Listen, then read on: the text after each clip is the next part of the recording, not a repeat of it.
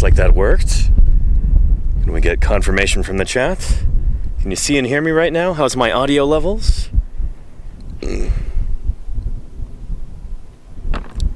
There we go, Niffler. Thank you. Excellent. Welcome, everybody, back to Paleontologizing. Welcome back to southern Wyoming. Welcome to the late Cretaceous almond formation. Welcome to some live paleontological fieldwork. I'm here today at the Turtle Hill site with Bennett and Fisher, and we are going to be looking at some microvertebrates today, and some plants, and some invertebrates, and all kinds of cool critters.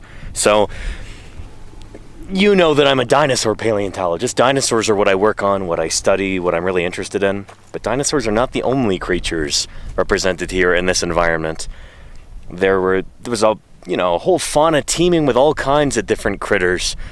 Everything from fossil lizards to fossil fishes, tons of fossil plants and invertebrates, and even some puny little mammals. I'll be showing you one of those later today, too. The first mammal ever discovered in the almond formation, which Bennett found just the other day. We're pretty excited about that, and you're going to get to see it. Tiny little tooth, so don't expect too much, but it is important. Yeah, good stuff. Disco Fountain says, beautiful day in Wyoming? It really is, yeah. You know, most days are. There's a chance we could get... Oh man, you see some big clouds forming over there on the horizon. It almost looked like a flash of lightning. But that'll be maybe a couple hours till it gets here, so yeah. So highlights of today's stream will be looking at some of these fossils here, chatting with the crew, and then also we've got some visiting researchers who might be stopping by as well. Ray Rogers, who's a really well-known geologist and paleontologist, he is here with the crew today. He and his folks are just over the hill. They're taking what we call a stratigraphic section right now. So they're trying to measure the rock layers so that we can get a good sense for where we are in time. We still don't have like an exact date for the almond formation. I've been saying about 73 million years old, and he confirms it's about as good as we can do right now. But yeah, he's here. He's going to be taking off tomorrow morning, so a very brief jaunt. But we're really lucky that he's here, and with any luck, you'll get to meet him too on stream. So yeah. And good to see you too, Casey Snowart. I'm glad you're here. Yeah, excellent. Good stuff. Harry Vetch says, Turtle Hill gang. Oh yeah. Yeah, we're going to go on down there to Turtle Hill and see the Turtle Hill boys. So hope you're ready for that. And Dyson Dinosaur, thank you for the 24 months of support, Filippo. I really appreciate that. Thank you for keeping me here online. That is wonderful. I hope you're doing well, Filippo. It's good to see you. Yeah. And hey to you too, Halle Berry. How are you doing? Howdy. 18 months of support from Farning. Thank you very much for that. Appreciate you keeping me here online. Yeah. Good stuff. And Gamer Girl Me says, if it rains, what do you guys do to preserve the dig site? Like, do you cover what you dig up? We certainly do. We've got a big old tarp down there. So every morning, that's part of our routine. We get to the site. We look around a little bit. We drink some water, and then we take the tarp off of the site. So I'll show you what that looks like here in a second. But yeah, welcome back to Turtle Hill. I did some streaming here last year and the year before.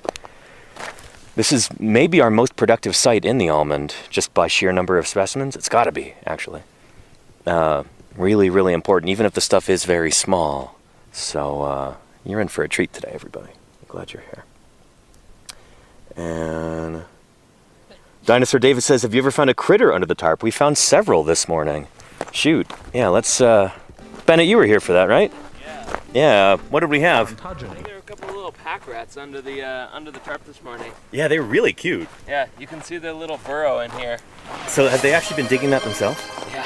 Right there where we keep the glue? Yeah. Yeah. So when we came here, all of this was covered. And there was just an entrance here. Like the first day we got here, there was an entrance down here. Oh, so they dug a burrow all the way up there? Yeah. Wow, and then we did the whole upper bone layer, and then all the overburden, and finally came down to here, and we realized that it went all the way back there. Oh, man. And you can see, like, they've gone through a decent amount of, like, the bone layer there. Shoot. But a lot of it is just through the coal. I hope they didn't wreck anything. Yeah, okay. Not too much. So at the end of the day, pack rats, really, really, really cute little rodents. They've If you've ever seen a picture of a pack rat, you know what I'm talking about. Or if you've ever been lucky enough to see them in the wild. That little tufts of fur on their ears and on the end of their tail. They're pretty cool. And they do a little job as well. If anybody ever leaves any garbage at the site, whether it's like a corner of a granola or a little bit of toilet paper or something like that, they will find it and they will put it in their little midden. So they're a nice reminder to, like, yeah, it's almost like they're chiding us, you know? They're like, look at all this garbage you left. What are you doing here to our home? So, yeah. They've also been with this turtle because really? They're undermining it's a lot easier to. They went in through here, and it makes it easier to get it this side, so I could actually get the gypsona on there. Like, otherwise I would have had to trench all the way around there. Nice. No, that's great. So yeah. They helped me out a little bit there. So is that the turtle that's going kind of straight down? Yeah. Yeah. So it's currently jacketed. It's got already a gypsona, cover over the top. But I wish you could see it. I haven't gotten to see it either. But it's about this wide. Just going straight down into the rock. Shoot, cool. That'll be pretty neat. That'll be the biggest thing to come out of Turtle Hill so far, I think, as far as like single specimens go. Probably true. Nice. Yeah, neat. Very cool. And then we've got something going on right here. Still not sure what this thing is. Could be the underside of a croc skull. That's my hope. That would be really cool. Or it could be part of a Champsosaur or something. It doesn't look like fish bone. But you see the bones right here. This brown and cream color. Yeah, so Fisher's working on kind of slowly going around that so that we can jacket it and get it out of here in one piece. But it's going to be a slow process. The fossils here are very delicate. They require a lot of glue, a lot of patience, a lot of fine motor skills. But thankfully, that's something that these guys have got in spades. So, yeah, the right men for the job. And Dr. Terra says, any cool microfossils? So far, I've heard about the bowfin skull and the mammal. Yeah, we've got, I think, potentially some lizard material. Last year, there were a whole bunch of fossil plants, and also, I think, a few random chunks of dinosaur bone, too, which was cool. Yeah. And, yeah. No, Claire Burr said, did everyone go to the museum yesterday? No. We got rained out yesterday. Just as I was about to think about starting a stream, we saw these big dark clouds on the horizon, and we had to leave the site early. I was at Purple Puzzle yesterday. Also, we had a visit from one of our friends at the Bureau of Land Management, too. And so, yeah, decided it would be best to just skip the stream yesterday, and it worked out. But yeah, and then immediately after that, right, kind of when some of the rain let up, we went out to a petroglyph site, which was pretty cool. So we got to do some archaeological tourism on our paleontological expedition. That was pretty neat, seeing some old petroglyphs left by the native people here, depicting animals like elk and bison. And there was a weird one that almost looked like a big square bear, but it had a long tail, all kinds of fingers. And we were told that was a depiction of an otter, which was pretty neat. So, yeah, yesterday was a good day. Even if I didn't get the stream, I apologize for that, but sometimes the weather and other conditions just don't allow for it. So that's why I wanted to start a little bit early today. Vexy says, camp stream when? We'll see, yeah. We've been getting back to camp fairly late, but I would love to be able to do a live stream of when the new Walking with Dinosaurs comes out on the 16th. Maybe we'll do a live stream then in camp. I've got my projector and we've got internet, I've got a laptop, all that stuff, so I think we could make that happen, potentially. Yeah. I'm still waiting on karaoke. We had trial run of karaoke the other night. It was a big hit. So we might do a karaoke stream at some point.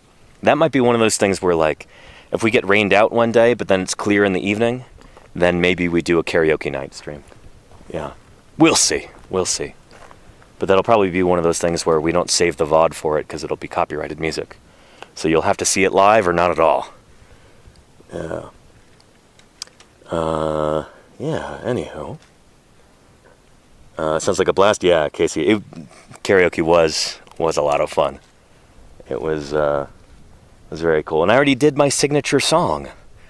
I don't know if anybody was watching at the time. It was kind of later on in the evening. Major But yeah. Yeah, Major Tom by Peter Schilling. Nailed it. Yeah. Oh, you saw that? Of course. Glad somebody was watching. Yeah, thanks, Bennett. I don't know. I was pretty tired at that point, too. I don't know if I was singing on key, but I gave it my best. Yeah. Casey Snowart wants to know, did the uke make it on this trip? It did. I haven't broken it out yet, but it's in my tent. I've not really picked up the uke in like a year, so I'm really, really rusty. I don't know if I'll be playing any uke on this trip. We'll see. Yeah. Charlie's Dragon says, no, I'm just wondering what sorts of songs the different members of the crew would sing. That was really fun to see. I think Fisher's was my favorite song in the evening, but I won't talk about it unless you want me to, Fisher. But that was cool. Very in character. Yeah. Oh, what does that sound mean? Sort of looks like I don't know. It's sort of hard to tell. Maybe like an ungule. Ooh. Claw. Maybe not. It's kind of long. Turtle claws are often very long and almost scythe-looking. Famously, when Therizinosaurus, when those claws were first discovered, they thought it was a turtle. Really? I did not know that. That's why it's Therizinosaurus cheloniformis, the scythe lizard turtle form. That's funny. Yeah. But yeah, this kind of reddish guy here. Mm-hmm. Yeah, what is that? I don't know. Keep going at it. Interesting. So yeah, as you can tell, everybody, very painstaking work here.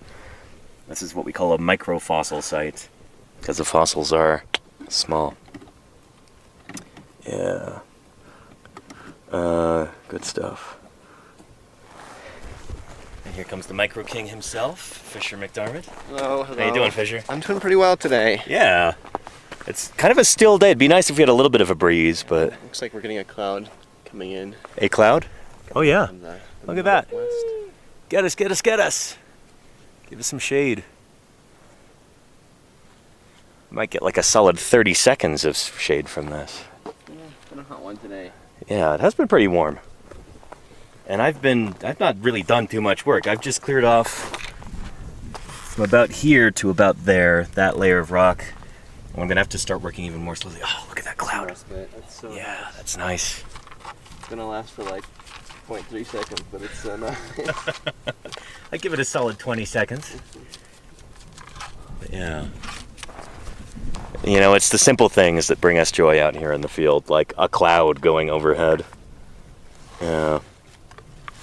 And Fisher Chat says hello. Hi, chat. Much love. You know, as Aw. always. Can we get some iOS hearts in the chat for Fisher, if any of you have those, or other heart emotes? Let's see what you got, chat. What do you got there in the tool belt? Yeah. And Hamilton Bone says, hi Danny, I sent you a message yesterday. I don't know if you got it. I did not get it. Sorry, I've not. I only have like sporadic internet access here, and I might be really slow in responding to things. But yeah, I'll do my best to check. Was it a Twitch DM, like a whisper? But look at all those hearts, Fisher. Wow, chat loves you. Wow. Look at all those. You guys have a lot of love in your hearts, and you know, I appreciate that. You know. Yeah, got a good community here.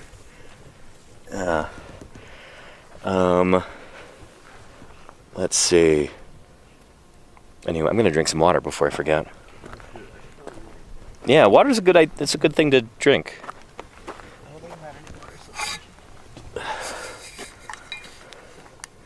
What's this big weird thing in this slab?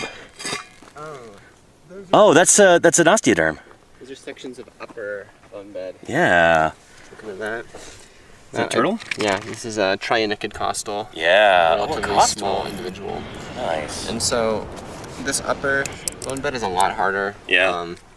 And so getting the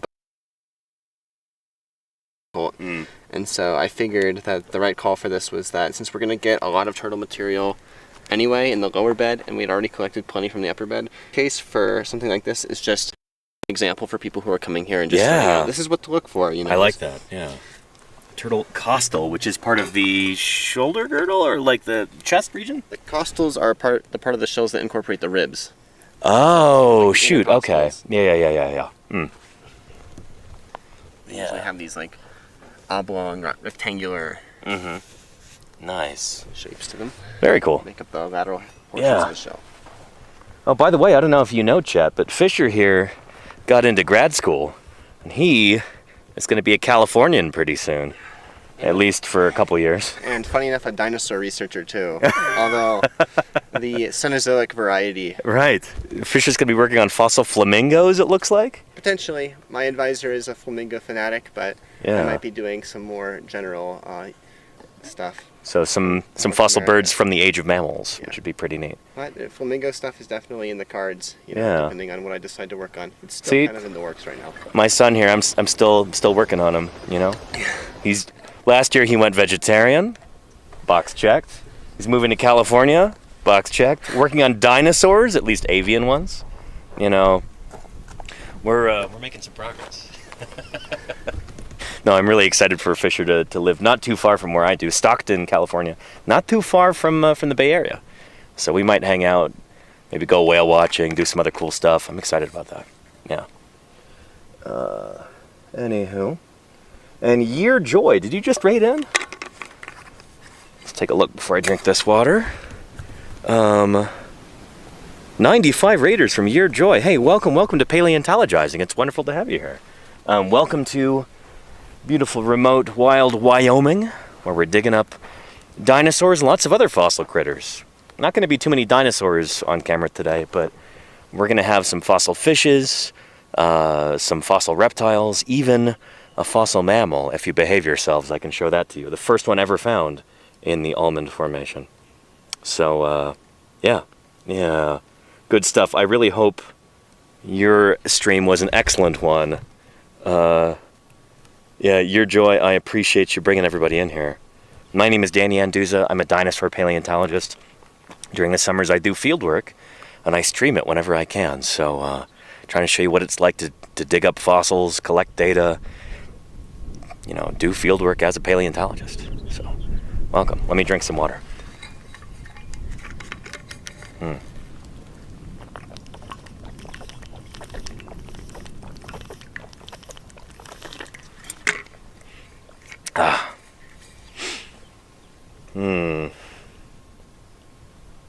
And yeah, good stuff. Let me know if you got any questions, everybody. I can show you some cool fossils upstairs a little bit. We've got some fossil inverts up here. So this is the area last year where we had all the fossil plants. Up here, there might still be a few floating around, but we collected almost all the good ones. But we've still got a bunch of fossil inverts up here, including these guys. These are some unionid clams. So you can see the shell right here. These guys are presumably freshwater clams from this time, so yeah, 73 million years ago, this landscape looked very, very different. I can go into more detail later if you would like, but yeah, this was like a subtropical coastline, kind of a deltaic environment where the ocean meets the land. And so we've got all kinds of invertebrates here living their best lives and dying their best deaths, leaving their remains here for us to find. So beautiful invertebrates like this. And then we've even got some fossil plants here too. In fact, a whole bunch of them. This is the best fossil plant site we have in the almond so far.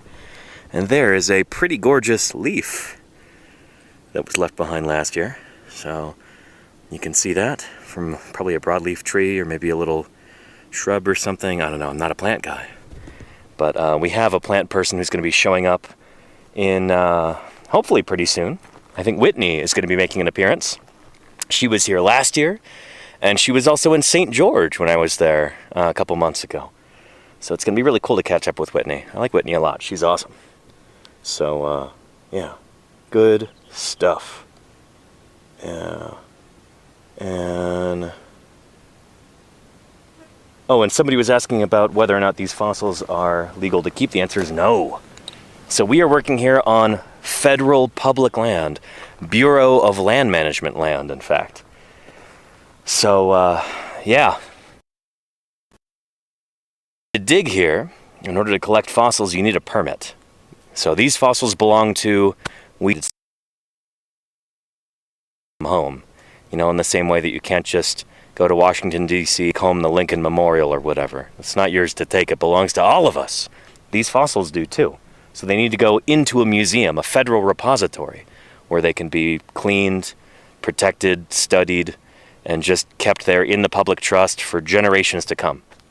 That's the whole point of collecting these important scientific specimens, is to advance the field of paleontology, to teach us about Earth, and, well, for the public to enjoy as well. And it makes sense. Yeah. Show us the map. Most toxic, I can show you the map. Yes, indeed. Let me go get that. I think it's in this box over here. There we go. I'm going to check on my solar battery as well and hope that we're not bleeding too much power. Let's see here. Where are we at right now? We are at 83%. That's pretty good. I think we're doing okay. We're using a lot of juice transmitting via satellite here. But, you know, we're getting enough from the solar panel that I don't think that'll end the stream or anything. But let's pull up that map. So, again, late Cretaceous almond formation, rock's about 73 million years old. And this is about what North America looked like about 73 million years ago. So, this landscape right here, not what it looked like during the Cretaceous. Very, very different. So nowadays we're about 6,000 feet in the air, close to 7,000 maybe. And yeah, during the late Mesozoic, during the late Cretaceous, this was sea level. These were lowlands, right near the coast, because there was an ocean in the middle of North America right here, what we call the Western Interior Seaway. The state of Wyoming, where I'm standing right now, I've outlined here in that red rectangle. So we're here in southern Wyoming, and yeah, we're basically like, this was beachfront property during the Cretaceous period. And that's why you see marine strata just below us, and maybe above us too, ocean bottom sediments. So this seaway advanced and retreated, sea levels rose, and they fell so many different times. But all the while, this is a low-lying kind of area that would sometimes get inundated by seawater, but during this time, in the Almond Formation, about 73 million years ago, it was coastal. So this would have been kind of like present-day Louisiana or the Mississippi Bayou system, like that. Low-lying, swampy, lots of different critters, some of the same critters you have today in Louisiana and Mississippi, critters like gators, or at least crocodiliforms were here. There's crocs swimming around. You had broadleaf trees like, you had angiosperms, like, you know, some of the earlier flowering plants. You had things like palms growing here. And all kinds of different invertebrates, like I showed you. We've got clams, multiple different species of those. And dinosaurs walking around on land, obviously. And then in the undergrowth, all kinds of little critters scampering around. Lizards and mammals, all kinds of other things. This area was teeming with life back then. Much, much, much wetter than it is today. Nowadays, you could call this high desert if you wanted to. It's pretty dry here. Not so during the Cretaceous. Would have been subtropical, very wet. Wet to the point where we've got coal everywhere. So sometimes when Fisher and Bennett come back to camp from a long day at Turtle Hill, they're just covered with coal dust. They look like coal miners. And that's because we've got coal here like this. This is the remains of ancient plants. All that carbon just collected year after year after year and then was compacted into this coal. I don't know how well or clean it would burn, but it is coal here. Yeah. lot of it. So that tells us that this was basically like an ancient swamp. You get coal forming in swampy environments, and that's what we have here. Yeah. LC the Chai says, don't know how I got here, but I love this. Welcome to Paleontologizing. Great to have you here. Yeah. Crimson Carnothoris says, coal can be from the Cretaceous? Absolutely, yeah. Yeah. A lot of coal is from the Cretaceous, for sure. Yeah. Gators, turtles, crawdads, all you need for some Cretaceous Cajun. There you go, Crimson Carnothoris. Yeah, yes, indeed. Yeah, how did I forget about the turtles? This is Turtle Hill, after all, you know? Turtles are the star of the show here. But then maybe our one breakout character this season is the mammal that Bennett found a little while ago. When Fisher goes back down there to log some more specimens or something, maybe we can ask him nicely to pull out that mammal tooth so you can all see it. Some obvious teeth that I have to put away. Oh, nice. Okay. Yeah. Might be a good opportunity for that. Yeah, let's build up the hype for this tiny little mammal tooth that's smaller than a grain of rice. I hope you all have very, very big expectations for it, because you're barely going to be able to see it, but it's very important. Yeah. Oh, you got the Melvin teeth in there? Yeah, we've got two. So Ooh. if you look at the back of the Yeah, there we go. scoop, Right there. there's one big one, Melvin's and tooth. kind of perpendicular to it, you can see a tiny little one. Oh, shoot, that's small. Yeah. Wow, yeah. Get that thing into a vial before we drop it. Oh, man. So Melvius is another main character here. Melvius is a bowfin fish. Some of you might be familiar with bowfin. They're still around today. They were here during the Cretaceous, too, and they were much bigger. Melvius is a genus of bowfin that got to be, like, what, over 2 meters long, I think, Fisher? They get big. Estimates are like around 7 or 8 feet. 7 or 8 feet. Just given the proportions of the skull and the vertebrae. Yeah. But here's our Melvius tooth file, which is quite chock full of Oh, teeth wow. of varying sizes. Yeah, look at those. So many different Melvius teeth in there. Nice. That's a big, pretty one right in front of the camera. Got quite a few. This is awesome. So Nice. real quick, we've got teeth from freshwater rays. Ooh, yeah, those stop sign shaped ones. Kind of hexagon.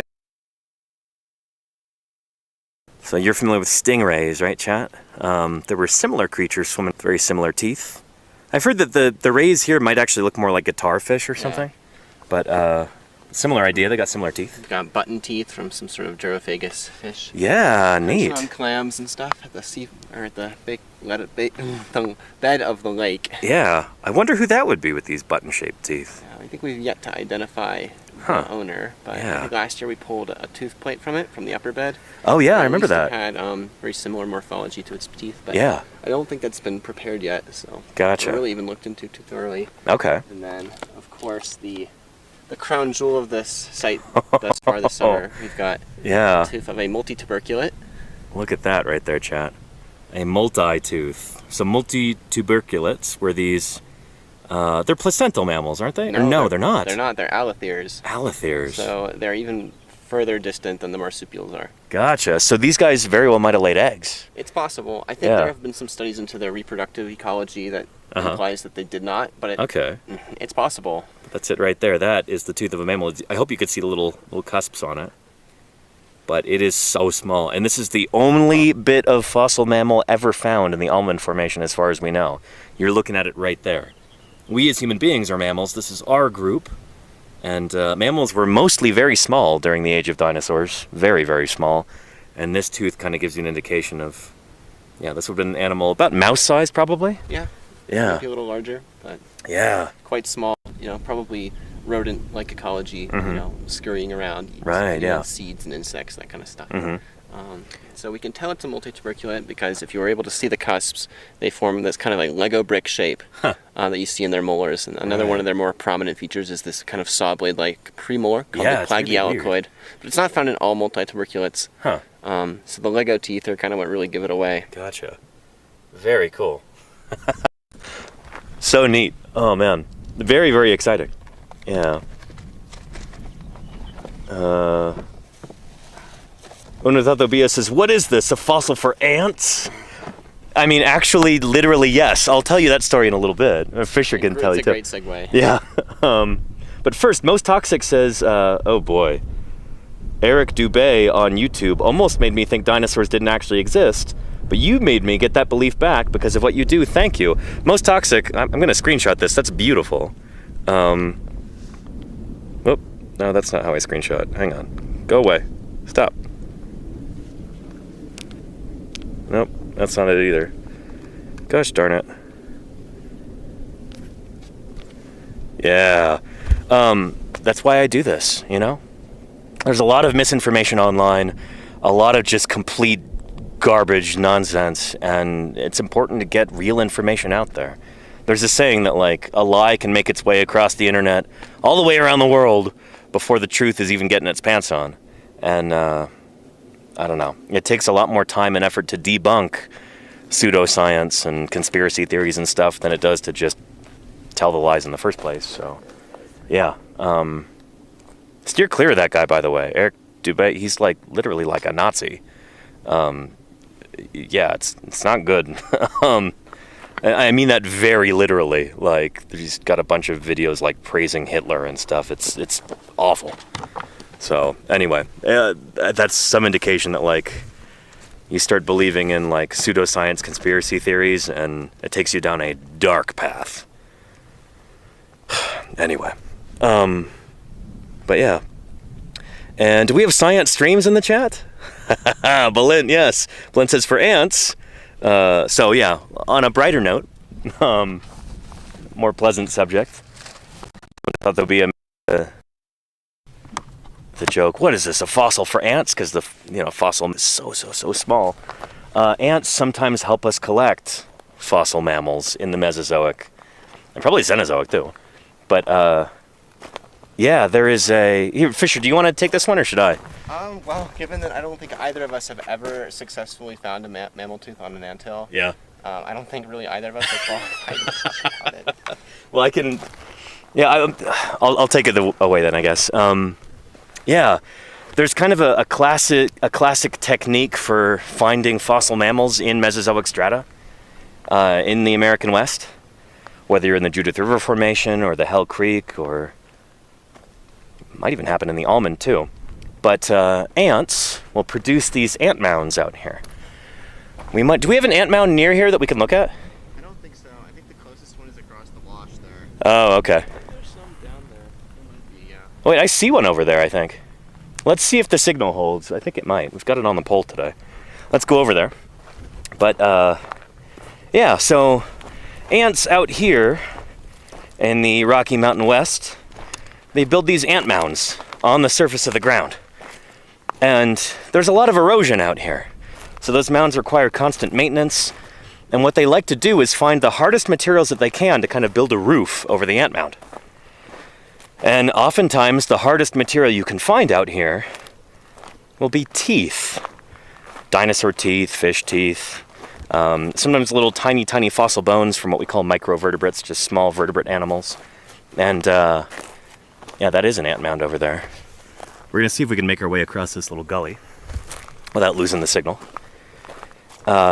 So sometimes the ants will just go out in their, daily lives. They'll pick up little bits of fossil material like that, teeth and bones, especially mammal teeth, and they'll use it to line the surface of their ant mound.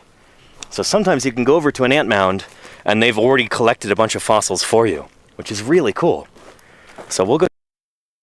I doubt we'll see anything, but I at least want to show you what the...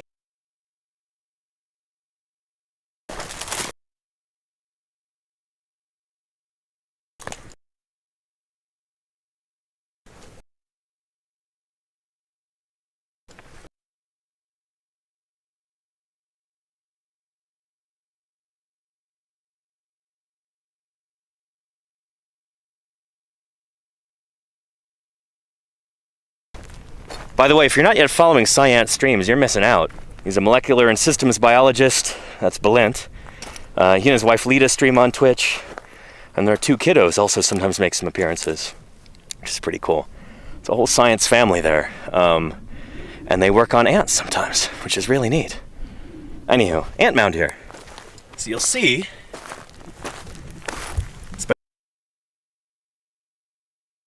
Side, they've got all of these little pebbles that they've picked up rather than the surrounding ground. Look at the moment. So they'll march around and they'll pick things up, whatever they can carry that's nice and hard, they'll bring over here. I don't see any fossils yet. Let's check. Yeah. Wow, I don't see any ants right now. It might be too hot for them at the moment. They might be hiding inside.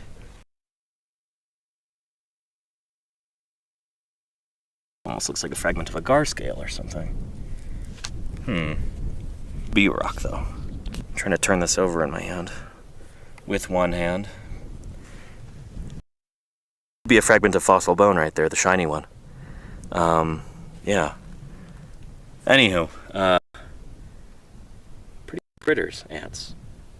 And this definitely would be worth checking, because there's a chance if stuff is eroding out of near Turtle Hill, if we've got similar strata anywhere around here, they might find it and they might find those fossils. Yeah. So, yeah, Bill Clemens, who was a really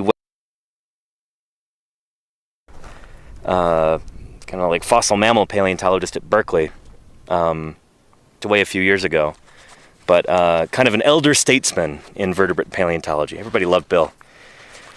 I got to know him when I was in Berkeley growing up. I would volunteer at the museum there in high school. I'd see Bill every morning, and he was always very kind to me. He would always say hello, always stop in to see, words of suggestions for how to do things better. Bill was a good guy. I miss him. But he would do, and he would love to go check out these ant mounds like this. And he'd find all kinds of mammal jaws and stuff. And, when you're taking the roofing material from the ants' homes, sometimes you feel a little bad. Bill certainly did. And so he would keep a package of crackers in his breast pocket. And so if he was collecting good things from the ant mound, he'd take one of those crackers and crush it up and leave it as an offering to the ants. Like, here, thanks for all your hard work. I appreciate it. Let me pay you for what you've done for me. Yeah, Bill was a sweet guy. Yeah, it's. We'll go talk to Fisher in a minute, but tell him that would be a good place to check. Yeah. Good stuff. Harry Vetch says ants are making homes out of mountains of mammal teeth. How's that for nightmare fuel? No, that's sweet. I think that's pretty cool. Oh. I'm impressed that our signal reaches all the way over here. You can probably barely even see the good. I'm glad I got that umbrella anchor pipe. Yeah. Good stuff. Yeah. Just amazing anthill story, please make! ! Ant says. Maybe, yeah. Check that out. It's good stuff over here. I thought, in fact, I want to look again real quick. Jumping the gun here. This is going to be a longer stream. We started half an hour early today, so I can afford to poke around a little bit. But yeah, this is exactly the sort of area where you might find some mammal teeth or other little microfossils. That's just, I think, some rock right there. But this would be a good place to spend an afternoon, frankly. Just going through this. And then, of course, we'll find something. Somebody Google, what do ants most like to eat? Or you know what? I can ask Science Streams. What would be the best thing to leave as an offering for them that would most nourish their colony and feed their babies? What would they really like? I want to know. Yeah.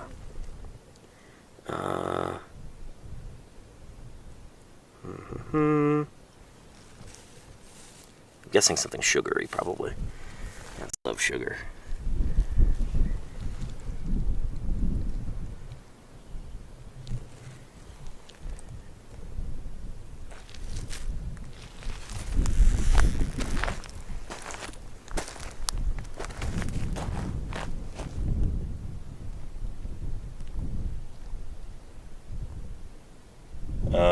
They like crackers or other ants. Nice, okay. They're probably harvester ants based on the ecosystem, but I haven't seen a single ant here. I think they might retreat during the hottest part of the day. So, yeah. Let's see. A lot of really nice clasts here.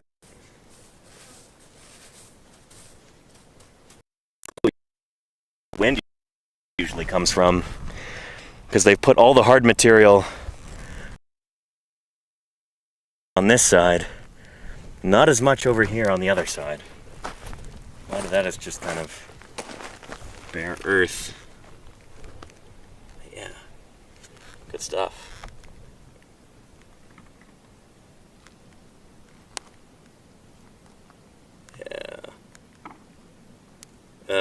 Thalie Rooses probably don't want to try keeping ants in your pockets. Yeah. Yeah.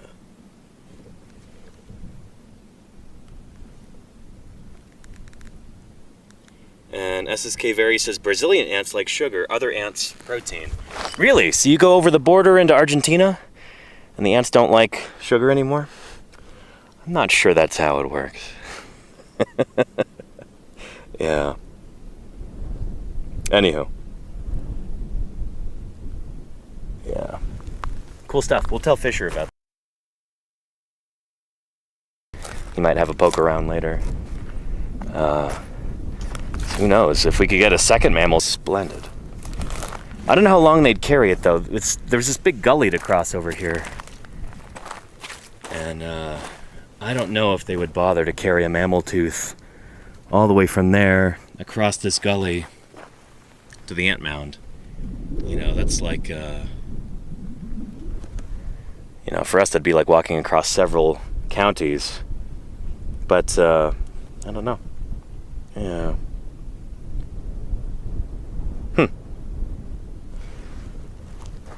Find a nice place to cross. Let's go right over here.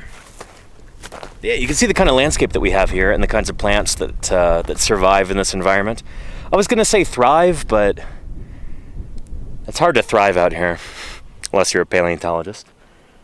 Here for a month out of the year. These people have to live here year round. They don't exactly get up and walk to greener pastures during the winter. They got to stay here year round. We've got sagebrush here, which the herb flowers is part of Asteraceae. We've got various kinds of grasses like this right here, and then there you go, chat. A lot of cactus around here. So, fairly dry environment, really. Yeah. They are the greener pastures, says Trek Nerd. Yeah. Yeah. Good stuff. Over the last few years, so things are greener than they often are in this part of the world. But, yeah.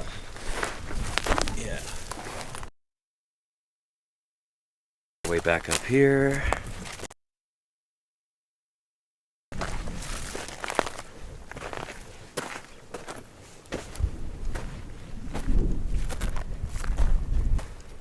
You can see some sagebrush that has not survived.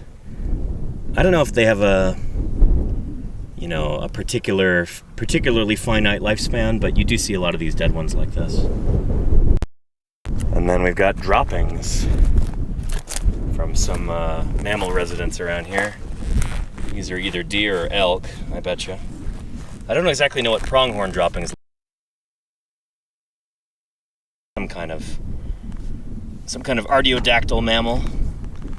Little pellets. Yeah.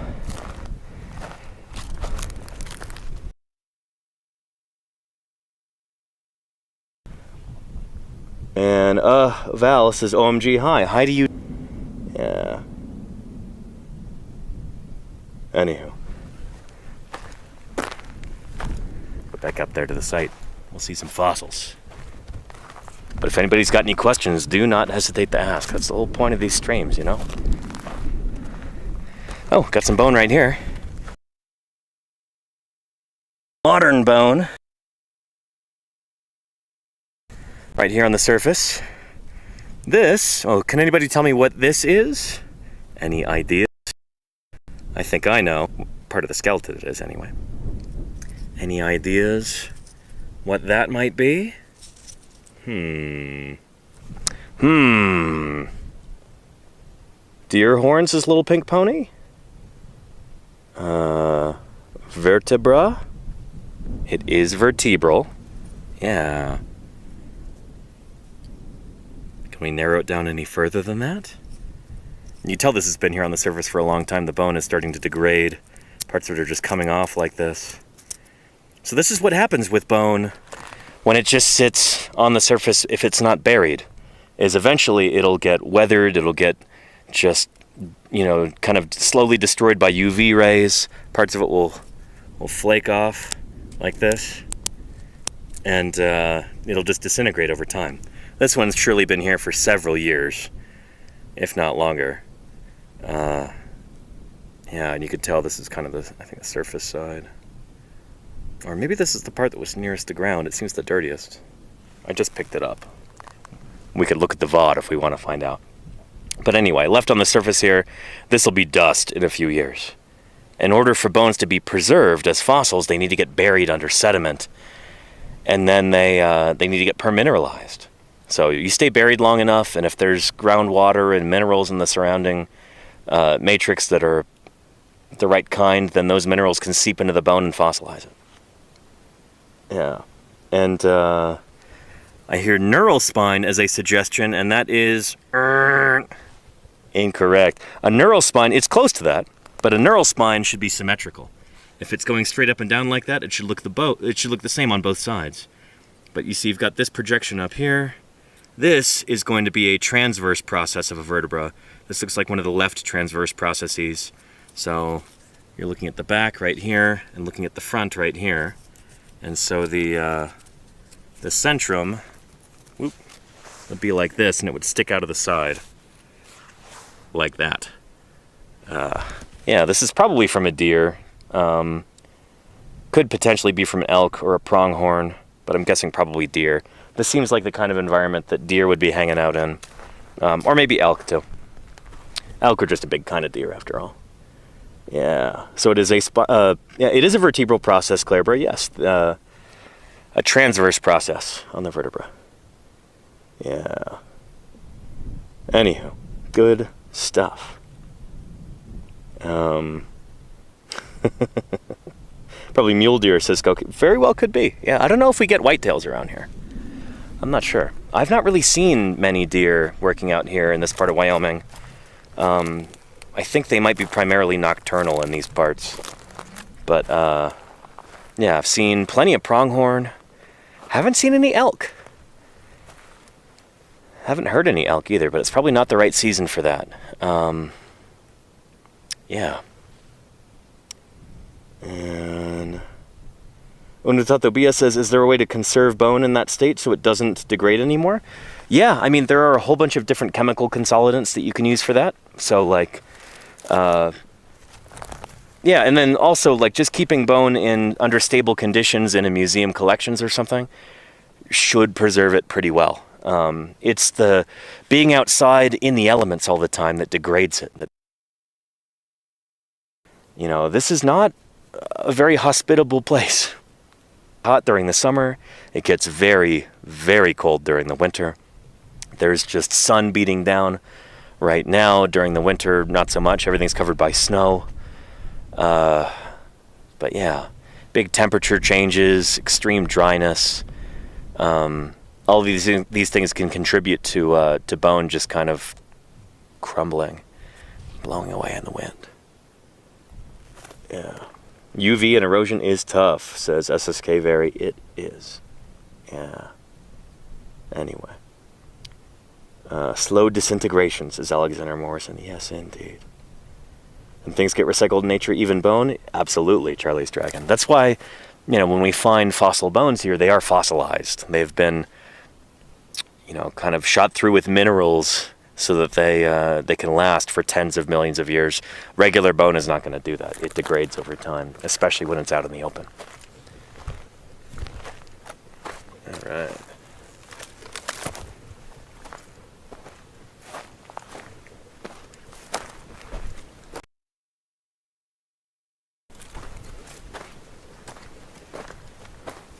Fisher, that anthill over there looks promising. Yeah. If they're inaccessible to them, they've probably scooped them up and put them on the surface. Lots of little chunks of rock and stuff that almost looks like bone, but not quite. So if there's bones over there to be found, they've probably got some of them on top of that mound there. So. That's worth looking into. For sure, yeah, yeah. Have to be reminded whether or not that's public or private. Oh, yeah, okay. Yeah. Nobody thinks about asking the ants, though, you know?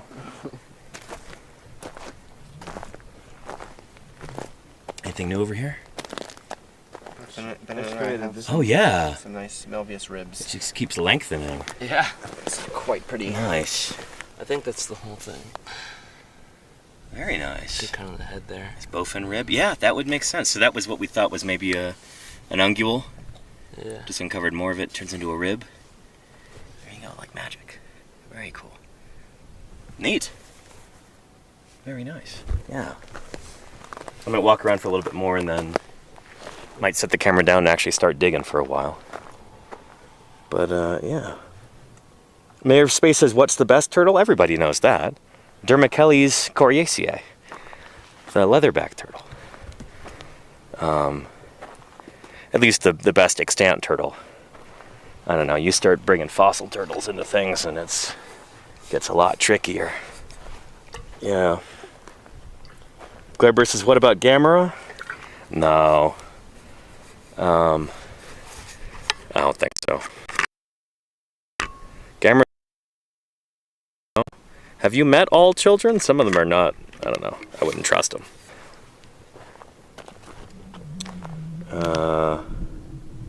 And Digital Dak says hi. Hi to you, Digital Dak. How are you doing? Best almond formation turtle.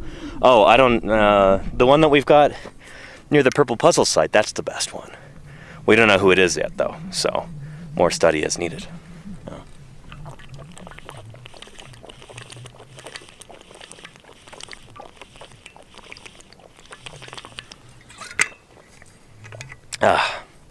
Oh. We have a burrow here? Look in there. There's probably some critters living there at night. Or right now, actually. Probably in there hiding from us and the heat. Yeah, nice little burrow here. Maybe it's more of those pack rats. Yeah.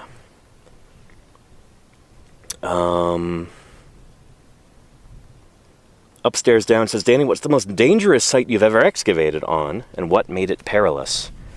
Ooh, boy, that's a good question. The most dangerous site I've ever excavated, and what made it dangerous? Honestly, the most dangerous thing out in the field is driving. I think just by the numbers, I think more paleontologists have died behind the wheel than have ever been killed by lightning or rattlesnakes or anything like that. Yeah, so some of the most dangerous sites I've ever worked have probably been, where you've got to drive for a really long distance. And that's a tough one, yeah. But if you're talking about like stuff on site once you arrive, most dangerous site.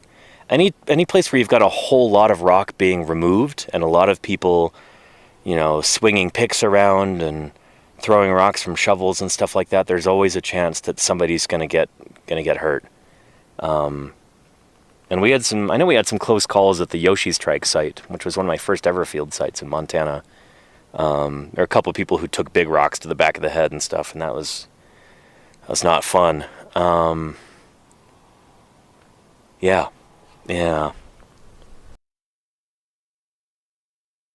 like I said, lightning, dehydration, stuff like that. Yeah.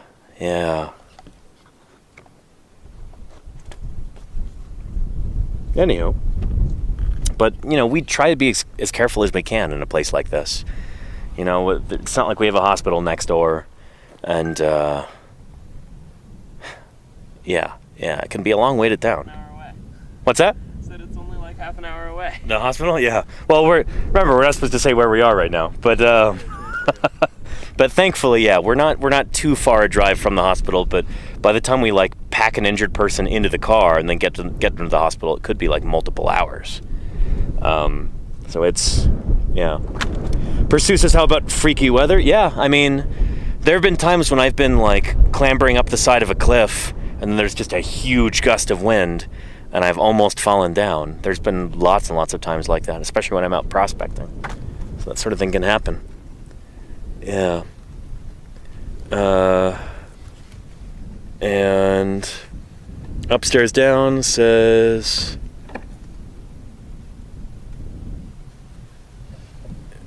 amateur guys. Yeah, upstairs down. It's sort of thing's tricky, Yeah.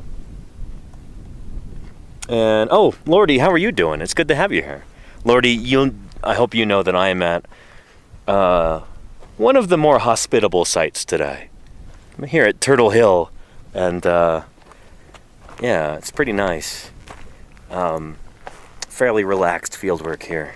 You see Bennett using that dental pick right here, just removing bit by bit little bits of rock. It is slow, meticulous work, but it's yielding very cool stuff, like that mammal tooth that he found the other day. Still the only one ever found from the Almond Formation. That's, yeah. I'm looking forward to the publication of Bennett O'Lestes Almondensis. Me in too. the next few years. That'll be pretty neat. And Oopsies. Crimson Carnithoris wants to know, do you ever encounter dangerous materials when digging up sites, or even with the fossils themselves, that could be flammable or even explosive? Thankfully, no. Yeah, although I've heard stories of people working in England, along the Jurassic Coast. Occasionally you'll have a landmine on the beach, or a sea mine that washes up on the shore. Stuff like that, stuff left over from World War II. That's insane. Yeah. So when you're out, going into weird spots and stuff like that and looking for odd-shaped things coming out of the ground, sometimes you encounter some, some UXO, some unexploded ordnance.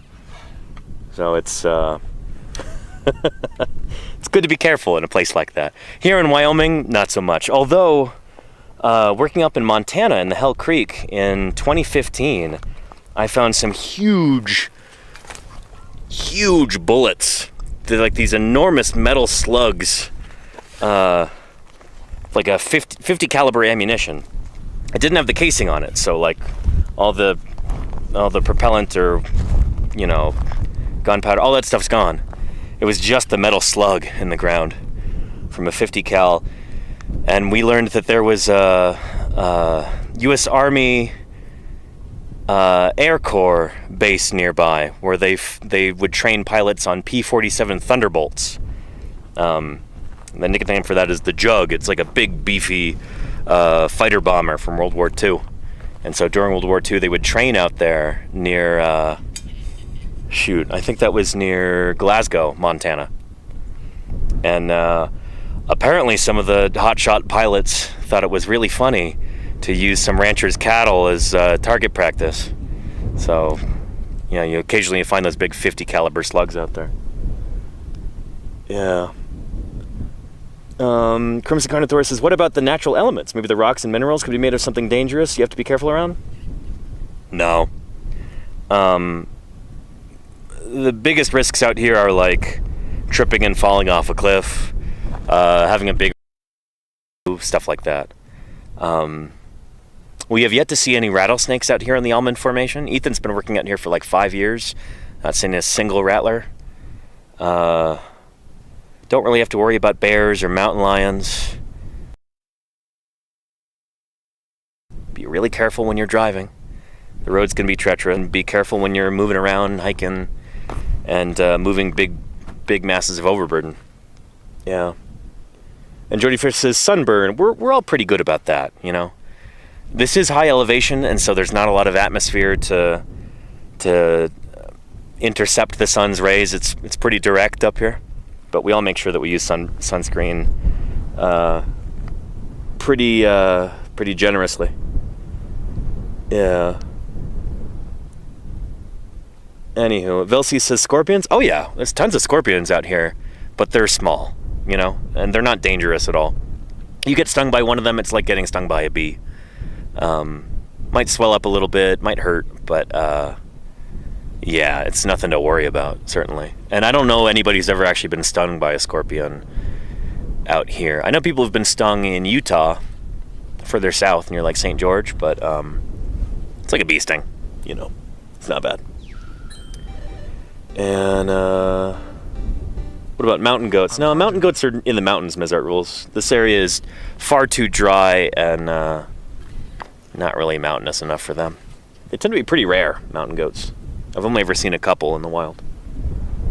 And this was way up in the mountains near Bozeman, Montana.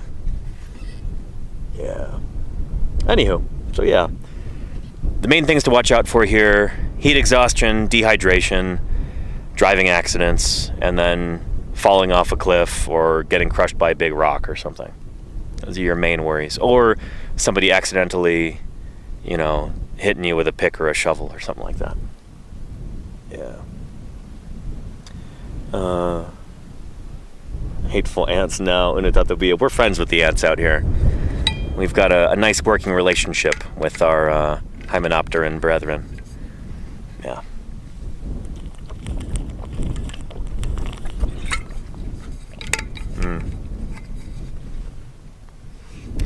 Otanuran says, what about silicosis from the dust? I don't know of any paleontologists who have suffered from silicosis. If we're using something like a rock saw, then we'll always be careful to use respirator masks and that kind of thing. But yeah, if we're working at a site like this, you know, you might inhale a little bit of dust, but it's not like on an industrial scale or anything. And we're typically only doing this for a couple months out of the year, so it's not like you're working a job cutting tile every day and you're just exposed to that as like an occupational hazard. It's not quite like that here, you know. Yeah. Oh, and Paleo Ken. Yeah, Ken, I hope you're doing well. I hope you had a safe drive. Ken says elevation sickness for the coastlanders. Yeah, that is a thing for sure. Whenever we've got people coming up from lower elevation, like where I'm from, like from sea level, it can take a few days to adjust to the elevation here. And so sometimes your body might might not be too happy with you.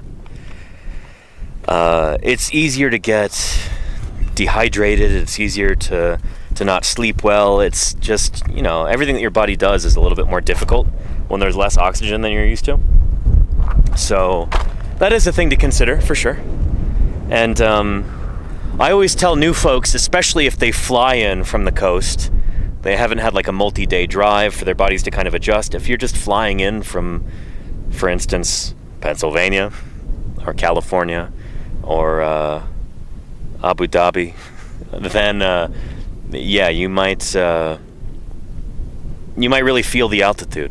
So take it easy the first few days. Don't push yourself too hard. Make sure you drink more water than you think you'll need. Make sure you rest plenty. Don't stay up around the campfire too late for the first few days, stuff like that. Yeah. All good advice. And Unotata says, what does it feel like? It kind of feels like just being tired and like you're out of breath. Yeah, I've heard it described almost like having like a subtle kind of asthma or something.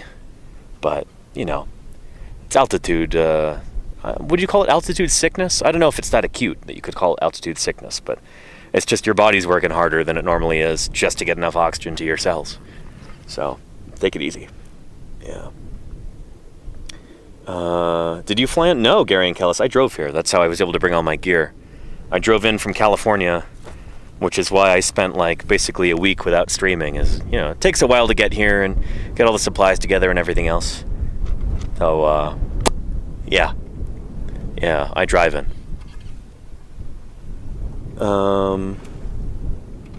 Yeah. And Kilnuke says, any insect finds? Yeah, we were just looking at an ant mound earlier. We had some gnats and wasps and bees and stuff visiting the quarry earlier, but it's pretty much the hottest part of the day, and so we're not going to see too many insects right now. Later on, when it cools off a little bit, they'll come out of hiding. Oh, what's the elevation here? Between 6,000 and 7,000 feet. Yeah. And we're generally above the towns here, so it's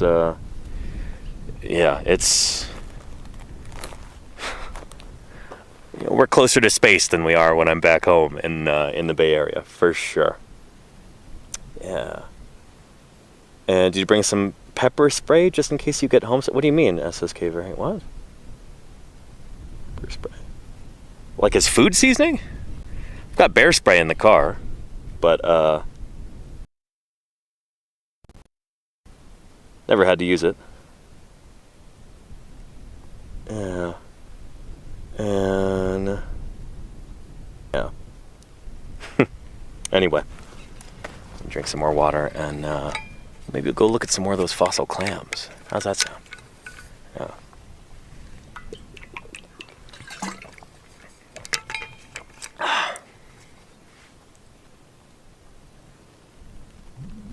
Oh, very nice, Link, for real. Cool. So you're from this part of the world, generally speaking. Nice. Yeah. Gary Ankela says, bear spray? Is it a can of bears? That's exactly what it is. It's aerosolized bears. Anytime you need instant bears, you just spray the bear spray out of the can. Yeah. Right, Bennett? Defensive measures.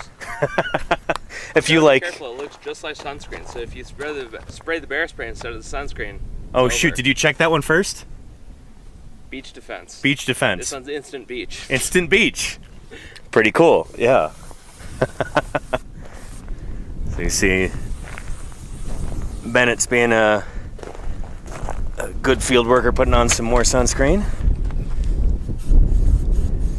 Yeah, that's another danger out here, is accidentally spraying yourself in the eyes with sunscreen. I've seen it happen many times. There's just a million little things you got to be careful with. And, yeah. Anywho. Last year, I didn't realize that when you're sitting down, this part of your leg is exposed. Uh-huh. So I didn't put, because I was doing my sunscreen when I was like this. Yep. So I didn't put any right there. I got so burned right there last Just get year. like a red stripe. Yeah, it was brutal. Yep. It's, again, the things you don't think about. Yeah. Those are the things that can get you. Let me put this back in the shade. A water bottle. Hang on, what? Oh, there we go. There's the shade. Precious, precious, precious shade. There we are. Yeah. He used to be a paleontologist, but then he took a sunscreen to the face. Yeah. It happens, you know? Terrible way to go. Yeah. Yeah. And Ken says about altitude, just my weekend trips from Denver, about a mile high, 5,280 feet, to the Almond, 6,000 plus, can be enough to smoke me. Yeah, it's funny, like altitude can get you. So after this, when I'm done here, my month of field work in the Almond, I think our last day is June 30th. After that, I'll be heading to Michigan for a little while, which I think... Somebody look up the elevation in Traverse City, Michigan. I bet you it's like 500 feet elevation or something. It's not very high. But going from here to there, man, I'm going to feel like Superman being there. Just be able to run for miles and miles. I'll be able to jump hundreds of meters in a single bound. All that stuff. Yeah. And there you go, Dyson Dinosaur. Good advice. Yes, classic field advice. Yeah. 626 feet? Oh, nice, Jody Fish. Okay. Yeah, so, yeah, I get there to Michigan and I'm going to be, I'll be able to leap over the Mackinac Bridge in a single bound if I want to. And then I'm going to be back in California for a week after that. And immediately thereafter, July 15th, flying back to Utah for more field work at Dolling's Bowl. That's going to be excellent. I can't wait. Yeah. Oh, and you're from Michigan. Very nice, Gamer Girl MI. That's what the MI stands for? Nice, yeah. I've spent quite a bit of time in western Michigan. Traverse City, Frankfort area, kind of around there, Ludington. I love that part of the world. It's really nice, at least during the summer. I don't think I'd want to go during the winter. Yeah. And from Verly C. Thank you, Claire, for reposting that. How is that dig site going that is near the road, the Ankylosaur site? It's going well. I've heard that it has been kind of slower over the past few days. They're trying to work that site really methodically.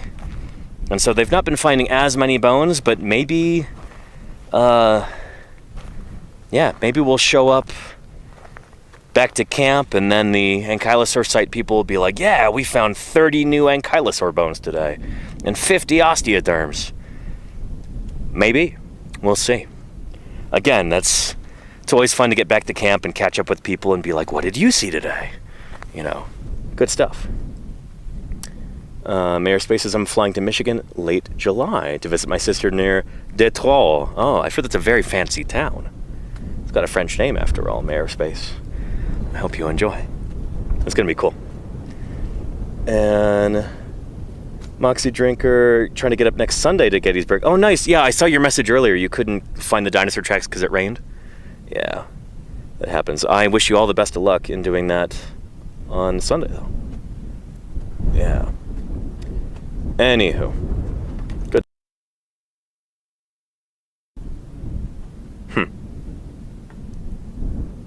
Yeah. Excellent. I'm kind of surprised that Ray and his people haven't come back yet. They may have found like a really nice section over the hill near the Ceratopsian site, but for those of you who weren't here at the beginning of stream, I was talking about Ray Rogers, who is a big name in paleontology and geology. He just rolled into camp last night, along with some other folks, and he's here to investigate the geology here. We're trying to figure out exactly how old these rocks are, what's going on in this ancient environment, and hopefully he's figuring that out as we speak. He took a look at the site here earlier this morning before we started stream, and then took his folks, some students, to go measure a section over there. So they're measuring out the rock layers, doing some what we call stratigraphy, looking at the different layers of rock, trying to figure out how much time is represented there, how the environment is changing, what kind of story this can tell us about what this environment looked like 70 plus million years ago. He hopefully will be back here soon and be taking like a micro sed log of the Turtle Hill site. So trying to figure out what exactly is going on in this environment where you have, in quick succession, you've got these fossil clams right here, like this. Look at that guy. Freshwater environment. You got kind of, and this would be maybe in a river. He says uniotid clams are very rare in lakes, so this is probably flowing water. And the fact that it's sand like this, that's consistent. This would be a fluvial environment, like a river bottom. But then you've got this quiet lake above with all of these beautifully preserved fossil plants. Look at this leaf right here. Yeah. So what is going on in this environment? Why is it changing? How much time is represented there? All of this is part of this story that we're trying to figure out here. And then we get down here, we've got these coal layers. We've got this really organic, rich strata down here. And this is where all of our lovely microvertebrate fossils are coming out of. Kind of swampier stuff. Look at this, all this coal in here. That's representative of something swampy. Yeah, so being able to get a clearer picture of what this ancient environment was like and how long it took to deposit all of this. It's all useful information to have. Yeah. And Claire Burst says, is that flammable enough to use in a campfire? Didn't you try that one time, Fisher? Try what? The coal? Try burning I don't this? think so. No? I don't think we ever tried that. I don't know how high quality it is. I don't know if it would burn very well. I want to say we tried it back in 2023, and it, like, barely burned at all. Well, we didn't stream it, no, but, yeah. Maybe we'll grab a fistful of it and put it in a bag and bring it back to camp. Yeah. How long does it take to find 16 tons of it here? Quite a while, you know? But I heard that's not a good way to make a living, you know?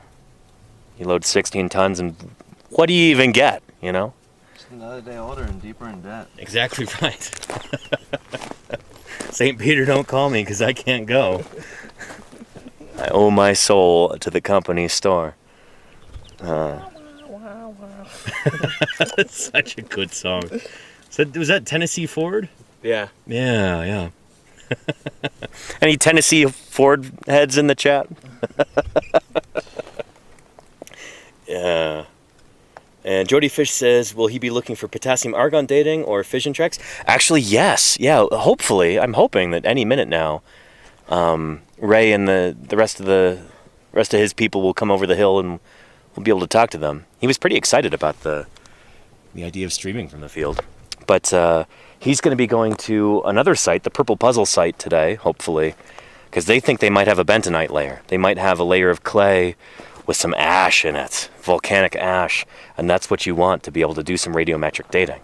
If we want to put an absolute date on these rocks, figure out precisely how old they are, within reason, there's always an error bar. But if we want to actually get a real number on how these rocks are, how old these rocks are, then you kind of need to do some ash dating. And so, yeah, he's hoping to do some of that. But they're certainly taking a while. I might march up there to the top of the hill and see if we can see them. I kind of doubt it, but I want to try.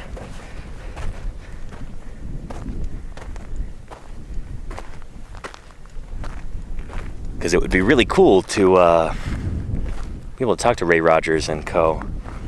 about what they're doing out here. Yeah. And bentonite, is that not cat litter? I think cat litter might be made from bentonite, yeah. It swells when you add water to it. Yeah, there's a lot of interesting minerals like that have cool applications, like kitty litter. Diatomite is also used for kitty litter, but it's used for I think filtering beer. It's used in toothpaste, all kinds of stuff like that. You know, we're not going to walk to the top of there. What's the point? They'll either come down or they won't. Yeah. Charcoal smoked ribs. There you go, Lordy. Yeah. Gotta have them ribs. And clay is also added to some milkshakes. Really, is like a thickening agent, StatsBloke? That's pretty cool. I didn't know that.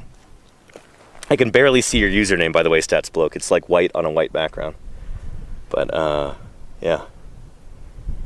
Good stuff. And Otan says, diatomite is used for fighting bed bugs. It gets into their breathing organs. That makes a lot of sense. Yeah, shoot. Yeah, so I've worked a site in Nevada, near Fernley, Nevada, that was a diatomite quarry, and we had to use respirators there. Because the diatomite, that stuff gets up into the air, it can get into your lungs, that can give you silicosis. And I guess that's what it does to the bed bugs, which is cool. Not cool for them, but yeah. Yeah. Diatomite and nitroglycerin makes dynamite. Is that true? Otan Uran. I didn't know that. Very cool. Gotta hide from the light mode people, says StatsBloke. Mission accomplished. I have light mode on because, you know, I'm outside in the light. If I had dark mode on, I wouldn't be able to see the chat, so. Yeah. Yeah, and I hear... Is that a meadowlark that I hear? Or a rock wren? We might have the state bird of Wyoming out here. The western meadowlark. Western meadowlark is also the state bird of Montana and North Dakota, and I think Kansas and maybe Nebraska as well, and like a dozen others. It's so many. It's like 9 different states. Yeah. Yeah. Huh. That's why you can sweat if dynamite gets old. Interesting, Adrian. I did not know that. Yeah, I'm pretty sure that's a meadowlark. That's some Wyoming magic right there. Everybody loves meadowlarks. Yeah. That's a bit like our skylark, says upstairs now. Good, okay. Yeah, I'm glad I'm not totally off base. It sounds like a lark to you too. In fact, there it is. I think I see it. Let's see if we can get a little closer. Let's do some bird pursuit. Yeah. Right up there. On top of one of the bushes. It's kind of silhouetted against the sky. Hey, bird friend.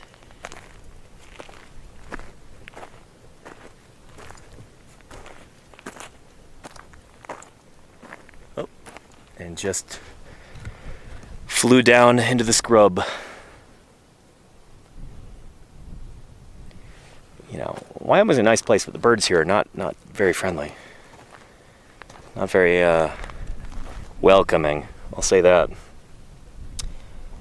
And yeah, get on my ear, wasp. Did you see that, chat? Yeah. Okay, here comes some of the bugs. Get out of there. Get out of there. Yeah. Yeah, that's a meadowlark. Western meadowlark. I know that sound. It sounds almost kind of tentative for like not their normal kind of boisterous sort of call. Almost sounds furtive. Probably because I'm walking around making noise and they're not used to that. Yeah. And Lulouch, thank you so much for the subscription. I appreciate that. Welcome to Paleontologizing. Yeah. Huh. Anyway, cool. I'm pleased that people can actually hear the bird through our mic here. Andrew Mersens sounds like a European lark. I bet you they're related. Yeah.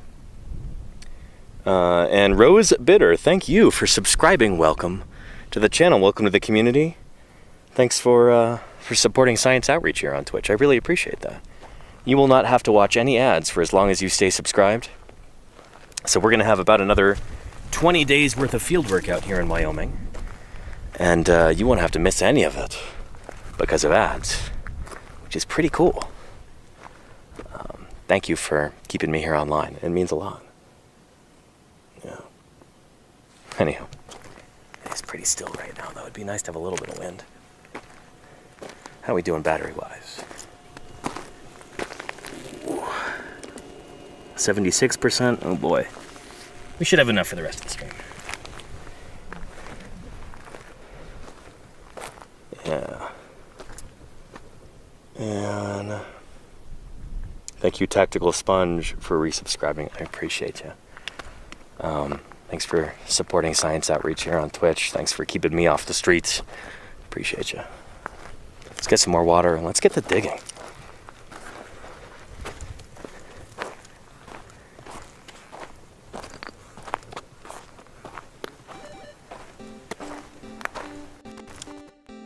I'm touching it. All right, you guys mind if I set up a camera over here? Not at all. Go ahead, All right.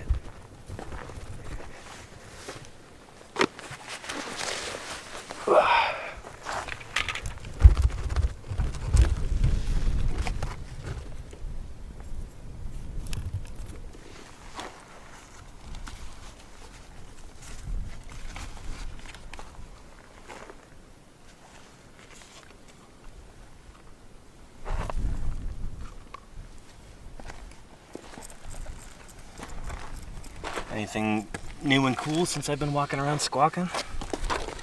Well, I popped out this rib Oh. And I got a fat Melvin tooth on the opposite side. Oh, right there? Yeah. Nice. Oh man, I was looking in between the tooth and that. Yeah. That's the tooth. That's huge. Yeah. Shoot. Let me show the camera. Take a look at this tooth, chat. I bet most of you don't have teeth that sharp. Pretty neat. So it's right there on the edge. Right here. Look at that. A little crumbled along this margin here. Oh, is it? No. Hang on. It almost looked like it was falling, but that's an optical illusion. Yeah. Nice. We're rolling backwards. Yeah. Yeah. Yesterday when we went to the petroglyph site, I was driving the Prius and had it all full of people. And I had backed in between two different pickup trucks, and they both pull forward. And Bennett's like, Danny, we're moving backwards. Danny, we're rolling backwards. Like, no, we're stationary. They're moving. But I appreciate the heads up. Yeah.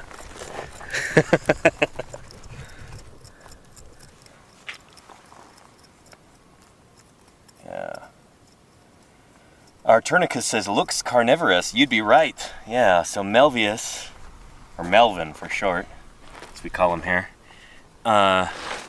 Melvius is a genus of predatory fish, bowfin fish, from the Cretaceous. We have bowfin today, genus Amia, A-M-I-A. Amia calva, I think is... That's correct. Is that the only living species? I don't know for certain, but that's definitely the one that we find in North America. And Right. It's most often used as a model organism for things like comparative anatomy. Right, yeah. Yeah, do we have bowfin from anywhere else in the world? I'm not sure. Are there like Eurasian bowfin? I don't know. Somebody tell me. Yeah.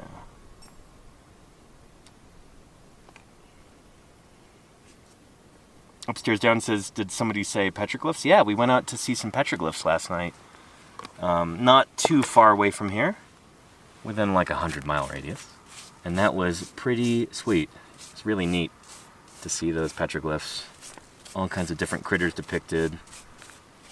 People, horses, bison, elk, a lot of elk.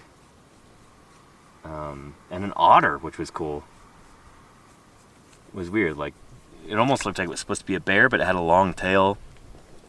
Had like, artist really wanted to get the idea across that, like, yeah, there's fingers there. It's not a hoofed animal. And our guide told us, yeah, it's an otter, which is pretty neat. He didn't know that, just by looking at it.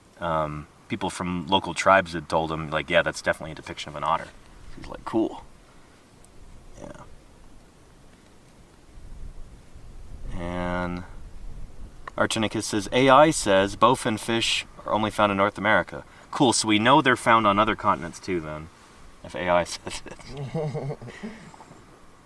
Yeah. No, I would buy that they're only found in North America. Yeah. Otan says some anthropology art history. Yeah, some archaeological art history. It was pretty cool. And having like an archaeologist tour us around was pretty darn neat. We were pretty lucky. It's a really fun little outing. And we had pizza and ice cream for dinner last night, which was pretty stellar. Ethan went into town to get that. Stressful pizza party. Why was it stressful, for sure? Because we had to eat quick because our group was split up between the petroglyphs in our camp. Yeah. And so Ethan was really in a hurry to get everyone fed and to leave as soon as possible. Yep. And the ice cream was melting too. Yeah. The coolers were overflowing with milk and because we'd told one of our visiting people that like, yeah, if you're in town, she was like, do you need anything from town? We're like, yeah, maybe pick up some milk. And we didn't think that she did. And so Ethan went to pick up some milk as well, and now we just have too much milk in camp. So the coolers are just full of it. And another thing too, this is just like griping about the cooler situation, but that's part of leadership role out here in the field, is just worrying and complaining about these things. We had like multiple huge containers of mayonnaise, and so you know how it works is like you open it up and then you have to refrigerate it. So we should only have one open at a time, but somebody opened up the second one. So now we have 2 giant containers of mayonnaise taking up a ton of room in the coolers. And yeah, you know, when you're working on a budget, these are the things that you have to worry about. Like, you want to waste things like mayonnaise. That jar probably costs like $10, you know? So. You know, a certain Hyrax lover who would be very upset about that situation. Oh yeah. No, Uncle Don would be, he would be... For ice cream! Yeah. Oh man, we could tell you some stories. Yeah. Who put the chicken in the fridge? What had happened? Somebody... So we got ice cream sandwiches at the store. Uh-huh. And then I think Ethan moved the chicken from the freezer to the fridge independently of the ice cream. Uh-huh.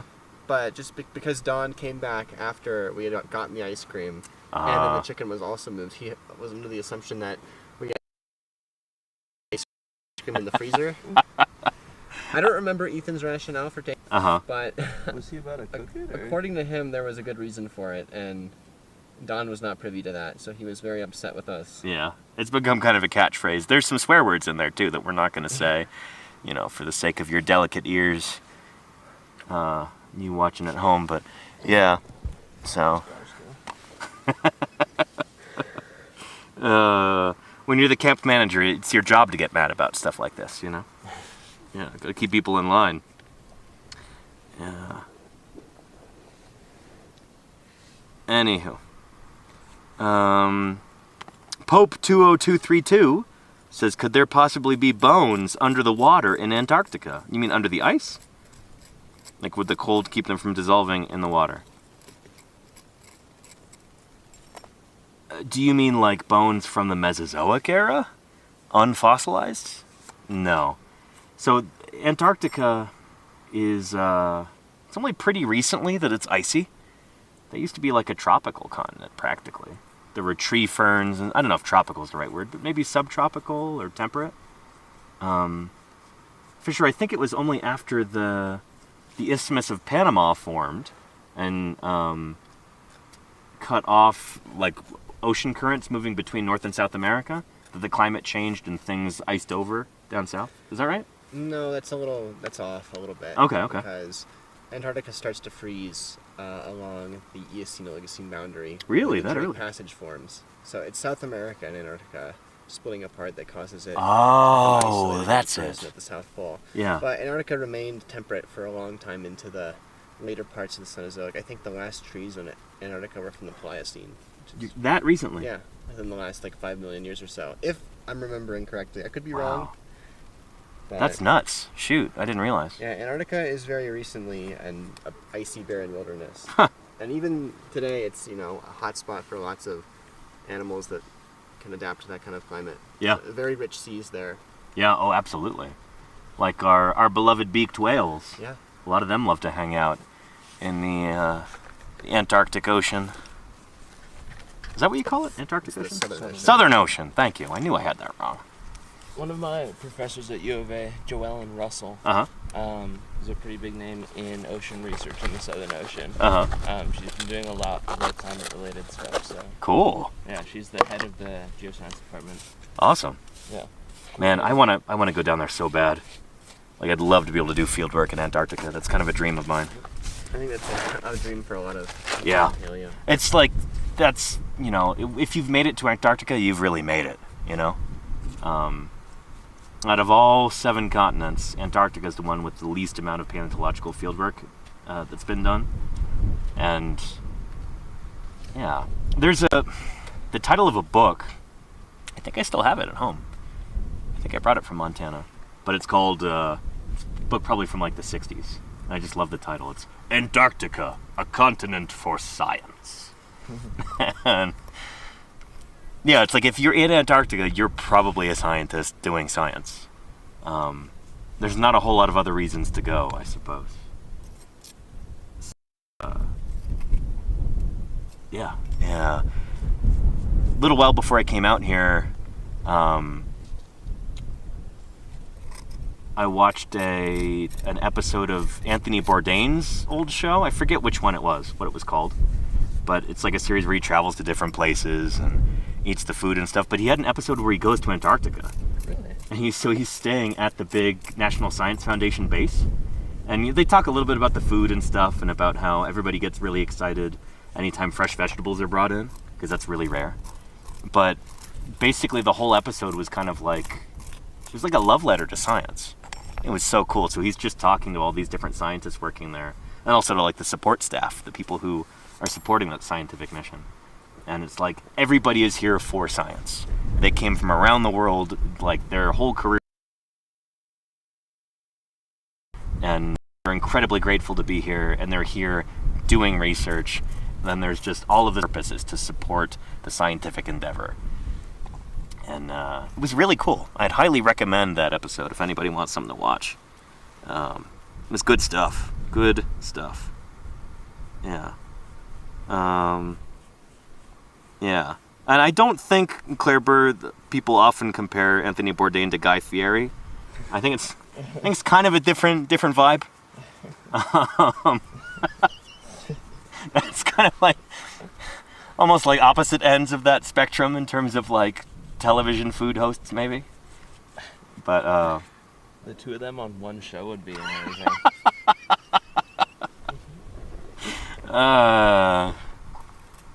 Yeah. Anywho. And let's see here. And Mayor Space says the scientists who come to Antarctica in the summer. Oh, the scientists come to Antarctica in the summer. Yeah, some of them work during the winter too, but not most of them. The workers who keep McMurdo Base running over the winter think the scientists are tourists. I mean, kind of, but some of them also, like, you know, they're almost like big fans of science. That was one of the points that was made in this show, which was really cool. But like, everybody who's there wants to be there. Nobody ends up in Antarctica by mistake. Like, they all worked very, very hard to make it there. And they're all very grateful to be there. So it's one of these things that I think a lot of scientists dream about doing. It's yeah, I don't know. It's like being a musician and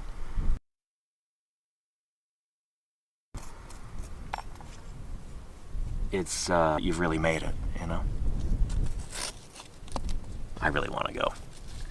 Matt Lamont has been a bunch of times, and yeah, who knows? He was telling me.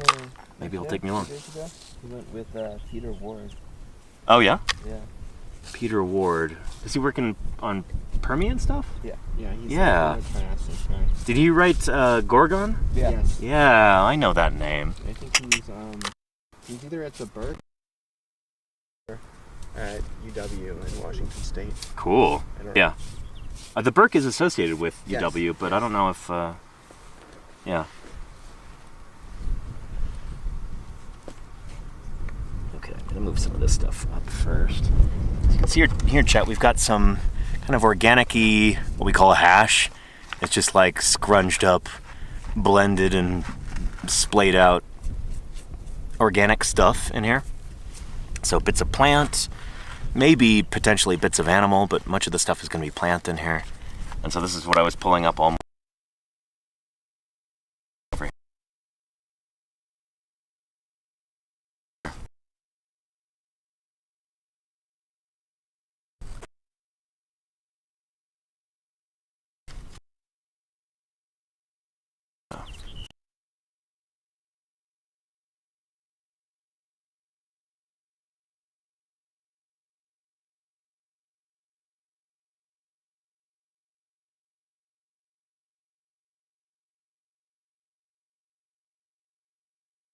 Yeah. Anywho. Wait, hang on. Did we lose signal here? What's going on?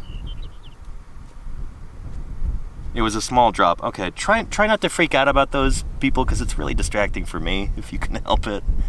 Again, we're using satellite internet. It's got to go all the way up to space and back. You know, stuff happens. It's Starlink. It's not going to be perfect, you know? Yeah.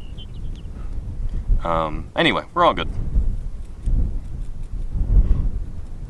Oh, and did we have a big raid or something? I missed that.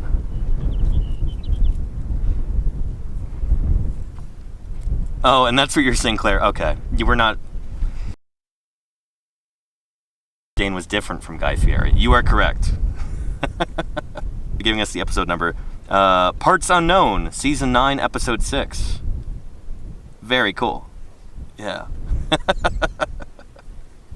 Yeah.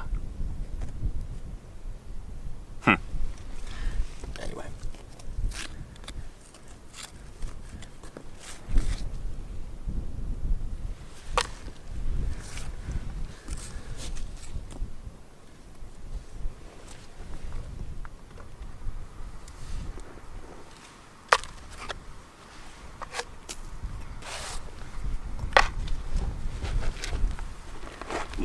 All right, Fisher, if you think it's prudent, I might start peeling up this layer and getting down to the actual bone layer, I think. I'd go for it. Yeah. Cool. Fisher is our crew chief here. He's been working Turtle Hill for, it's your 3rd year, right? Yes.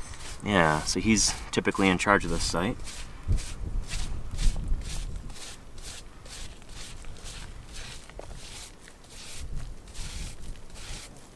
How did your poster go over at SVP, by the way? Quite well. Nice. Not a lot of paleoichthyologists. Yeah, they don't typically come to SVP. They often go to like other ichthyological conferences, I've been told, but like SVP, there's not a lot of them. Yeah, but everyone who came up seemed to be pretty happy with it, you know. Nice. Not a lot of deep questions, but yeah, you know, generally positive reception. Right. What do you think was the coolest part of the poster? Oh, and by the way, everybody, this is a research poster that Fisher here presented on at the Society of Vertebrate Paleontology meeting last November in Minneapolis. A bunch of us were authors on that poster. That was cool. Coolest part, I guess, just being able to show off some of the new elements was pretty fun. Yeah. Although one of the ones that we presented on the poster was misidentified? Yes. It happens. It's a fish, after all. It was prepped after we had already presented it sometime in the winter. Did anybody catch that? Nope, not a soul. Excellent. But it actually turned out to be part of a turtle. Oh, interesting. Where have I heard that before, where part of a turtle plastron gets misidentified kind of animal? Does anybody here know about Dakotaraptor? Oh boy. Do you know about Dakotaraptor, Bennett? No. So this was, I think it was published in like 2014. New giant dromaeosaur from the Hell Creek Formation. And it was like a commercial specimen, and parts of it were just kind of, shall we say, sketchy? I don't know. But the wishbone from it, big V-shaped bone in the chest, furcula, like they were making a big deal about that in the paper, and then almost immediately a rebuttal paper came out saying, oh, that's not a theropod wishbone, that's a turtle entoplastron. That's funny. So it's the front part of the chest plate of a turtle, chat. Yeah.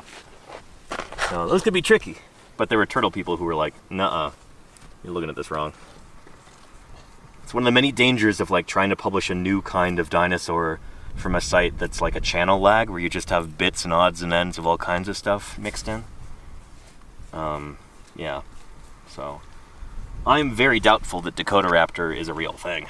It's probably a chimera in more ways than just that. There's like parts of different dinosaurs mixed in. Yeah.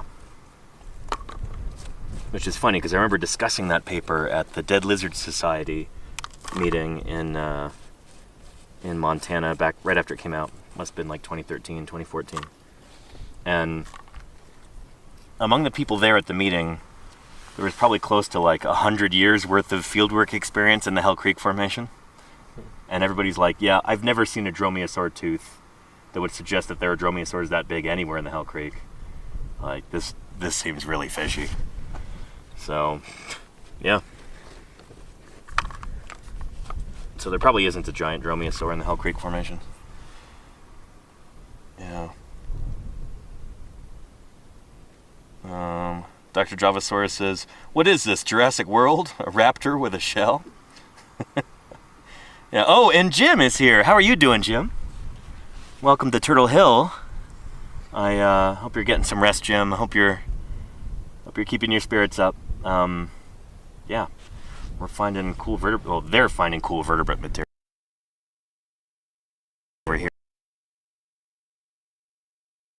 We all Yeah. care a lot about you. Yeah, seriously. I know that could have been a lot. Yeah, I hope you can get home and be nice and comfortable soon. But yeah. Jim says, could be better, waiting on my plane. I hope it arrives speedily, and I hope they let you board first. You know, before the Gold Star Plus members and the... Yeah. And the... also, I really hope that you're able to maybe even get some sleep on the plane. Hopefully they're not hosting a colicky baby convention in Salt Lake City. Because that sucks when you're on the plane with everybody going to the colicky baby convention. Would not recommend.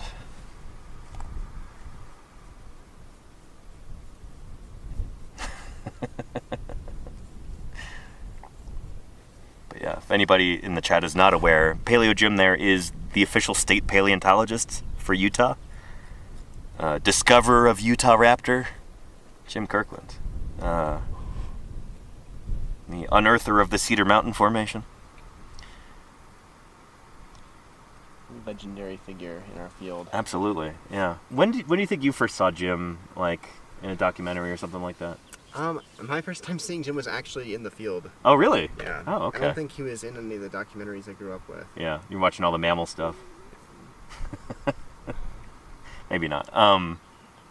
Shoot, I think I remember seeing Jim back in like the mid-90s in episodes of like Paleo World and stuff. Talking about Raptor, and then also very memorably in When Dinosaurs Roamed America, 2001, narrated by John Goodman, Discovery Channel. It was good stuff. Jim shows up in that a lot. Yeah.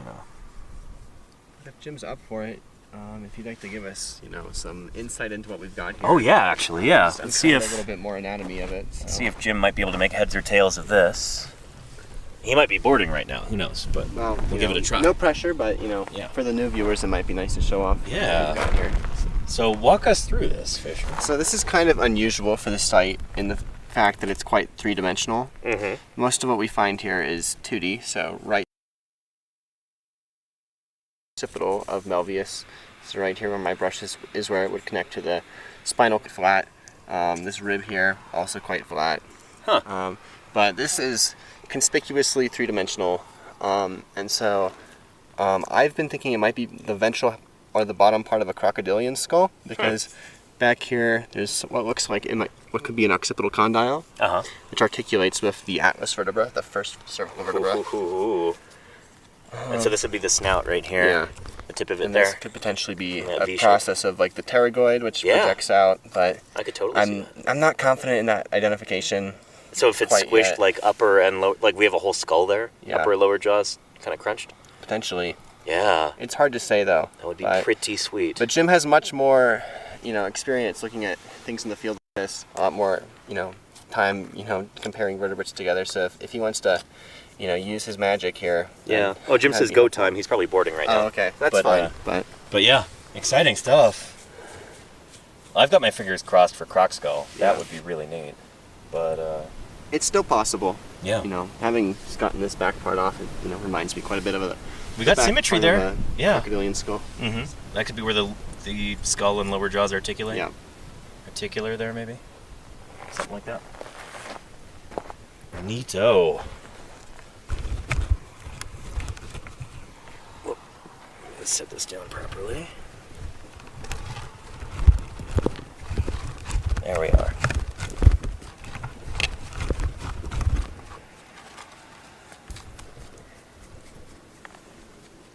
Yeah.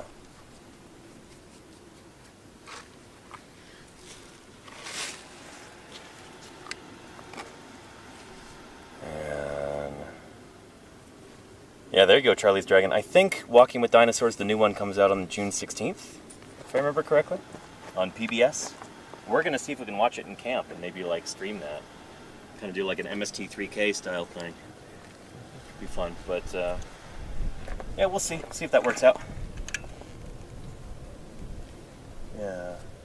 June 17th. Okay, thank you, Sloppy Salamander. I thought it was the 16th. Yeah. We are on episode 3 on June 17th. Awesome, Jim. Very cool. Oh, I can't wait to see. Yeah.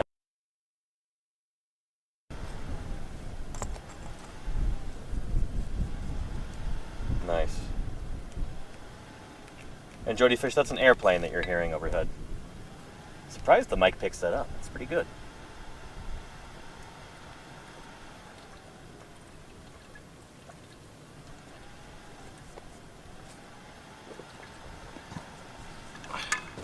So we have a bag or a vial for those little ear-shaped ones? It's a vial. Man, where is Ray? I hope they didn't just leave without coming to Turtle Hill. I'm guessing they're just taking longer than they expected to do that section by the ceratopsia.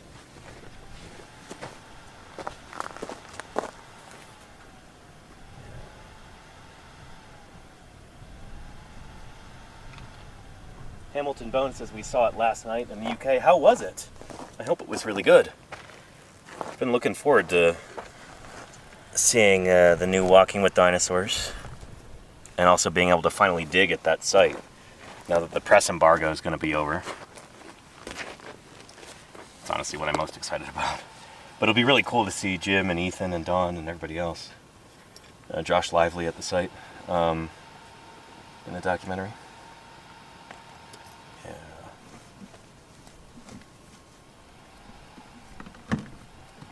Good stuff.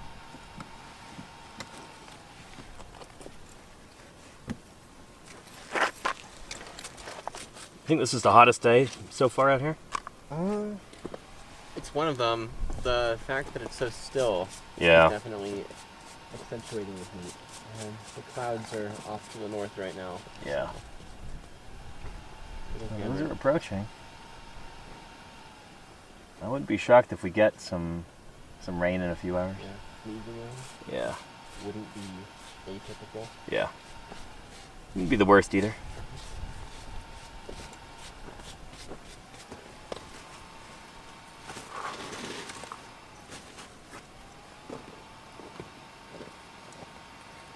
Jim says, don't tell them they died in the end. What? Oh, what? Who? No spoilers for the end of the Age of Dinosaurs. KPG extinction? What? For all we know, they could be on the moon by the Oligocene. Yeah.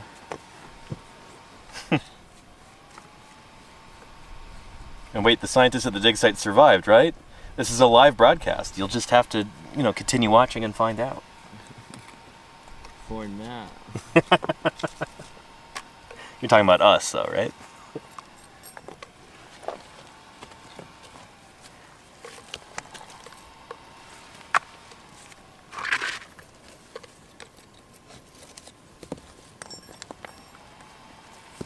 Yeah, look at all of this organic-y stuff in here. So all of this, what we call plant hash, organic hash. It's all crumbly. This remains of ancient living things right in here.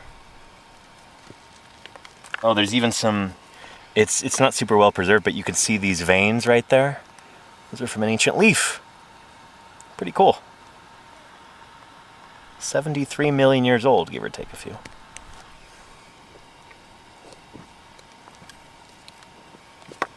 Neat stuff. But I gotta work down through this layer so we can get to where the vertebrates tend to be.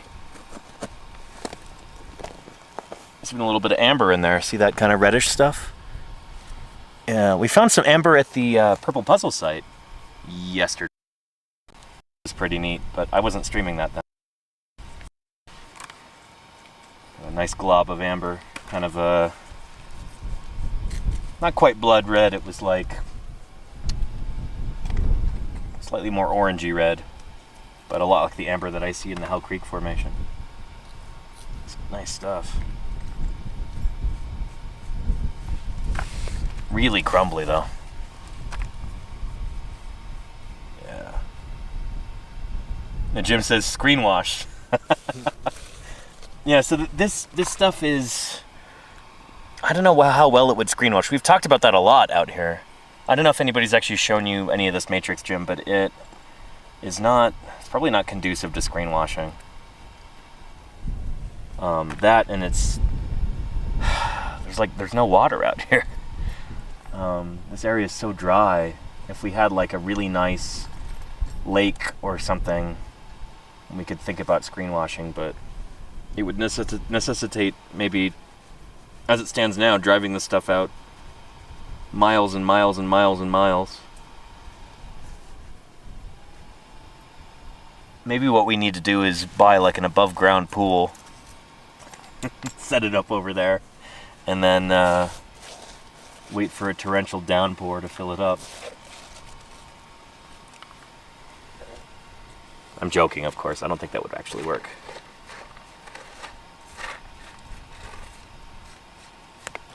That being said, we still are collecting all the matrix we can. Yeah, so Fisher's got a bag of matrix right over here. So anytime any of the matrix seems particularly rich, he'll be doing just like that. So we might have to do like dry sieving or some sort of other method. It's like micro picking or something. Micro picking, yeah. Yeah. Good old matrix picking. It was one of the first things I ever did in paleo back in high school. Was picking some, I think Judith River from Montana. Oh, got another fossil leaf there. You see the vein on it? Yeah, nice. The first paleo work I ever did was I went to UGS, got in contact with Don. I was like, in Salt Lake City. I was like, hey, I'd love to get involved with whatever opportunities you have. And he was like, yeah, come by the core center, we'll see what we have. And I was like, awesome. So I stopped by, and he gave me the rundown, showed me around, and then he gave me this like cardboard box full of just like gray sandstone. Mm-hmm. And he was like, there's like tiny little fossil frags in some of these. So I just want you to break these apart and find all the fossil frags. And I was like, okay. It's kind of a baptism by fire there, that's a test. And then after I finished that whole cardboard tray, he put me on an iguanodont rib. And I was like, all right. Yeah, you passed the test. Good stuff. Yeah, look at that. It's all of this organic hash there. Bits of plant material and all kinds of scrud. Do with this turtle.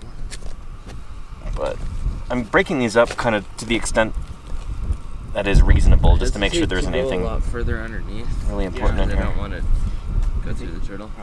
But we don't expect anything to really come out of this upper layer, so that's why I'm moving pretty quickly through this.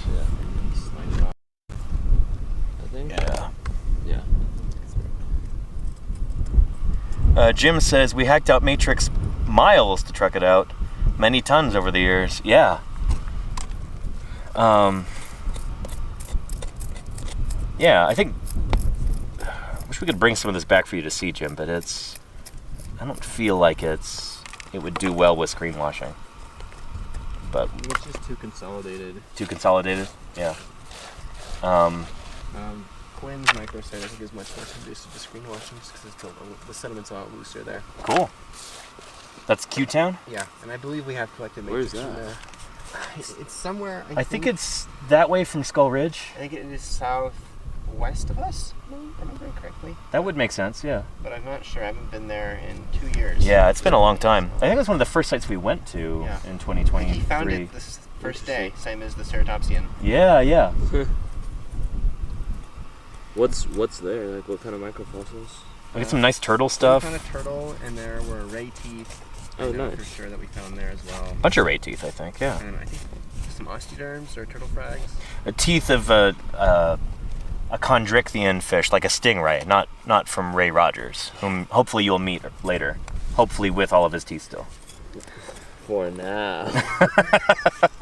There are loose human teeth at camp, though. This is true. One of our crew members, I don't know if I'll say who, he was getting ready to start making dinner and like felt something weird in his mouth and spit it onto the ground, and it was a big chunk of one of his molar teeth. And it wasn't painful or anything, thankfully. But we spent How long would you say, like 40, 45 minutes? Yeah, at least a half an hour. Trying to sift around the sand around camp, trying to find his fragment of tooth. And it was, even if we'd found it, it's not like he could just glue it back in or anything. Where's the B-72? Exactly, yeah. Paleobond. Yeah. So yeah, he's gonna need some dental work, but he's holding up. Yeah, these are the things that happen in the field, you know? Miles from civilization, living in primitive conditions. You know, sometimes you lose a tooth, or part of a tooth. So he's like, oh shoot, I don't have dental insurance. Hopefully it will not be too expensive to fix. Oh, look at that. Got some coaly stuff in here. That coal there. And that could almost be a fish scale.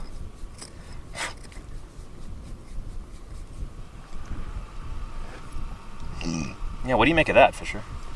This guy right here. Kind of burgundy color. Yeah, it looks quite a lot like a lot of the fish scales we find here. Yeah. So, unfortunately for Danny, this is not really worth the time to wrap. No. And so, probably what will happen with that is it'll go into the matrix bag. Oh, okay. Um, Even this upper layer stuff can go in there? if it's got fossiliferous Yeah. material on it. Let me break it yeah. down so we've just got the important bits, maybe? Yeah. I mean, we are trying to minimize the amount of weight Yeah. that we take out of here. but- Because after a whole month of working at this site, there's going to be a ton of, like, might literally be a ton of material that we're taking out. And it's just not practical to thoroughly pack everything up, Yeah. like these little fish scales. So right there, that's probably a fish scale, that kind of burgundy guy. I don't know how well you can see, but it's kind of flat and maroon colored. Yeah. Oh, here we go. So with a lot of Into the the bag. more common elements that we'll pull, we'll just put a little drop of glue on them and then put them in the matrix bag. Oh, I didn't put any glue on. Oh, Should it'll I be put some on? No, it's fine. Okay. There's probably hundreds of those already been collected from the site in the same manner, so Yeah. it'll be okay. The sample size is quite large. But it's just impractical to try to wrap and catalog everything, because otherwise we get almost no work done here just because of the sheer density of bones that Yeah. are in these lower layers. And got tiny specks of amber in here. More plant hash. You know how it goes, chat. Yeah. And Jim says there are microverts in there for certain. I'm sure there are. Absolutely. Yep. Yeah. All sorts of teeth and vertebrae and Jim says that stuff is seriously juicy. Make a pile to airlift out later. Yeah, when we get air support, we'll ask for immediate emergency evacuation of the fossil matrix. That's actually a really cool idea. I'd love to, you know, even if we had one of those like dry bags that we just filled with matrix every day and hiked out, you know, many trips make light work. We could do that. But we already have a bunch of bags down there already, so, you know, we have like one of these except full. I see 4 of them down there right now. Yeah. Maybe more. I think there's one worth of upper layer and the rest are all lower layer. Nice. Yeah.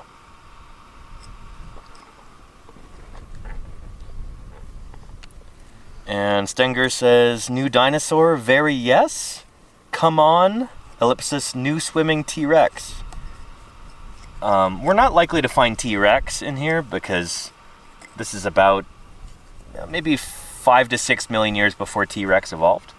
But we could find the ancestor of a Tyrannosaurus in here potentially, if it indeed evolved in North America.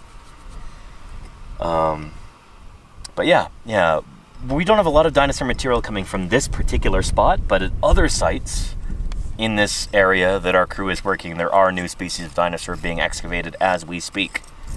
A new kind of ankylosaur, a new kind of duck-billed dinosaur, most likely. And then the ceratopsian site is near here as well, but nobody's working that one today. I hope, you know, Luke and Quinn are over at Purple Puzzle today. I hope they're making some good progress there. It's kind of our our shock troops. Some of our strongest soldiers are over there at Purple Puzzle today. Hopefully making a plan to get that thing out of there. They might even do some jacketing today. Probably not though. But yeah, last year we had the Barnum Brown hadrosaur site that we think was originally worked by Barnum Brown and his crew. And then they left it here in the 30s. And yeah, Ethan sent Luke out there. He's like, Luke, you're in charge. Get this thing out as quick as you can. And they managed to get like probably over 1,000 pounds.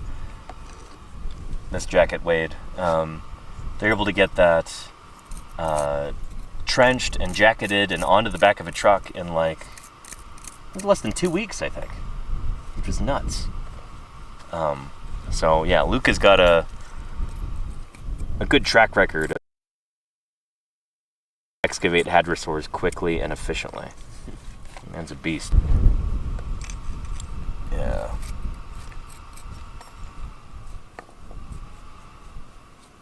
And Sarandon says, how many tons of public land do you have to move to the university before the university becomes public land?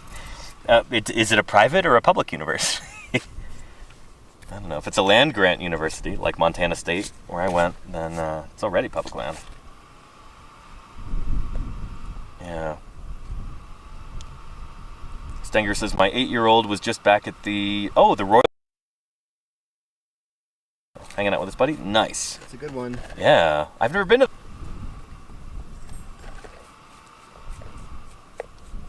And Jim says, at Bryce, during road work, I required 5 tons per potential... Oh, wait, per site? Wow. Shoot. That's a ton of matrix moved. Yeah. Why are you right here? Why? And Otanuran, we do have some drones in camp. Actually, Ray Rogers brought one, I think. But I haven't seen it buzzing around yet. Yeah, he was going to shoot some footage and just, kind of have some video to help interpret what's going on with the geology here at a macro scale. But I've not heard it yet. I don't know if they've been using it. But it's a small drone, just like a little photographic one, little DJI something mini.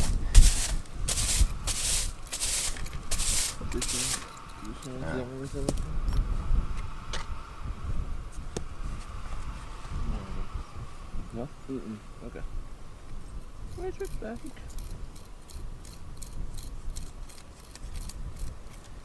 And Call Me Trash. Oh, this was my childhood dream job.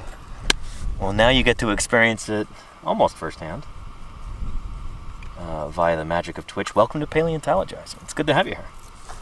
We're digging up fossils. Do I hear voices, or is that just the wind, or am I going crazy? You? Oh, no, they're there. Yeah. Here comes Ray and Jeff. Excellent.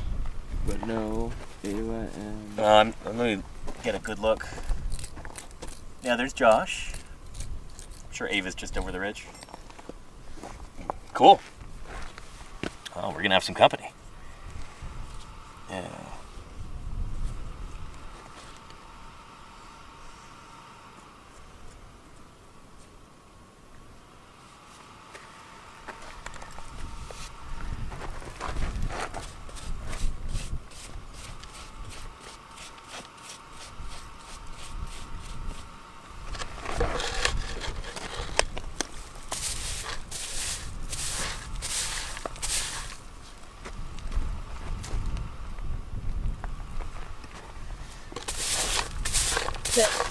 Bless you. Man, all day I've been seeing the sun in my eyes. Yeah.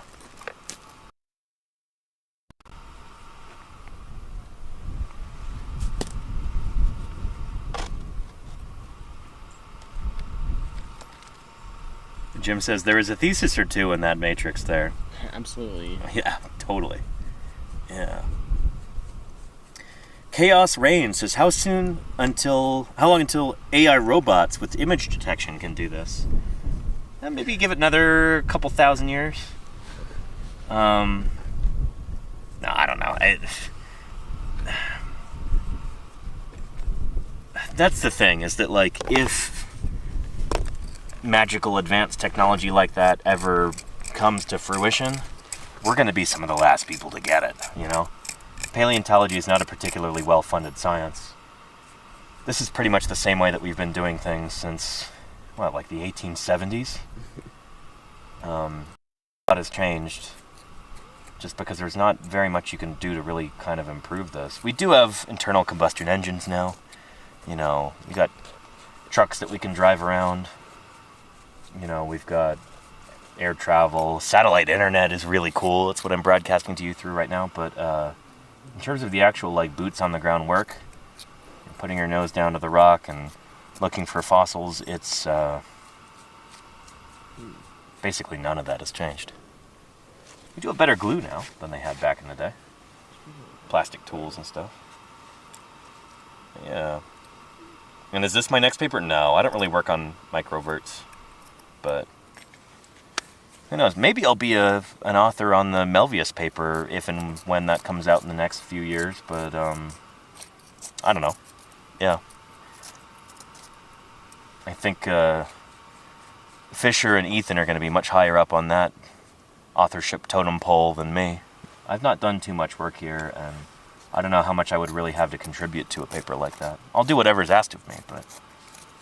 I think we still need to wait until a lot of the material is prepped first. Yeah. And we can get a more solid ID on a lot of our elements. So there's some more work in the laboratory that has to take place before we can even really think about that. I believe the Turtle Hill stuff only began prep work sometime in the autumn Yeah. in Cincinnati. So. Yeah.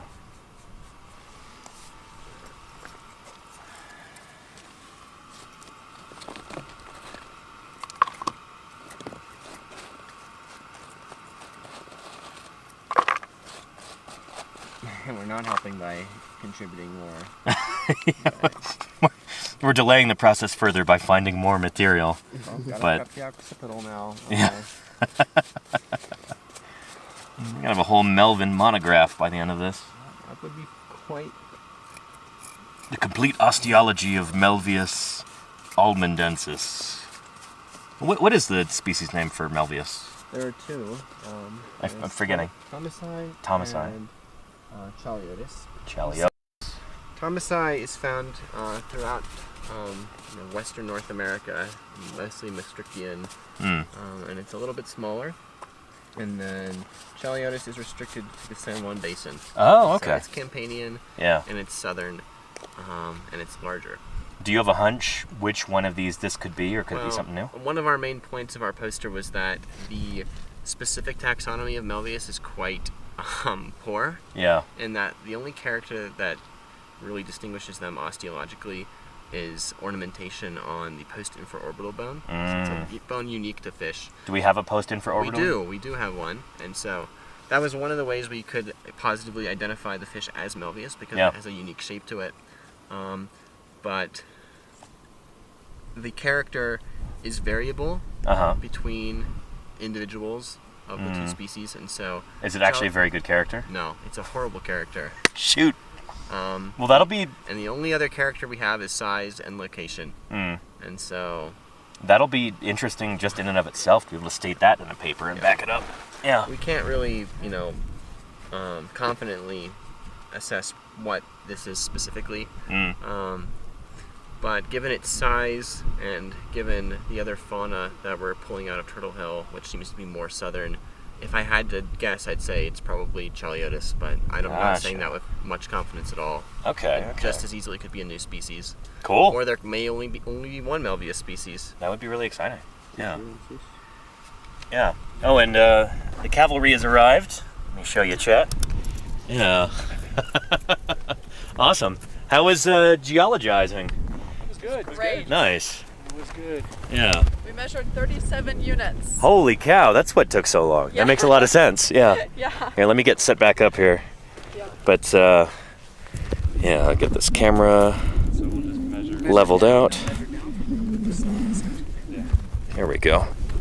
So you got 2.8, so 2.9 to the top of this ledge. And Let's see, put this back on. Sorry, chat. This is going to be a little, gonna rock you around a little bit. Put this through here. There we go.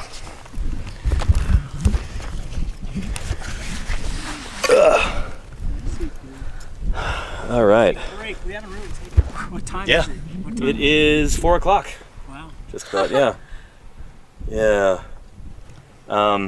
Anyway, if anybody's just joining us here, welcome to Paleontologizing. My name is Danny Anduza. I'm a dinosaur paleontologist here on Twitch trying to do some good old-fashioned science outreach.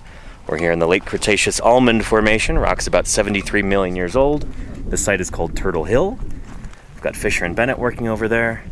And, yeah, we've had our comrades just returned from over the hill where they were doing some geology. So taking a stratigraphic section, trying to place this site in its geological context. So, yeah, we'll talk to them for in a minute about how that works. But let me grab some water and get some questions maybe. Yeah. We'll give an interview. Yeah. Horrible. Let's see. Oh, you're gonna be great. I'm not worried about it, but I'm horrible. I don't believe that. The wife, on the other hand, Christy had media training. Well, she had media training. Yeah, when she was curator at the Science Museum, she got that. Now, through SVP shit she does, she does it. All right. Let's see.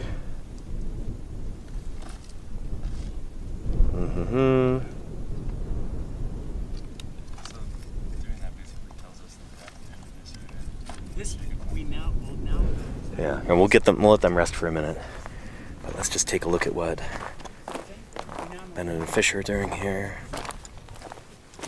I like we've got these moving blankets this year. That makes things significantly more comfortable, it seems. It's great. Yeah. And hopefully- Would you benefit from a shade tarp out here?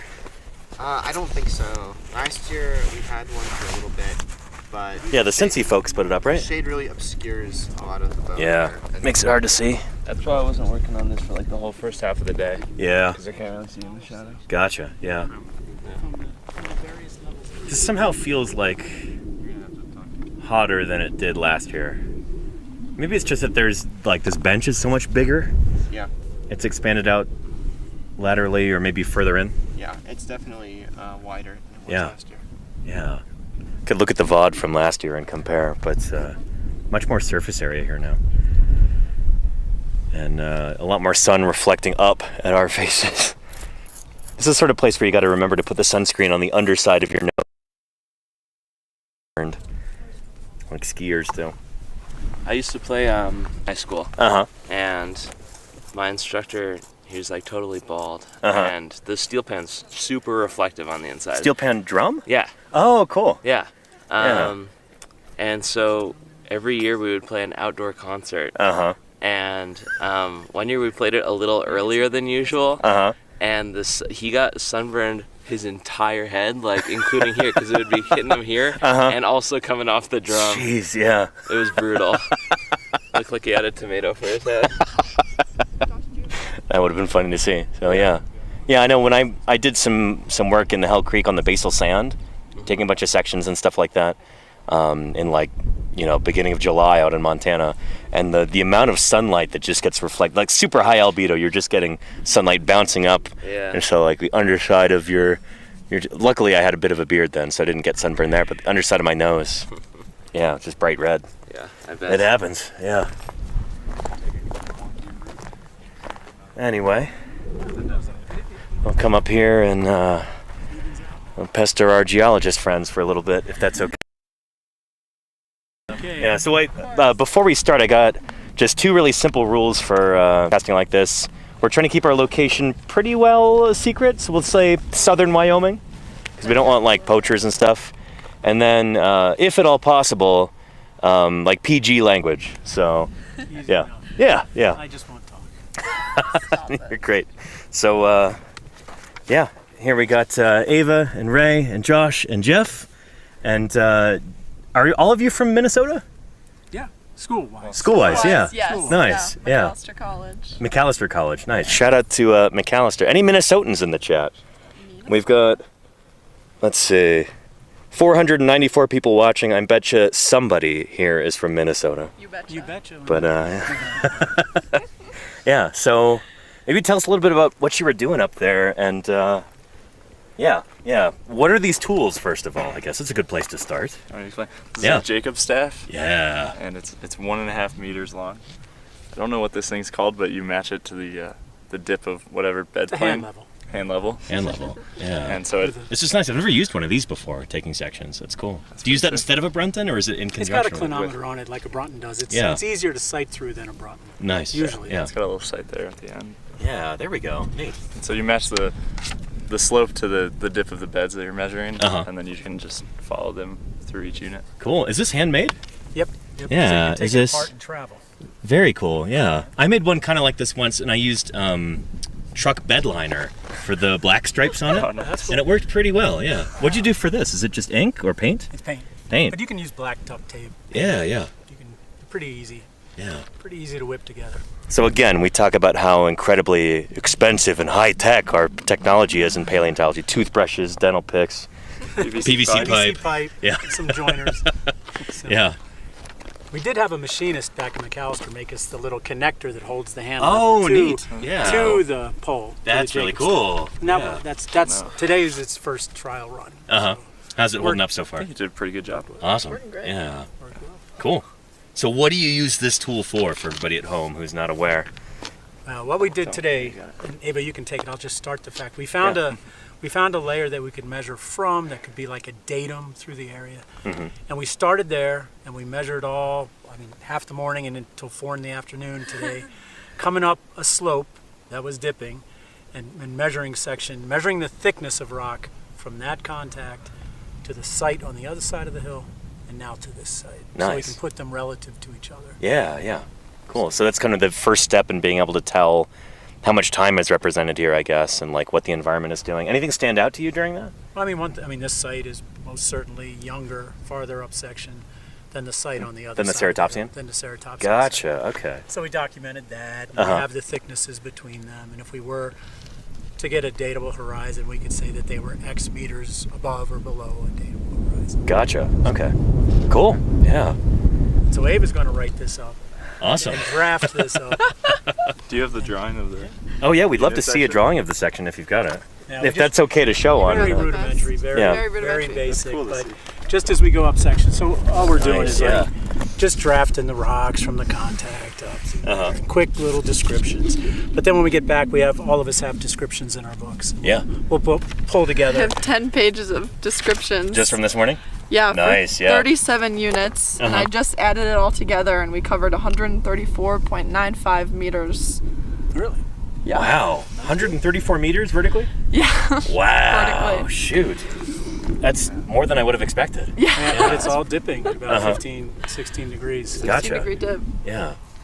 Yeah, it's Yeah. fun. Yeah, so this is the first step when you're doing this kind of paleo stuff. You want to know where your stuff is in Yeah. time and in environment. And so by looking at the rocks, you get the environment. By measuring section, you get their relative time. So Yeah. Cool. Yeah. Now we talk about all the time on my channel about how a fossil without context might as well just be a doorstop. yeah, You know, it's true. yeah. It's true. You know, the context of geological time and that kind of thing. It's worth much. You hunt for fossils, but rocks you can usually find. You know, it's true. Yeah, that's true. It's true. So you're rarely Yeah. left thwarted by the rocks. Yeah. Can you tell us a little bit about what this environment seems to be like from what you've seen today? Like, what's going on here? Seems to be a delta plane. A delta plane.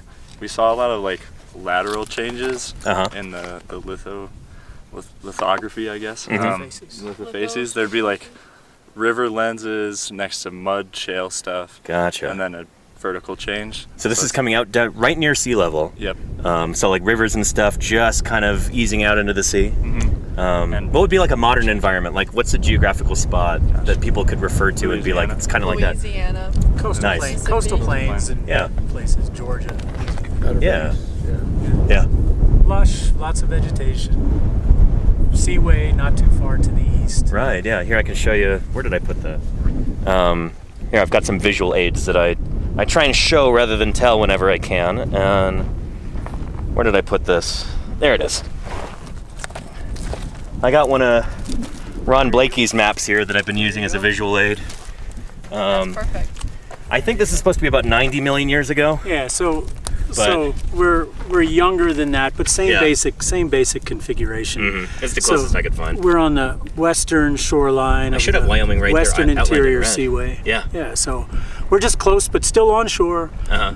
Dinosaurs, obviously, turtles, freshwater turtles onshore, Mm-hmm. but very close. Very Yeah. close to the edge. Awesome. It's cool. Yeah.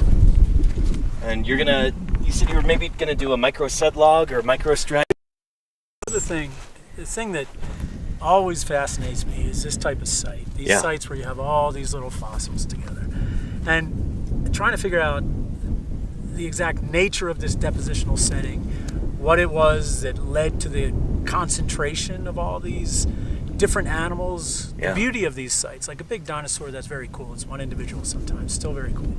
But this is a community in the rocks, and these types of sites give you a window that you rarely get into the small-bodied animals. So you get dinosaurs again; they're huge. Their bones are resilient, and you get them. Here you might get little tiny jaws of salamanders, and you get mammal teeth, and little bits and pieces of the small animals in an ecosystem. And they all lived here at the same time, and they didn't die at the same moment, probably, but they died in the same place over time. Right. And they're mixed into these types of beds called microsites or vertebrate microfossil bone beds. And studying these sites, it just yields amazing insights into these places. So so the plan is to try to figure out how this site formed. Right. And so I think Ava's going to kick back, probably with Josh's help if possible, and look at these layers. They're 10 centimeters, 5 centimeter layers in detail to see what's really going on, and maybe make polished sections. Oh, nice. Very Definitely cool. identify every invertebrate that's in there, because they're very telling, the clams and the snails. Yeah. As to environment. So that's the plan. And it's an amazing little exposure. It's really nice. I mean, this is undoubtedly, I think, the richest site that we have here in the Almond. So we're really lucky to have it. Yeah. It's interesting. Some sites in the western interior, some formations have very few, if any. But then, like the Hell Creek, which is where I met you at Judas, they're everywhere. Yeah. Up in Alberta, Dinosaur Park Formation, Oldman, tons of them. But here, they're here, but they're not everywhere. Right. This is a unique opportunity. Do you suspect that if we were to follow this same horizon along laterally, that we might find similar exposures like this with more microverts? This site is certainly much bigger than what this site would go on quite a distance, for sure. I mean, if this hilltop came off, there'd almost be no question you could continue tracking. Awesome, shoot. And so again, that's part of what Ray was doing here and what this whole group was doing here to map this out stratigraphically. We might be able to find more exposures like this and be able to find even more critters. So it's exciting stuff. I'm really glad you're able to come out here, even if it's just for a day or two. Yeah, it's fun. This could be immensely helpful. It's beautiful. Yeah, awesome. Can I carry over that clam slab and have you talk about that a little bit on camera? Would that be? You can look at that. Yeah, that'd be cool. I'd appreciate that if it's not too much trouble. I know you guys have got a schedule that you got to keep today, because you're going to still try a few more minutes because we still got to go in here. Then we still have to go to the Purple Hat Resort. Right. Yeah, that's what I was saying. Yeah. Take a look at that potential ash over there. Fingers crossed that it really is a bentonitic ash, because if it were, that would be... Because I haven't seen any others. We can just come there. Okay, yeah, thanks. Is this the one? There's a better one down here.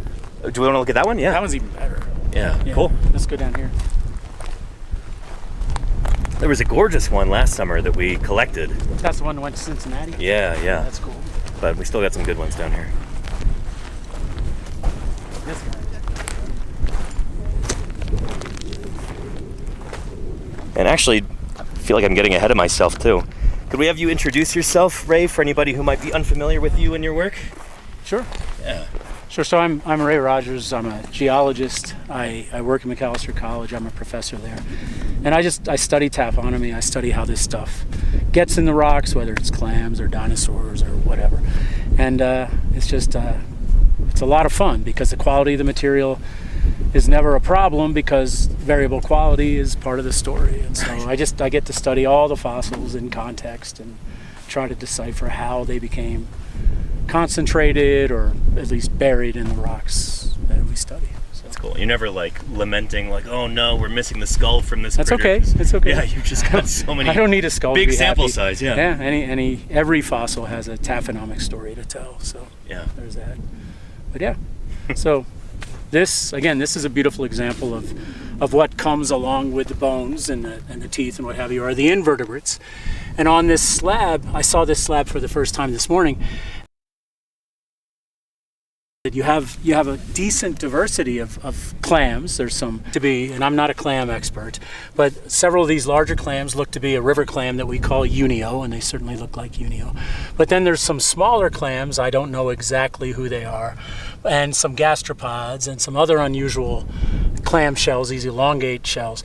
And they have more of a brackish water maybe, or shallow marine kind of appearance to them. Again, I'm not 100% certain. And you would say that because there are modern ones that look look like this, yeah, for sure. And so again, it's this kind of information that, when included in studies of the bones, really brings the environmental piece to life. And there's a lot of information about environment in this lab. What you need is someone who studies mollusks to come out here and take a look at this or send it back. Another cool thing.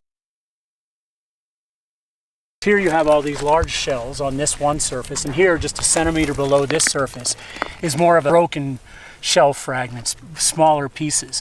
So there's two different stories here, all kind of made of mollusk shell debris, and there's probably some bone bits mixed in, but two different stories, perhaps higher energy here, perhaps a little bit less energy here, but multiple layers of taphonomic history kind of in this. Very cool. It's a cool slab. And then there's trees in these rocks, and chunks of wood, all kinds of plants, invertebrates, yeah, and coal.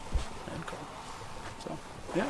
Pretty neat. Pretty darn cool. I mean, I love the idea that this tells a story, you know? Yeah. And with the right kind of know-how, you can decipher that. And yeah, I mean, part of it's making sure you preserve it and get it in context, and then the other piece is getting people who really know the specifics about the fossils you find. So again, I'm no invert paleontologist, but you know people who would be very interested and very in tune with this type of material and could make really good insights. So it kind of speaks to the collaborative nature of our science, yeah, where nobody knows everything. Which is very true, and there's a lot of collaboration in paleo, which is really, it makes it fun. That's what you learn. Every day you learn something. Absolutely, yeah. So, cool. Thanks, Ray. Yeah, my pleasure. My pleasure. Appreciate it. Oh, very cool. Ray Rogers, everybody. Yeah. And Rhagodactylus says, I love learning about all the different kinds of expertise that can look at the same data, for lack of a better word, and contribute different parts to a full story of what we're saying. Absolutely. You know, it's collaborative. Here, I'm going to hold still, chat. You're a little dusty right now. There we go. That should help a little bit, I hope. Yeah. Good stuff. And Payne Haynes says, are the clams a different time when the other bones being excavated? So these, I think, are from a little bit higher up in section. So these big blocks right here, big consolidated blocks, are from just above our main Turtle Hill stuff. And so they'll be slightly younger, but that could be a few years younger, or it could be a few centuries, it could be a few thousand years. But it's, when we're talking about the late Cretaceous period, it's, it's practically the same time. In that grand context, this might as well be simultaneous, It's from right above, just afterward. Yeah. Anyway. And Jody Fish says, were there any datable layers that they looked at today? I don't think they found any ashes. Potential one near the Purple Puzzle site, so they'll be heading there after this. Fingers, they find some something that might yield some radioactive isotopes that could be used to give us an actual date for the site, or for the almond formation in general. Yeah. Anywho. You see less? Okay, shoot. I think I have a wipe here. Give me a second.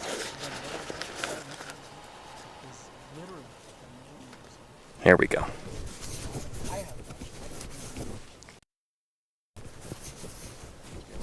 Is that better or worse?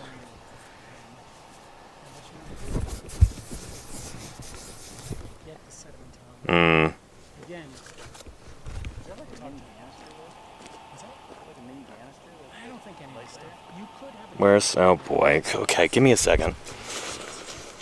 Oh. Is this still intact? it would be like a white sand. Phew. Okay. We have one more proper wipe. Let's use that.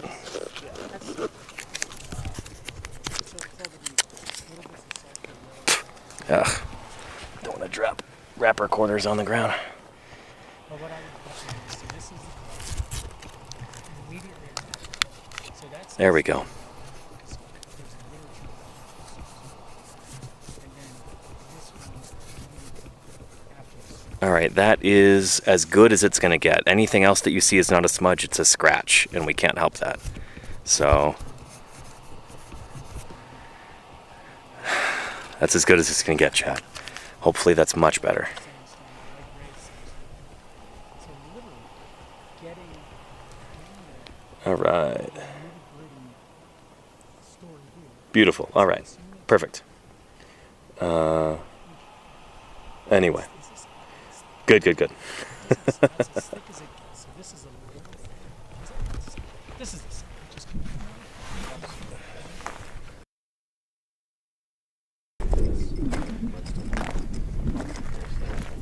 right there. I think the trick would be to, as meticulously as possible, document the thickness and the stratigraphy within the fossil layer. So I would drive that with photographs. I would take photographs, and somewhere in here, what we would probably do, we'll talk to Ethan about this, but what would be ideal to do would be to take, you know, we're taking chunks of this stuff anyhow, so it's going. But if we could take one chunk about that big, just to have, because what we would do is we would epoxy. The whole thing. We would epoxy it, and then we would slab it, so you'd have. So right now Ray is describing how to actually take like a chunk out of this so they can bring it back to the laboratory. So they have all of the layers there in hand. Yeah. So even a small one, it doesn't need to be big. And I think Ava's also going to be going through this meticulously layer by layer and then documenting how the sediment change. Just a chunk like that, or just a little thicker layer. So going from that coal down there up through the kind of bone yielding horizon. But this is the kind of small scale geological work that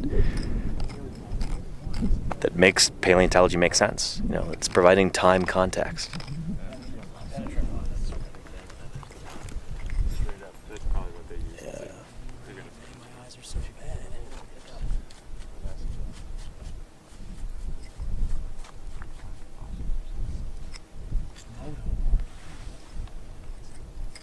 Not behind the car. All right, so here's my point. My point is, if you're going to do microstrat, you're going to want to do what we just did at the centimeter to millimeter scale. So as you can see here, I can see 1, 2, 3, 4, 5, 6, 7 distinct layers in the bone producing horizon. If you're doing taphonomy or something like that, that's the kind of detail to get. It's pretty cool. And I guess, have you noticed, like, are there fossils throughout this? Or are There are some layers where there are a conspicuous lack of fossils, like this solid gray. the gray devoid of fossils? Yeah. Okay. Or if there are fossils, it's all plant. There's almost no Gotcha. vertebrates in there. Gotcha. So observe the density of material is, if it's mostly in the sands or in this capping layer, where it isn't, like in the clay stones, you know, probably down. Are you finding it right? Yeah, at right the base of- above the coals on those hash So layers. something Lots of fossils there. literally, like, you laid down your coal swamp, probably with transgression, because that's what we're going to kick these things down. And then This is very cool. so It's a treat to be able to have a specialist out here looking at this stuff. This is exactly what we've been talking about for the past few years, and it's happening today. So we're pretty excited about that. Great to have right here. Yeah. Calculus Centrifugal says this stuff is so fascinating. Thanks. Yeah. Good stuff. Ash Odinson says, I've been a broken record on this, but thank you, Danny. Discussion streams are amazing, but seeing an active dig is next level awesome. Appreciate you saying that. Yeah. I know it's not going to be perfect. There's a scratched lens. Sometimes the signal cuts out, but that's life in the field. Nothing's perfect out here. We're out in the middle of nowhere. Out here, boots on the ground, collecting specimens, gathering data.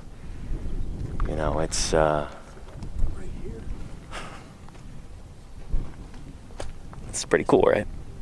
Such a privilege to be able to share it with you. Yeah. And it's better than not being here. Good, Claire. I'm glad. Yeah.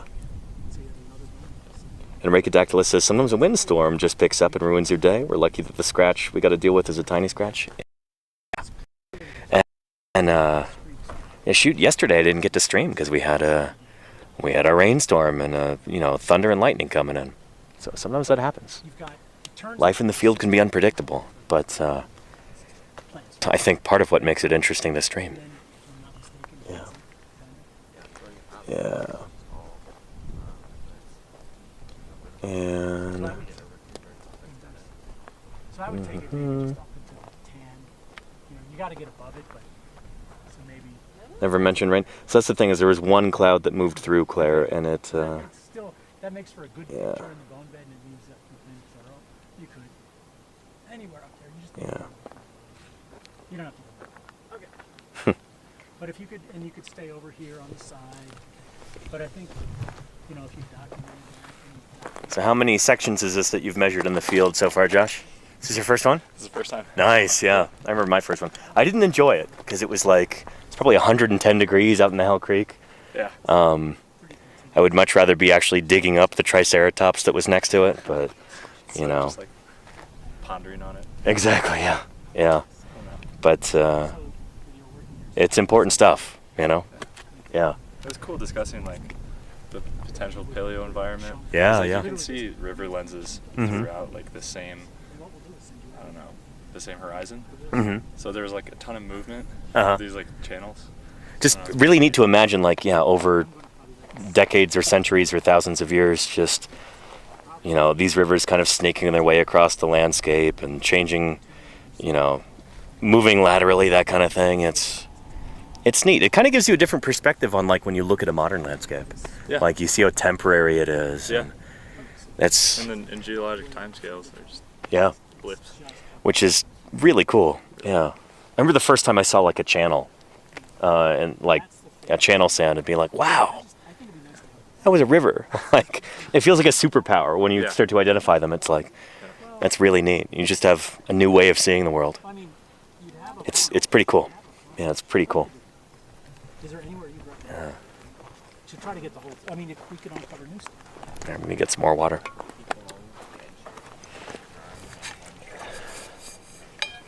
So just take something close to the. Yeah. So that's something. Audio says, do they use total station? Not out here, no. But later on in the summer, when I'm working in Doling's Bowl in the Cedar Mountain Formation near Moab, Utah, we do have total station out there. So that's all been Try to keep one chunk intact. meticulously laid out. It's pretty cool. Yeah. Like a brick. Like a brick would be, and that's the piece I would say would be nice to preserve that. Yeah, there at that site we've got rebar stakes pounded into the ground that are they've been there for a decade. And so we're able to measure out from those points and keep everything on the same grid. Yeah. Tapir says, what is a total station? So it's used in surveying. I don't quite know how to describe it. If any enterprising members of chat would like to fill everybody in, they'd probably do a better job than I would at describing it. Yeah. Yeah.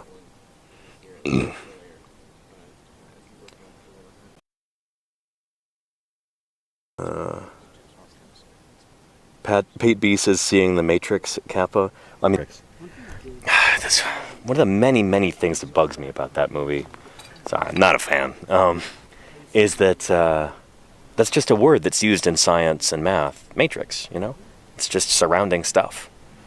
So all of the material around, say, for instance, a fossil, we call that matrix. So here we've shunted a bunch of matrix down the hill. See all of that there? It's just the surrounding stuff. The matrix. Yeah. Technobabble, sci-fi loves it, says Charlie's Dragon. Yeah. It's just a thing. Exactly, Ricodactylus, yeah. Anyhow. Nova Penguin says the Matrix is all around. I mean, by definition, that's just what it means, you know?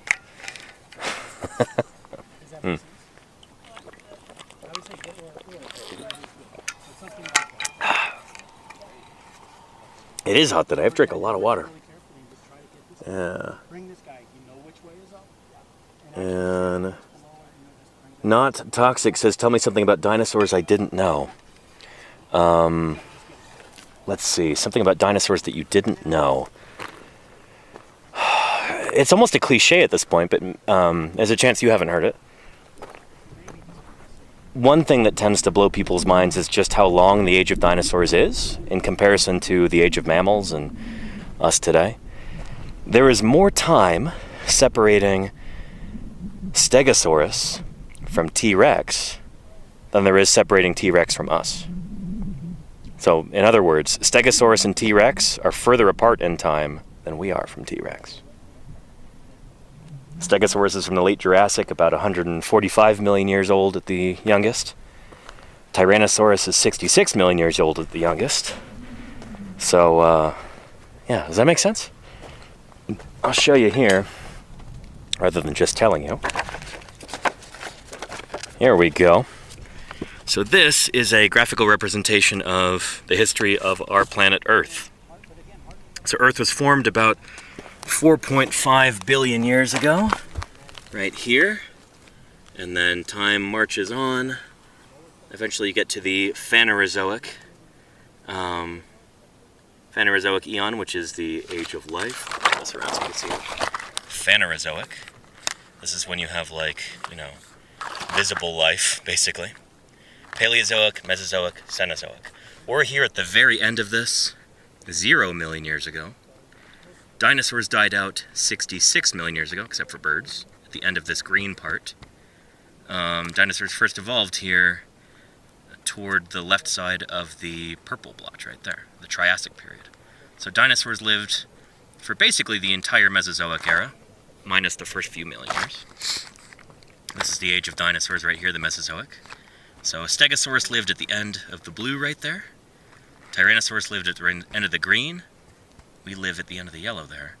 We're closer to the T-Rex than T-Rex is to Stegosaurus. So again, this is it's basic stuff, but a lot of folks are like astonished to hear that, which always makes me smile. Anytime I can get people to think about things in a different way, that's a little victory there. Yeah. Anywho, yeah.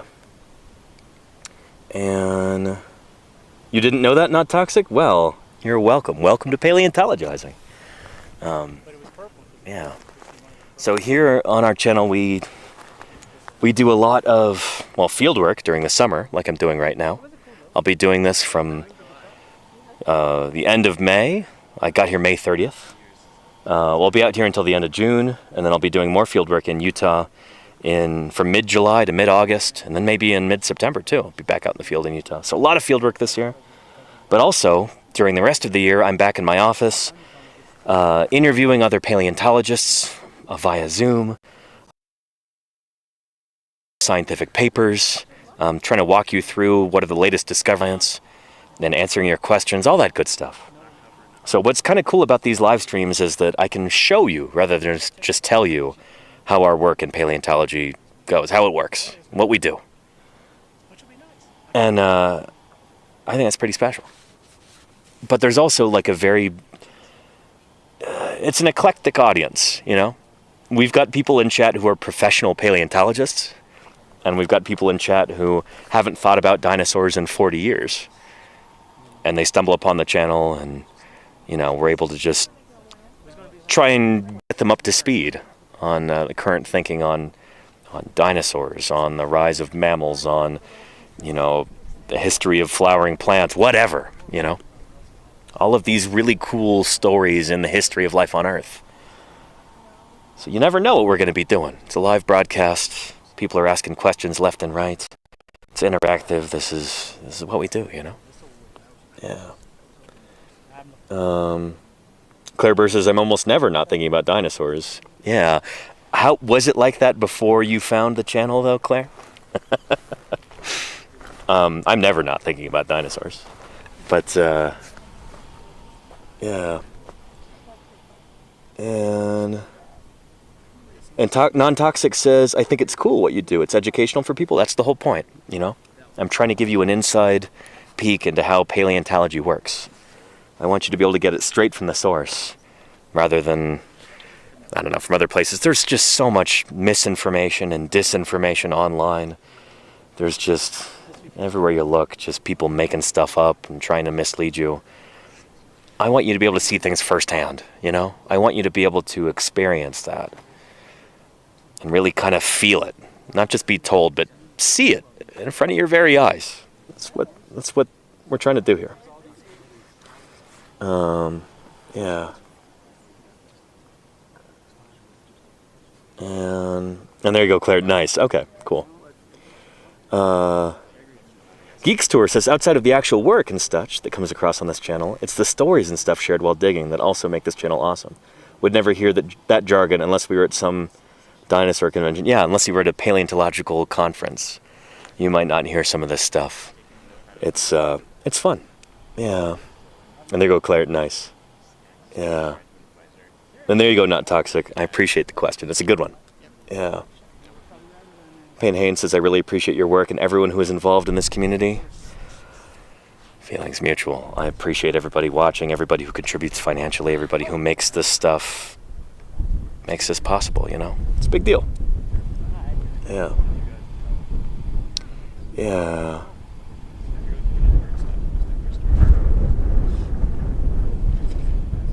Ash Odinson says, Ash Odinson, says, and this in particular, seeing the dig firsthand was a lot of people's childhood dream. Now we're experiencing it vicariously through the stream. It's pretty neat, right? Yeah. I know when I was a kid, I would go nuts over this kind of thing. I would dream of this opportunity to be able to watch fieldwork live and ask questions and interact.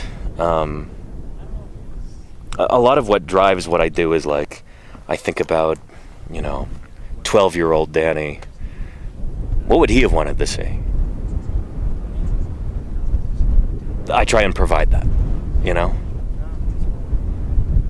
I hope this is inspiring for people, and in some cases, I know it has been, which is like such a tremendous honor to be able to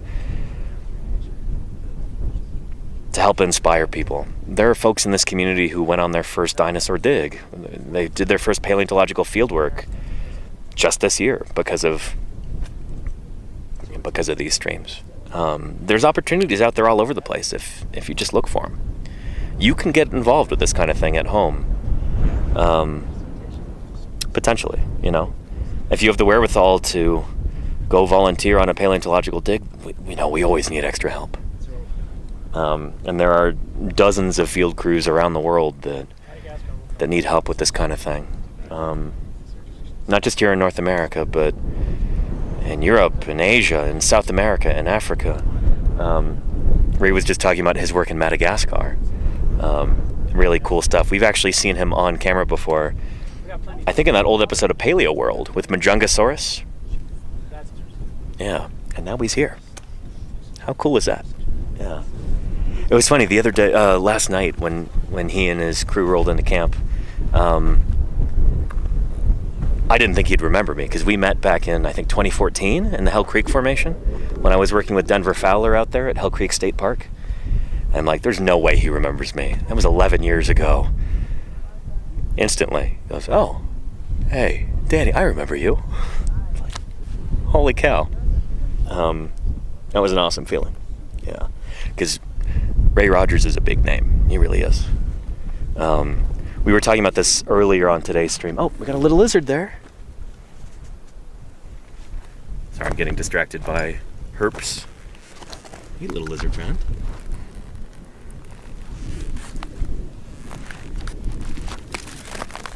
Oh, we scared him away. Oh, there he is again. But Anyway, I was saying earlier, there was a Scientific American article. Was I telling you this, or was I telling somebody on the phone this morning? I forget. I was talking about it to somebody. But we showed off that Scientific American cover story from, I think, September last year? September or October? Ray and his wife wrote that. Super cool. But yeah, he's a big name. And now he's here. And it's pretty special. Yeah. Good guy, too. I haven't been able to spend too much time with Ray yet, but I think he's pretty cool. He's a good guy. Yeah. And Lordy says, I mean, he probably noticed that you're still 21, same as when you met. Exactly, yeah. I'm always 21 years old. Forever 21, as the sign at the mall says. That's me, Chad. Yeah. Yeah. Anywho. Yeah.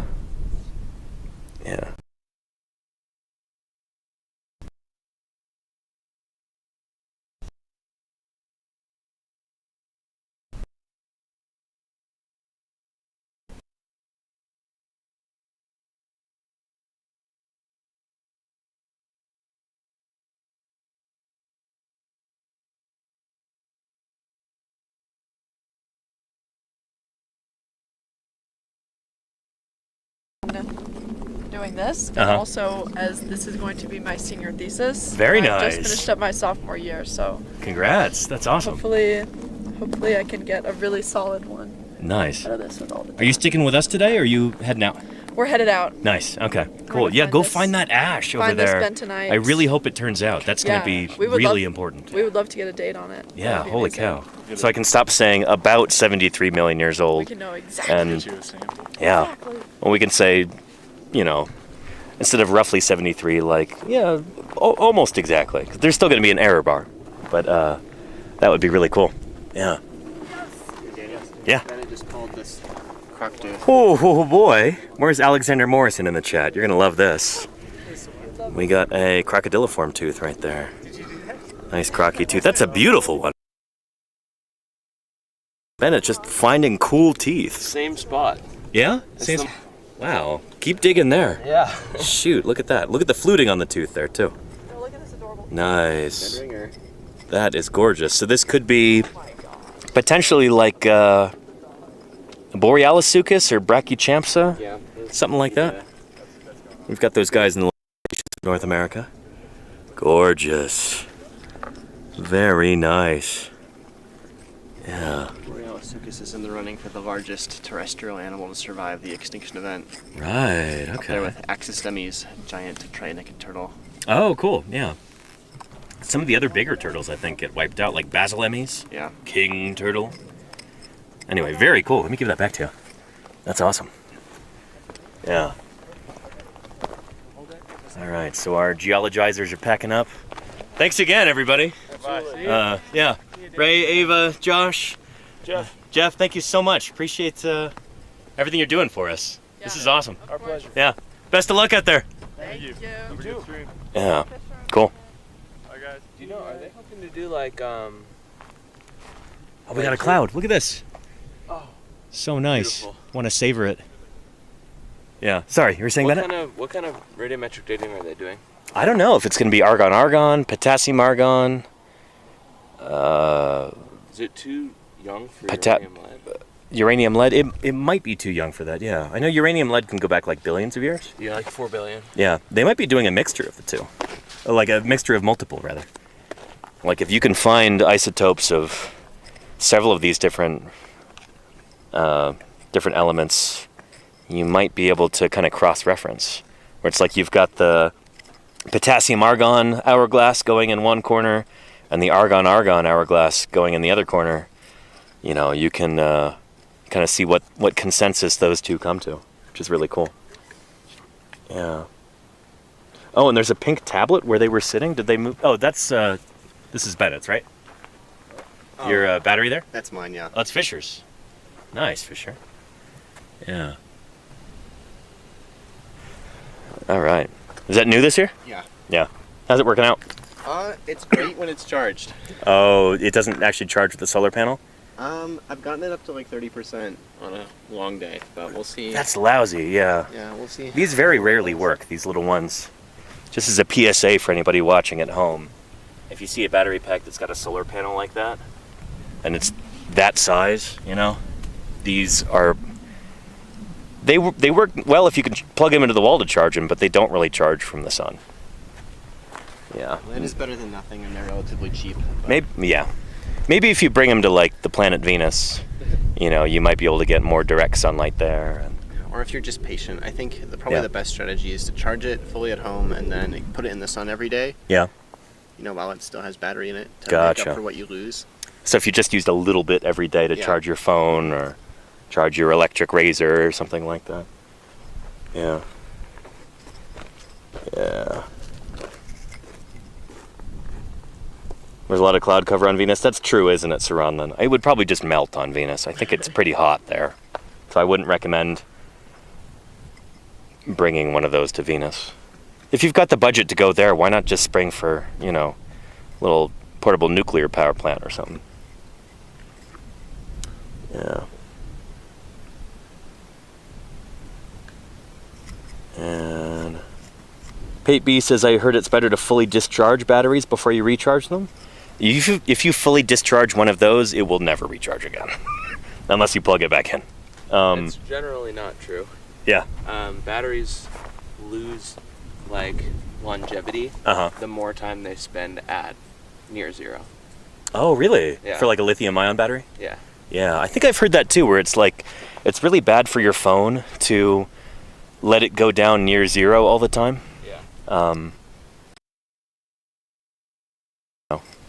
The best like stable shelf life for a battery like that is like around 50%. Yeah. Interesting. Which is probably why they ship at about 50% charge. Yeah. Yeah. Anytime you get a new phone or other like electronic device, usually they ship it about 50% charged. That makes sense. Yeah. Anyway. Yeah. Magic Man ICT says, would a lithium battery even make it down to the surface of Venus without melting? I mean, yeah, but you'd have to encase it in, you know, probably a few meters of lead. I don't actually know. What's the melting point for lead? It's probably not that high. Or probably not that, yeah, it's probably not that high. What would be better? I'm not a chemist. High melting points. Copper's probably got a pretty high melting point. Titanium? Oh yeah, because it's such a good insulator. Yeah. Yeah. And Wholesen says, did you hear about a giant moose frozen solid, which is apparently really, really old? Like a Pleistocene moose? I haven't heard about that, but you do get that sometimes. You get your big Pleistocene mammals. They get frozen in tundra. And, we're about to lose our cloud cover here in a second, aren't we? But yeah, you know, there's whole frozen, well, not whole, but mostly intact frozen mammoths, woolly rhinos. There was a cub from I think it was Homotherium, like a Homotherium. Wait, is that that's not the scimitar tooth cat? That's yeah, that is. It is. Oh, okay, yeah. Anyway, yeah. Yeah, that was pretty big news a while ago. Yeah.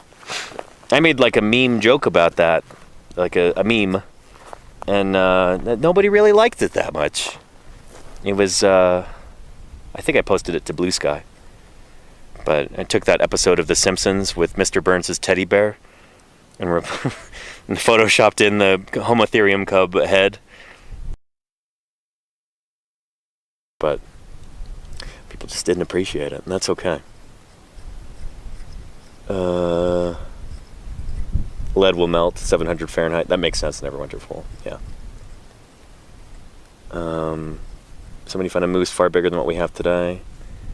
Wilson, I mean, there were, you know, big ungulates walking around during the Pleistocene. I'm not sure about moose in particular, though. I believe there are large species of moose from the Pleistocene. Yeah. But their exact name is I'm not. Kind of forget, them yeah. Right now. You would know much better than I Yeah. would. Shoot. Megaloceros, the really big Eurasian deer, is part of the fallow deer family. Is that related to moose? I don't know. Huh. I'm not sure about how The where fallows the Irish elk, and moose fall. which on is, the- did they even exist in Ireland? Yeah. They did? Oh, Yeah, okay. all throughout Eurasia, so from Ireland in the west all the way to Siberia in the east. Cool. Wow. That's neat. But That's it's not an elk, it's a fallow deer. it's not a fallow deer. It is a fallow deer. It is It's a not fallow it's not deer. An elk. So elk is a misnomer.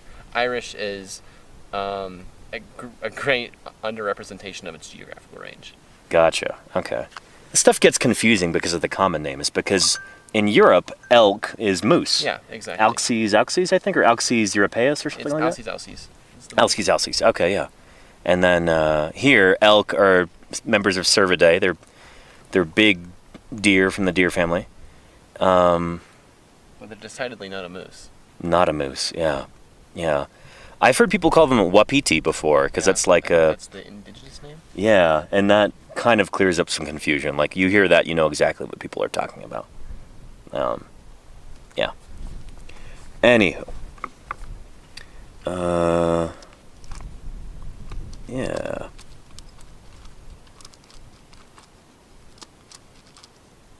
Pate B says, yeah, I think common names should be revised every so often. Sometimes, yeah. Yeah. Good stuff. Shoot, we're coming up on 5 o'clock here. What's your usual wrap-up time here, Fish? About 5:15 or so. 5:15? I try to work as late as I possibly can. Yeah. Just because. Yeah.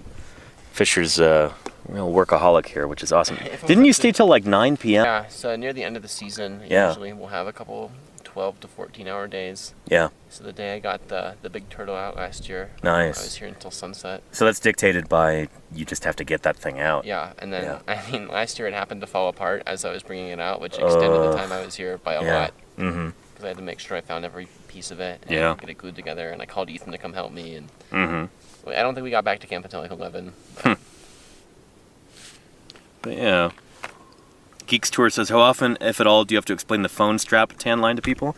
I don't really get a tan line from this, but from my watch, I do. You ready for this, chat? Here. For your viewing pleasure, or disgust, or both. I don't know what you think. I'll let you tell me. But let's take the watch off. It's really hard to do with the other hand. But take a look at that. Hoo boy. Wow. Yeah. That's You can see that from space. Oh man. Part of that's dirt, but it's mostly tan line. Yeah. Danny, Yeah. You got one too? Yeah. pretty nice. Oh boy, we'll compare. Yeah. Oh, jeez. Yeah. Oh, man.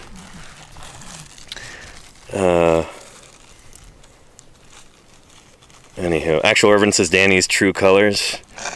I don't know about that. With me, what you see is what you get. Yeah. There's a blip on NASA's satellite, says Andrimmer. There very well might be. Getting some unusual readings in southern Wyoming right now. Yeah. I'm glad the didn't knock out our satellite signal or something. The stream drops. Yeah.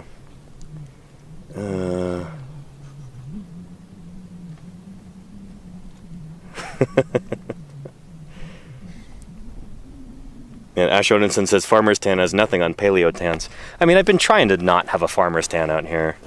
We'll see. If I'm here tomorrow morning, might have some no shirt time just to do that. But you know, wouldn't do that on stream. At least not without. Yeah. Yeah. Raycadactylus says the beacons are lit.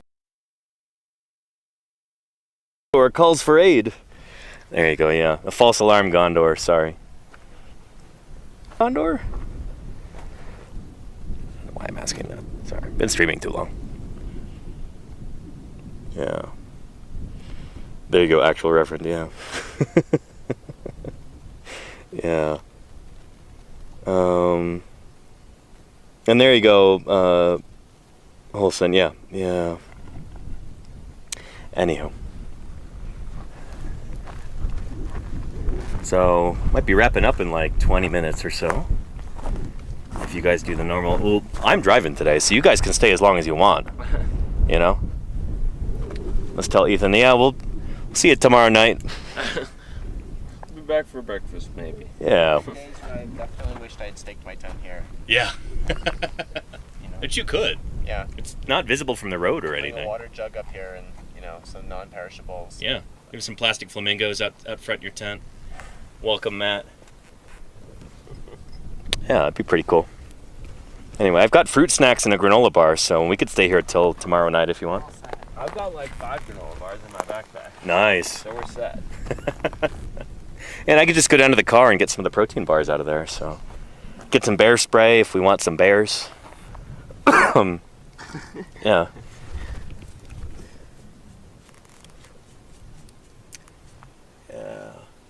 Pete B says, "What a feast!" Oh yeah. Now we generally eat pretty well out here, actually. Yeah, and we actually have a new person coming into camp, so we've got some kind of fancier food for tonight, which I'm excited about. So that'll be neat. Yeah. 24-hour stream confirmed. My battery's not going to last that long. In fact, let me check on this battery on my hip right now. We're still at 2 lights out of 4. It's better than I was fearing. Excellent. Yeah. You heard of that guy who did like the radio show for like as long as he could possibly stay awake? No. Where was this? Where? Or I don't know. When was it? I'm just I want to say asking the for 40s, context, I guess. 50s, 60s, somewhere in there. Yeah. And he was like trying to like beat the longest record of staying awake. Oh, really? Um, On the radio. Yeah. That's funny.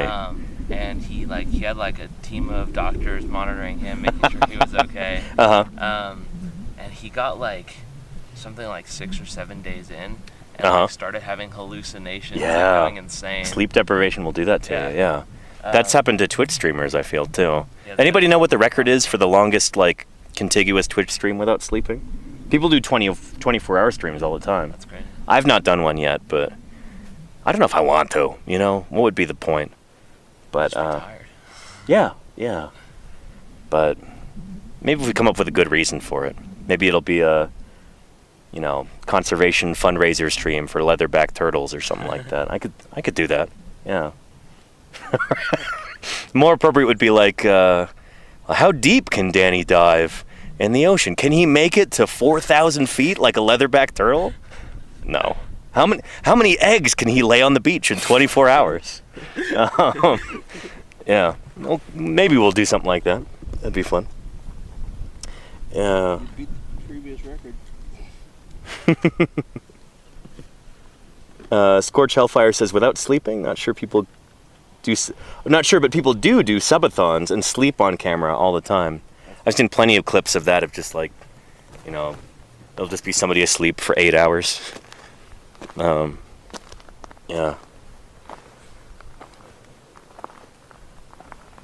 Yeah. And Seiko-sama says, is that a watch or a compass? It's a telephone machine right here on my wrist. Oh, and then I have a wristwatch. It's almost 5 o'clock. Look at that. My watch is so dirty, it needs cleaning.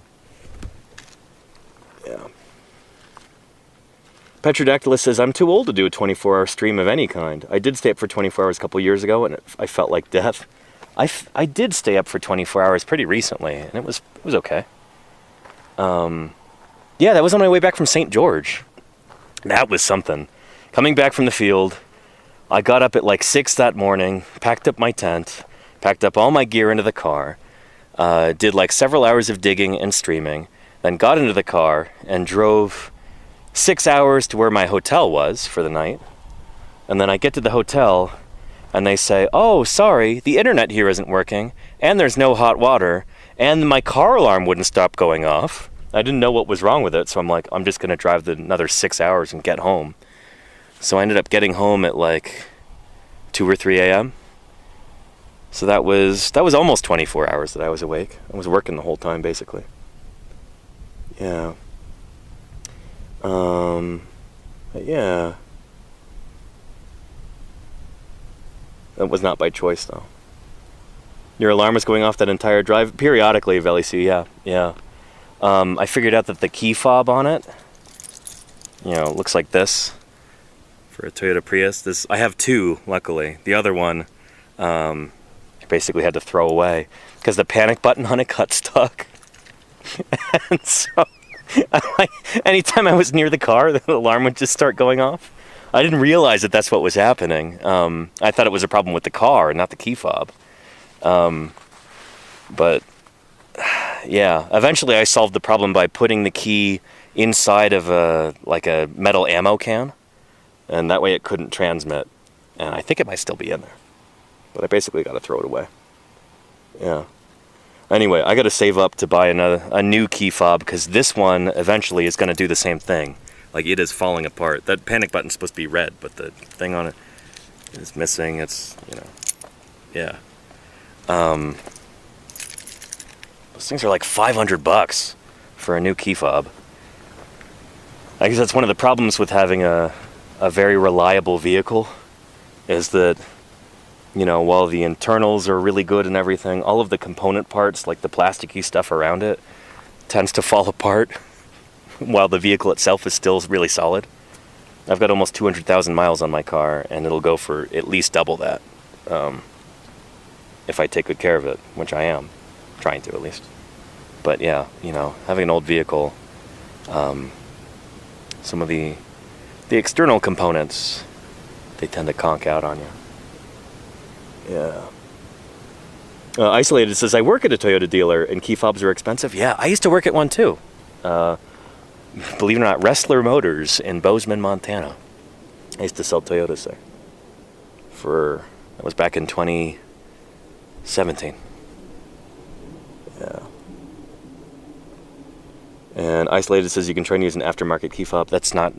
I asked about that, and they're like, no, you basically have to go to the dealership because of the particular kind of Prius that I have. Yeah. Yeah. Anyway. Yeah.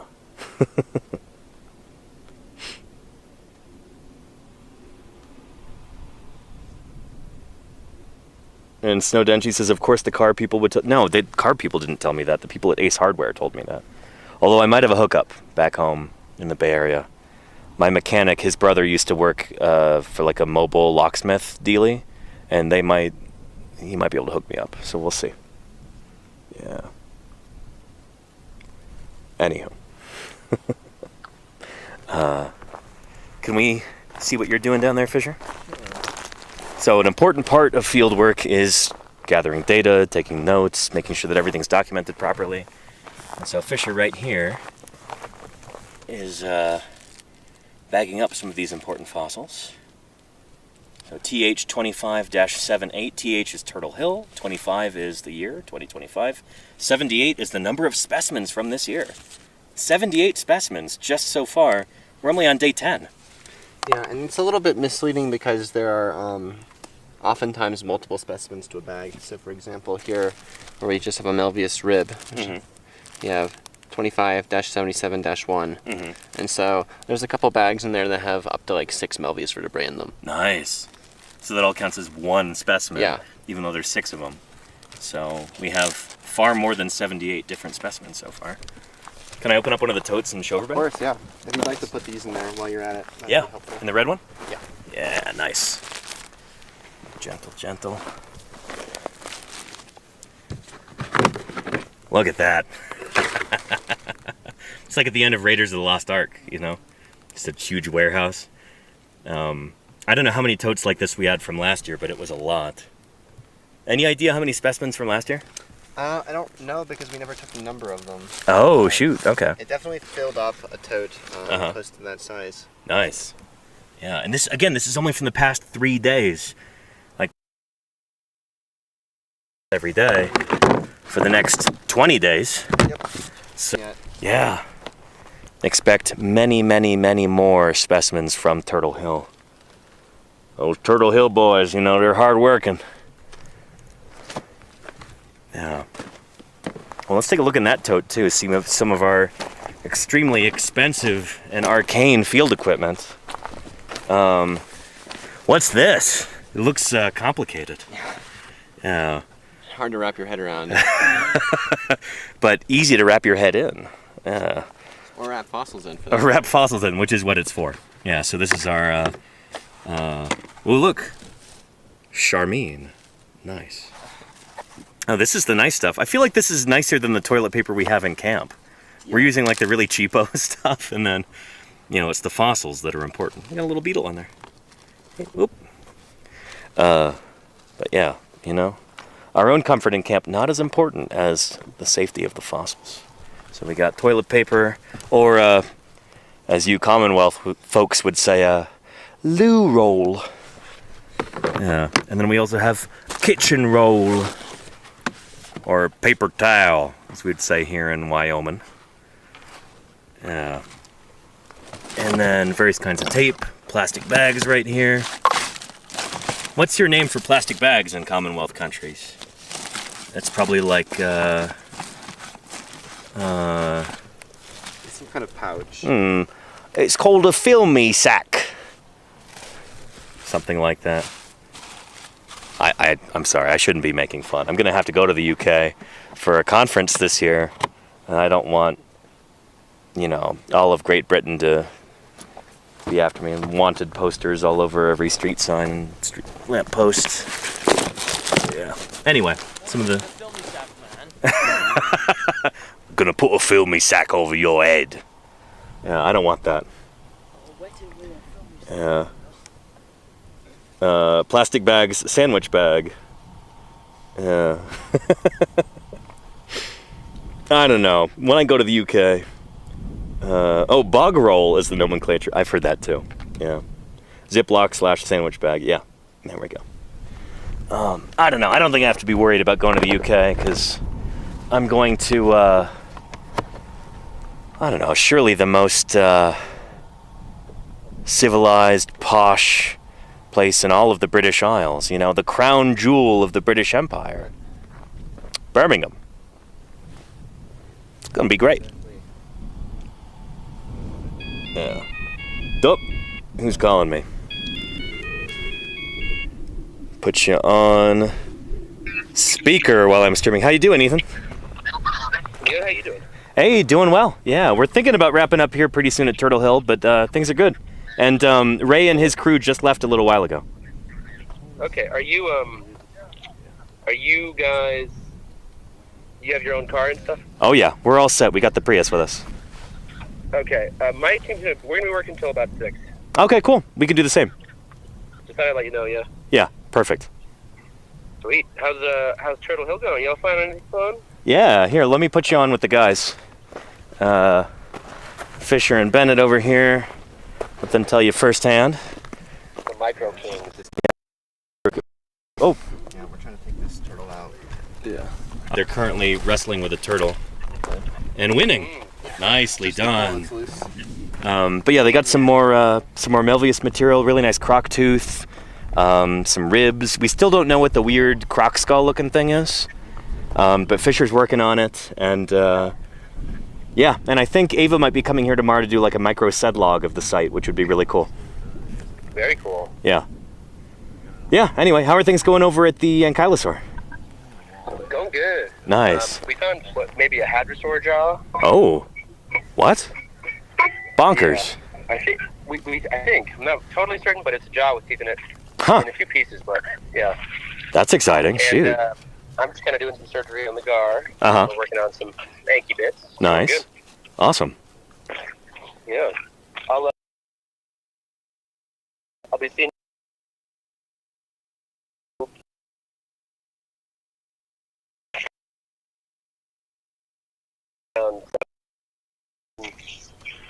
Yeah, sounds good. Oh, and if you're in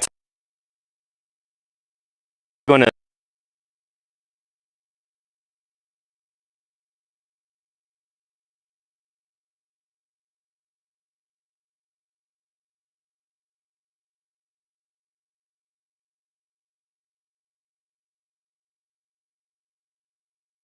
That site just keeps giving. That's nuts. Be cool. Exciting stuff. Yeah. Yeah. And you don't need to use any separator here. And satellite is going through a tunnel. Oh shoot. Yeah, it does that sometimes. We're good? Okay, cool. Anyway. Nice. How you feeling about that? Huge. Pretty good. Very So it nice. came out quite clean. Yeah. Is the plan to wrap that tonight? Yeah, probably. Yeah. Might as well just get it done. So I don't know if you ever heard, but Ethan soda. said they're going to be sticking around at their site until about 6. Okay. So we should do the same here. Fine by me. Yeah, It's gonna take us a minute to get that done. Yeah, cool. Let me know if you need another set of hands. I know how capable you guys are, but I feel sometimes bad just walking around with a camera yapping. Oh yeah. Hold on. Let's not forget. These are there. These need to be put with that.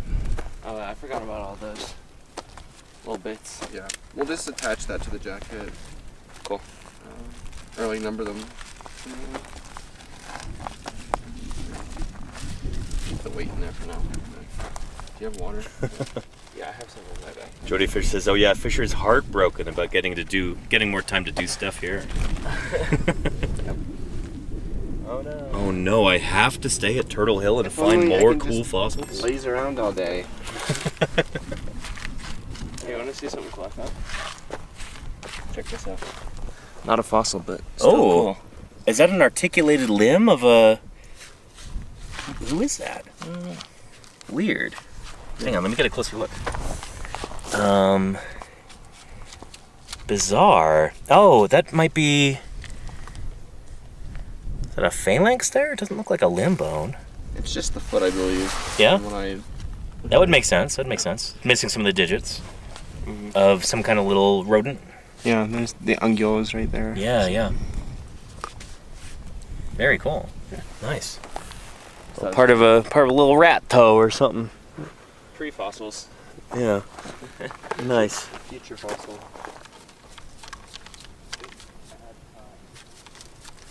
Yeah. I'm gonna drink some more water too. Luckily, I filled up all the way today.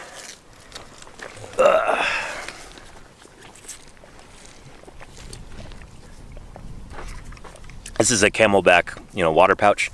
It's not an opium pipe, just so everybody at home knows.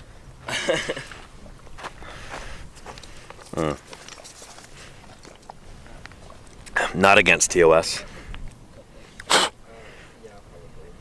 Yeah.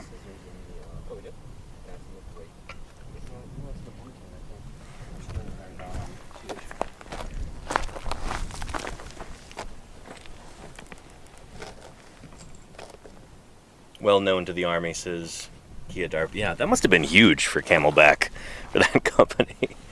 Getting a contract with the largest military in the history of the world. Largest, at least in terms of budget. Yeah.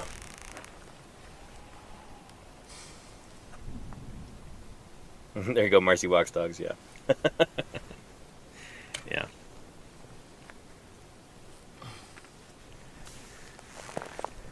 So what Bennett is doing here is he's cutting away some of the excess material jacket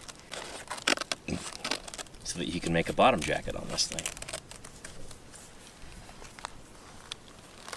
One thing that we don't do on these crews, or honestly with the UGS either, that I'm kind of surprised by, is nobody puts bottom slips in the jackets. Like having a little specimen tag in a plastic bag that you jacket with the fossil. You put it underneath the separator. I don't know why we don't do that. That was like standard procedure when I worked with Museum of the Rockies.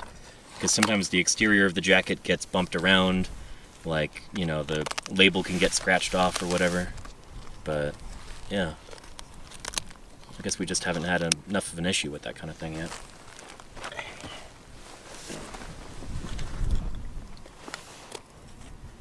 Cythe says, how does your skincare routine look like? How does... I don't know if it looks like... what about you? Care routine out here? baby wipes. And every like 2 or 3 days when we get back to camp, I'll do I'll clean day. That's my skincare routine out here. Yeah. What about you, Fisher? Sunscreen in the morning when I wake up, and then a lot of Blistex. Yeah. And then baby wipes in the evening. I'm wishing hopefully Ethan remembers to pick some up for me. But a wet rag or bandana. Yeah, that can work wonders at times. Yeah. Yeah. Shoot, for me, first thing when I wake up, or at least I don't know, when I remember, I put on face sunscreen. I've got some of that CeraVe stuff that Lordy gave me. It's good stuff. I think it's like oil-free. SPF 15 or 30 or something like that. It's good enough. Yeah. Then when I get to the site in the morning, I put on sunscreen. So I did that right when I got here. And yeah, before I go to bed at night, well, when I get back to camp, often wet wipes on the face, maybe on my hands, hand sanitizer. And then before I go to bed, little ritual, just take like a little wet wipe shower before I get into my sleeping bag. So just try and clean off everything everywhere with wet wipes. And yeah, feels nice at the end of the day to do that. It'll probably be again this year like 30 days without an actual shower. That's what it was last year. I think I went 32 days without a shower last year. But, you know, if you're using wet wipes all over every night, it works pretty well, but still.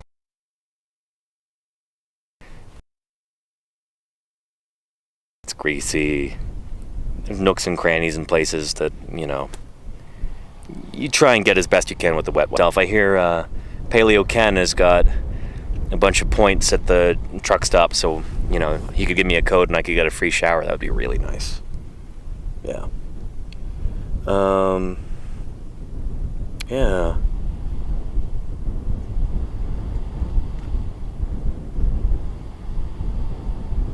And Charlie's Dragon says, at least you're all in the same boat with the lack of showers for the most part. Last year, I was the only one who went the whole summer without a shower, or the whole month. Everybody else got a shower. Or at least, like, nobody else went 32 days without a shower except for me. But last year, there were only 2 of us who were out here for the entire month. It was me and Nick from Pennsylvania. He got a shower halfway through the month. I did not. But everybody else, including Ethan, who would go back home to Salt Lake for an evening sometimes and then pick up supplies in the morning and come back, he got showers and stuff. But I was fine with it, you know? The things we give up for paleontology, the sacrifices we make, are all worth it in the end. That's what I tell myself anyway. Yeah. Anywho.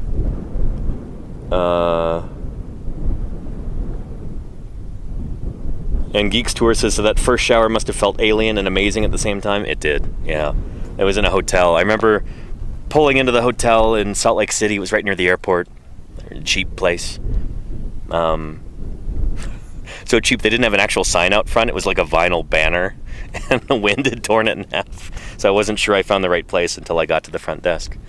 But yeah, man, that was nice, taking that shower. I almost felt guilty. It's like, should I be doing this? Water's so precious in the field. It's like, should I just be letting this run down the drain? So, but after that shower, I was, you know, back in it, feeling like a civilized person. Yeah. How far is the Green River? Not particularly close, Hamilton Bone. Yeah, this is very much desert country out here. Yeah. Would be really nice to go to the river, but we're too busy out here. We've got 1 month, we've got so many fossils to collect, we've got so much to do. There's not a lot of downtime. We might get a day off here or there if we get a big rainstorm, but generally that's the way that it works, is we don't have any planned days off. We'll take days off if we need to take them, like if there's a torrential downpour or something, or other bad weather, there's a thunderstorm, then, you know. But it hasn't happened yet. We're 10 days in, and every day we've been able to actually go out and do field work. So we might lose 1 or 2 days here or there, we'll see. But days off are not something that we plan in, you know. Will you be streaming the whole month? Yeah, as many days as I can, Payne Haynes. I didn't stream yesterday, so a 30-day uninterrupted streamathon. Unfortunately, we did have, so it's one of the reasons why I couldn't stream. Yeah, I'm going to try and stream every single day, whenever I can. Go shower in the storm. I've done that, Mr. Audio Propagations, yeah. Just throw on the swim trunks and just, you know, like at the end of Shawshank Redemption, drop to my knees in the rain. I've done that before. Yeah.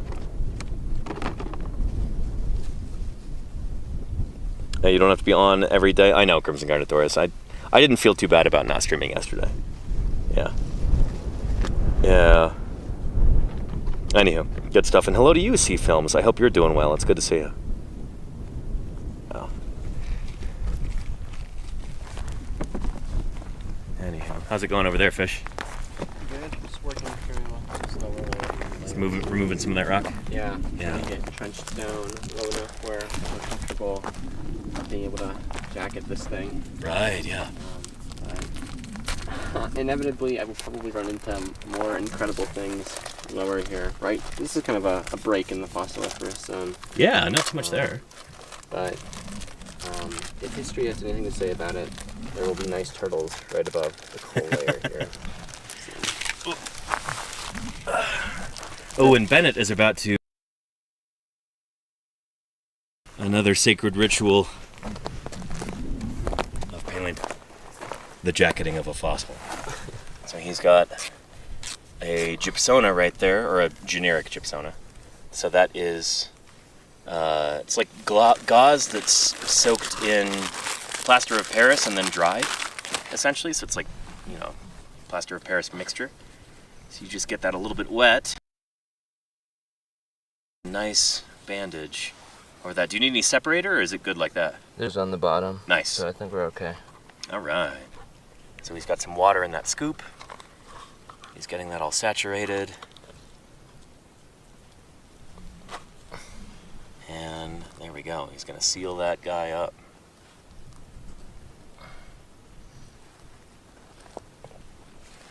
So he's forming this protective cocoon around the fossil. It's about as large of a jacket I'd be comfortable using gypsona on. Yeah, me too. We don't really have burlap. Mm-hmm. Would you want some backup burlap and plaster at the site? Maybe like... I mean, it's such a rare case where we'd actually need it. Yeah. I think it's going to be a case-by-case thing. I'd rather not have to haul all that stuff up here. Yeah. And back down. Just in case, you know, Sure. we find an articulated skeleton or whatever. Yeah. You should have like a day's warning at least if Yeah. you need to do a big jacket. Mm-hmm. Yeah. And in a pinch, you could just have me run back to camp and get it or something like that. I've got a car. Yeah. And we got a question from Geek Store. You're out there for a month. Did you pack a week's worth of clothes? More like 2 weeks? I think I packed 19 days worth of clothes, give or take. How big is a suitcase? Big. Yeah. And, but that's not enough. So I actually just ordered some more socks and underwear that should be arriving in the local town on Thursday. So hopefully Ethan could go pick that up. Yeah, because it'd be nice if I didn't have to do laundry the whole month. It'd be another 10 pairs of underwear and another 24 pairs of socks, I think. Yeah. So, yeah, we'll see. It's a pain in the butt to have to go into town to do laundry. Like, you lose half a day's worth of work. And I should have just packed more socks and underwear, but I don't know if I have that many at home. So now I will. That'd be good. I could have just picked some up at, you know, at the big store when we were in town, but they don't have the same kind that I have at home. This is going to sound dumb, but here's a life hack for anybody interested. Not just for field work, but for daily life, you know? What I did at the beginning of this year is I got rid of all my old socks, even the ones that weren't that worn out or anything. And I just bought, you know, a whole bunch of pairs of all the same socks. So when I do laundry, you know, you don't have to match them or anything. It saves so much time. It's a little, yeah, again, it sounds dumb, but it's a nice little life hack, you know? makes laundry much less time consuming. And so I ordered the same socks out here, so they will all match, which is nice. Yeah. Yeah.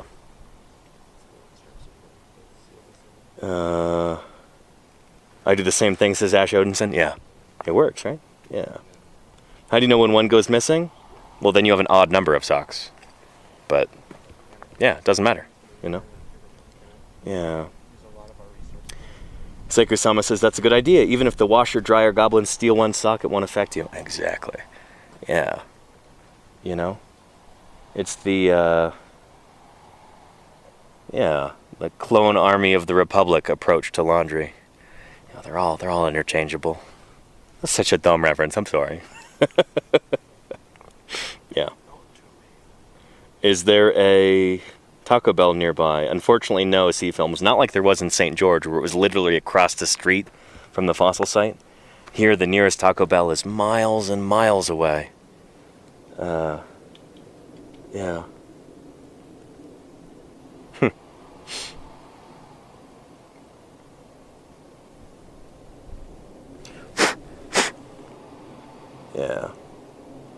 And Geeks Tour says, do you use your drinking water for brushing your teeth? I do. Yeah. Yeah. I'm one of those prissy people who likes to wet his toothbrush a little bit before putting the toothpaste on and brushing. I know some people just go dry with that. Like, Fisher here is a beast. I've seen you do this. Yeah. You just do it dry?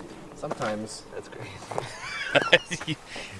You don't do that, Bennett? No. I don't either. Yeah. But I put the toothpaste on before I put the water on. Before the water? Yeah. I don't do So that. That's toothbrush, interesting. toothpaste, water. So there's still some dry bristles underneath the toothpaste. I guess. It's like a hybrid method almost. Wow, why even bother? I don't know. I've always done it that way. Never thought about it. I don't expect luxury when I'm using my burner toothbrush. So. That's a running joke that we have out here. Fisher's unregistered burner toothbrush. Yeah. No more serial numbers, brushed right off. And untraceable by 9 out of 10 dentists.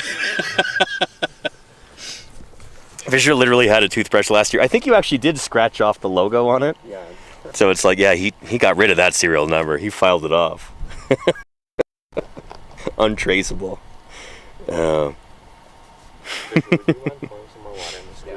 Fisher's burner brush.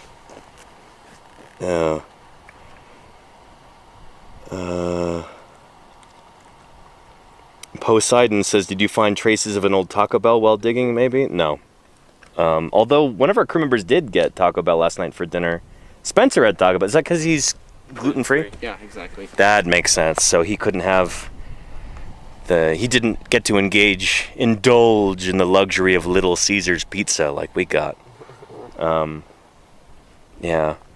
He got some Taco Bell instead.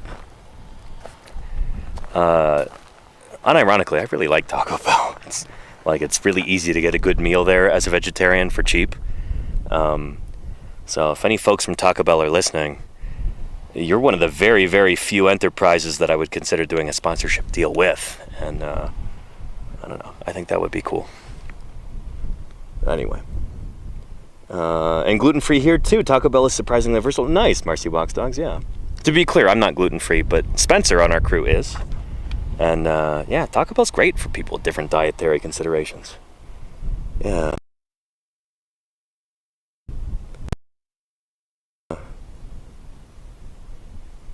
Scorch Hellfire says there's a reason Taco Bell wins the franchise. Is that a not Judge Dredd, what is it? Demolition Man reference? Yeah. Sea Film was asking an on-topic question. Thank you, Sea Films, for getting us back on track. This is paleontologizing after a while. Let's talk some paleontology. What dinosaurs are represented here? Yeah. We don't have a whole lot of dinosaurs from this site in particular, but there were some bone frags last year, right? Yeah. We found some dinosaur fragments in the upper bed this year. This year? Some rib fragments. Oh, nice. Okay. A little bit east of us and down the hill. There's some Gotcha. some big blocks of dinosaur bone. I think that's actually what tipped off Logan to the site being fossiliferous in the first place. Oh, he found cool. the dinosaur bones, and then later on found the turtle fragments and the fish bones, and then years later we dug in and found the really rich layers. Yeah, I was there at 2023, I think. Yep. It was Elena who found the main limit? And we kind of just came here on a fluke too. Yeah. If I remember correctly, it was just like, oh yeah, we should go check out Turtle Hill while we're over Bicycle Ridge. So why not? Yeah. And it ended up being one of our hallmark. Yeah, this is an sites. incredible site. It's just incredibly rich. Yeah. So yeah, here we've got, again, for anybody just joining us, this is Turtle Hill, which is one of our sites. This is what we call a microvertebrate fossil assemblage.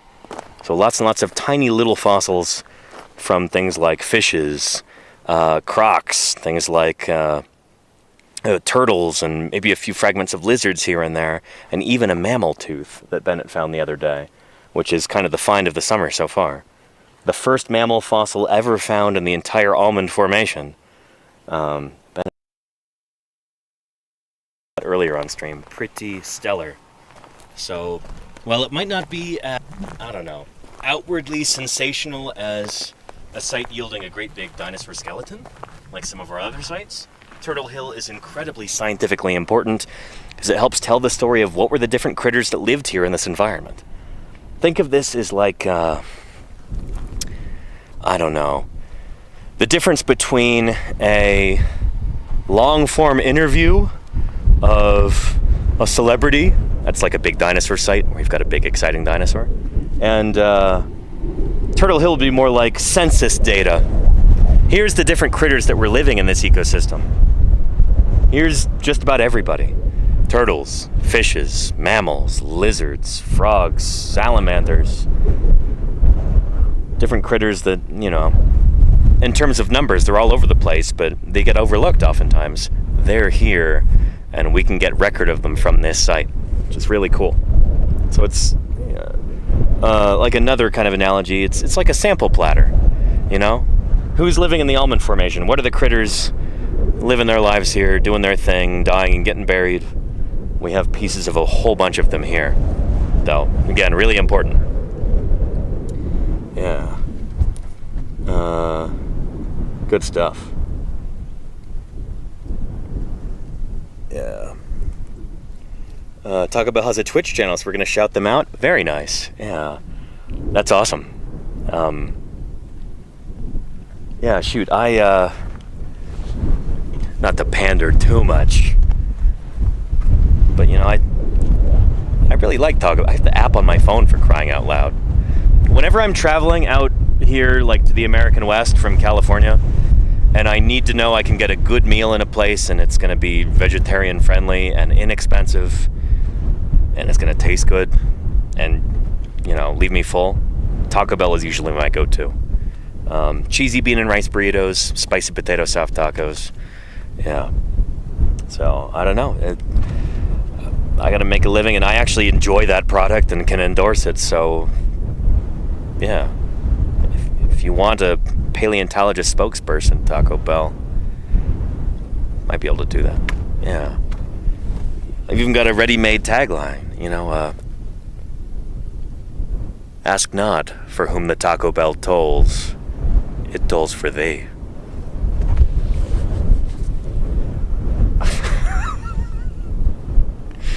Yeah. Anyhow. If I get you free Taco Bell for life, I would really appreciate that, actually. Yeah. Yeah. Anywho. Back to fossil science here.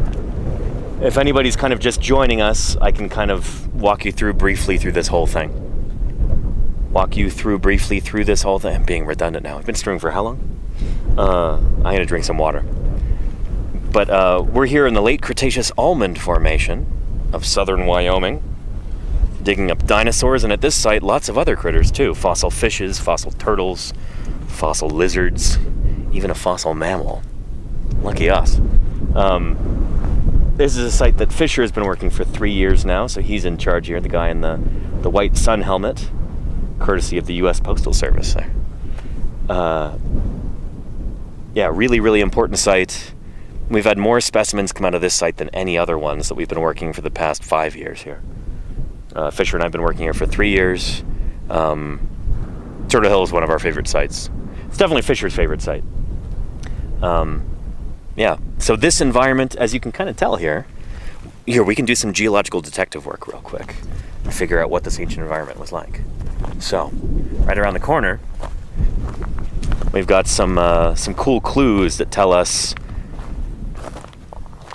what sort of environment is preserved here. So take a look at these guys. These are from just above the layer that Bennett and Fisher are working there. Anybody know what these are here?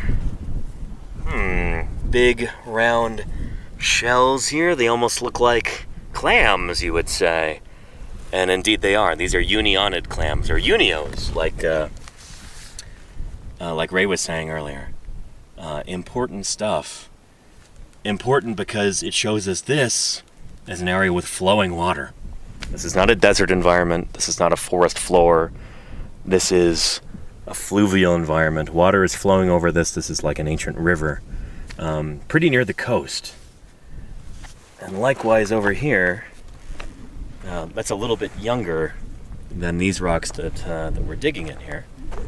So eventually it would become much more riverine. You've got these big massive sandstones here, but underneath you've got all of these layers. So under the bone layer here, we've got this dark black stuff. And if anybody at home thinks this looks, wow, that looks almost like coal, that's what it is. This is coal. Coal forms in swamps and in kind of like fetid water like that. You get a lot of organic material, mostly plants, that settles down to the bottom, and just you have layer over layer after layer after layer that compacts like that, and eventually it becomes coal. So this was swamp under here. Move up, we've got some layers of sand. There may have been some streams moving through. You get this would have been kind of like a lake environment. And then the fossils that we find in there also give us some clues. In that upper layer there, we have fossil fishes, fossil turtles. This is like a lake, kind of like maybe Oxbow Lake, kind of more still water there, that kind of environment. So it's cool that you can figure out what was happening here tens of millions of years ago by looking at the rocks and looking at the fossils and thinking about what they mean. That's kind of what paleontology is all about, at least on like a small scale level like this, Pretty neat. Yeah. The cross section is super cool. I mean, look at this. Yeah, you can see the layers right there. And tomorrow, Ava is going to be here in the quarry, and she is going to be making a log, like recording each of these different layers, talking about all their different properties, looking at grain size and how that changes as we move up through the strata. That's important stuff. Being able to tell this story of what was going on here in this environment. First it was a swamp, then it was kind of like a fetid pond or lake or something like that. Then we get these sandstones moving through, probably more flowing water. And then you get darker layers there, so just conditions changing over time. And eventually, got this big flowing river with the big sandstone. You can see that in here too. In these layers you've got all of these little organic-y bits, the remains of ancient living things, mostly plants in here. And then, where was that turtle piece? There we go, right there. Here's the bone of a turtle, right there. So Fisher, you said this is an intercostal, right? Look at those pits in it right there. Really shiny. Part of that shininess of it is just that's what the bone looks like. Yeah. So, neat stuff. Hope that makes sense. Yeah. And what kind of coal is that? Lignite? I'm not super familiar with different kinds of coals. It might not even be as high quality as lignite. I believe it's subbituminous. Subbituminous, thank you, Fisher. Yeah. Super high quality coal. If we have a spare bag, I might even take some and bring it back to camp and try and burn it in the campfire just for kicks and giggles. Just see what it does. But yeah. It is sub-bituminous, Dr. Morbius, so yeah. Anywho. Yeah.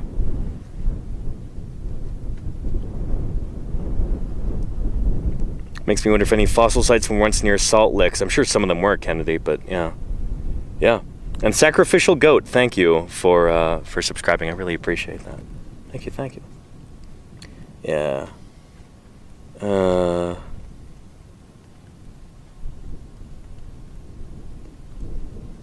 was somebody asking if we could use the coal to date these layers? The answer is probably no. There's going to be no carbon-14 left. It'll be basically useless for that. What we need in order to be able to date a site like this is an ash layer that'll have maybe some zircons in it. It's these tiny little crystals that hold within them radioactive isotopes. And you can date the radioactive isotopes. They'll have different ratios from one isotope to another, depending on how old they are. So you can do some nifty things in the laboratory and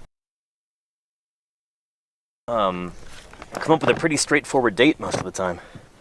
So that Ray Rogers and his folks are currently, as we speak, finding an ash layer over by the Purple Puzzle site. That would be really cool, because we could really use an exact date for some of this stuff, you know? Yeah. Important. Yeah. But yeah. Anywho, with that said, we're, let me check on my battery here. I think we might be getting kind of low. I don't want the stream to suddenly cut out. No, we're still at 2.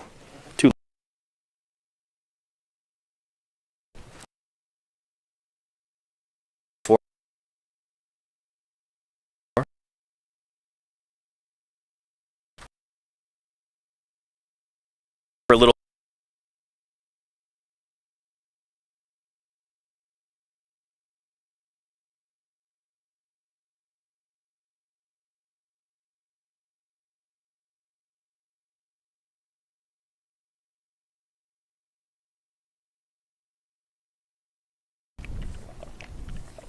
Zircon geochronology. Mm-hmm. I get paid to do when I'm at school. That's my job. Cool. Yeah. I didn't know you did that. Yeah. Shoot, we've got some questions if you've got answers. I can try. I mean, I'm not an expert, but What kinds of isotopes have you looked at before for, like, what age rocks? so we usually use uranium lead dating. Yeah. That's a pretty reliable one, and you can use it for a really wide range of dates. But they also do some argon, and they also use apatites as well as zircons. Oh, really? I don't know exactly what isotopes they look for in apatites, but yeah, a lot of different. Really neat. Yeah. Shoot. What is the range for potassium lead? Because it goes into the... Lead is, I think the half-life is like 4 billion. Yeah. Or So I think something that's like one of that. the methods that's been used to actually date the age of the Earth, right? Yeah. Yeah. So when we're talking about this, like potassium lead dating, that means that there's a radioactive isotope of potassium, so it's got like kind of an unstable number of neutrons. Yeah. And then after a while, some of those neutrons fly away. They decay at like a known rate.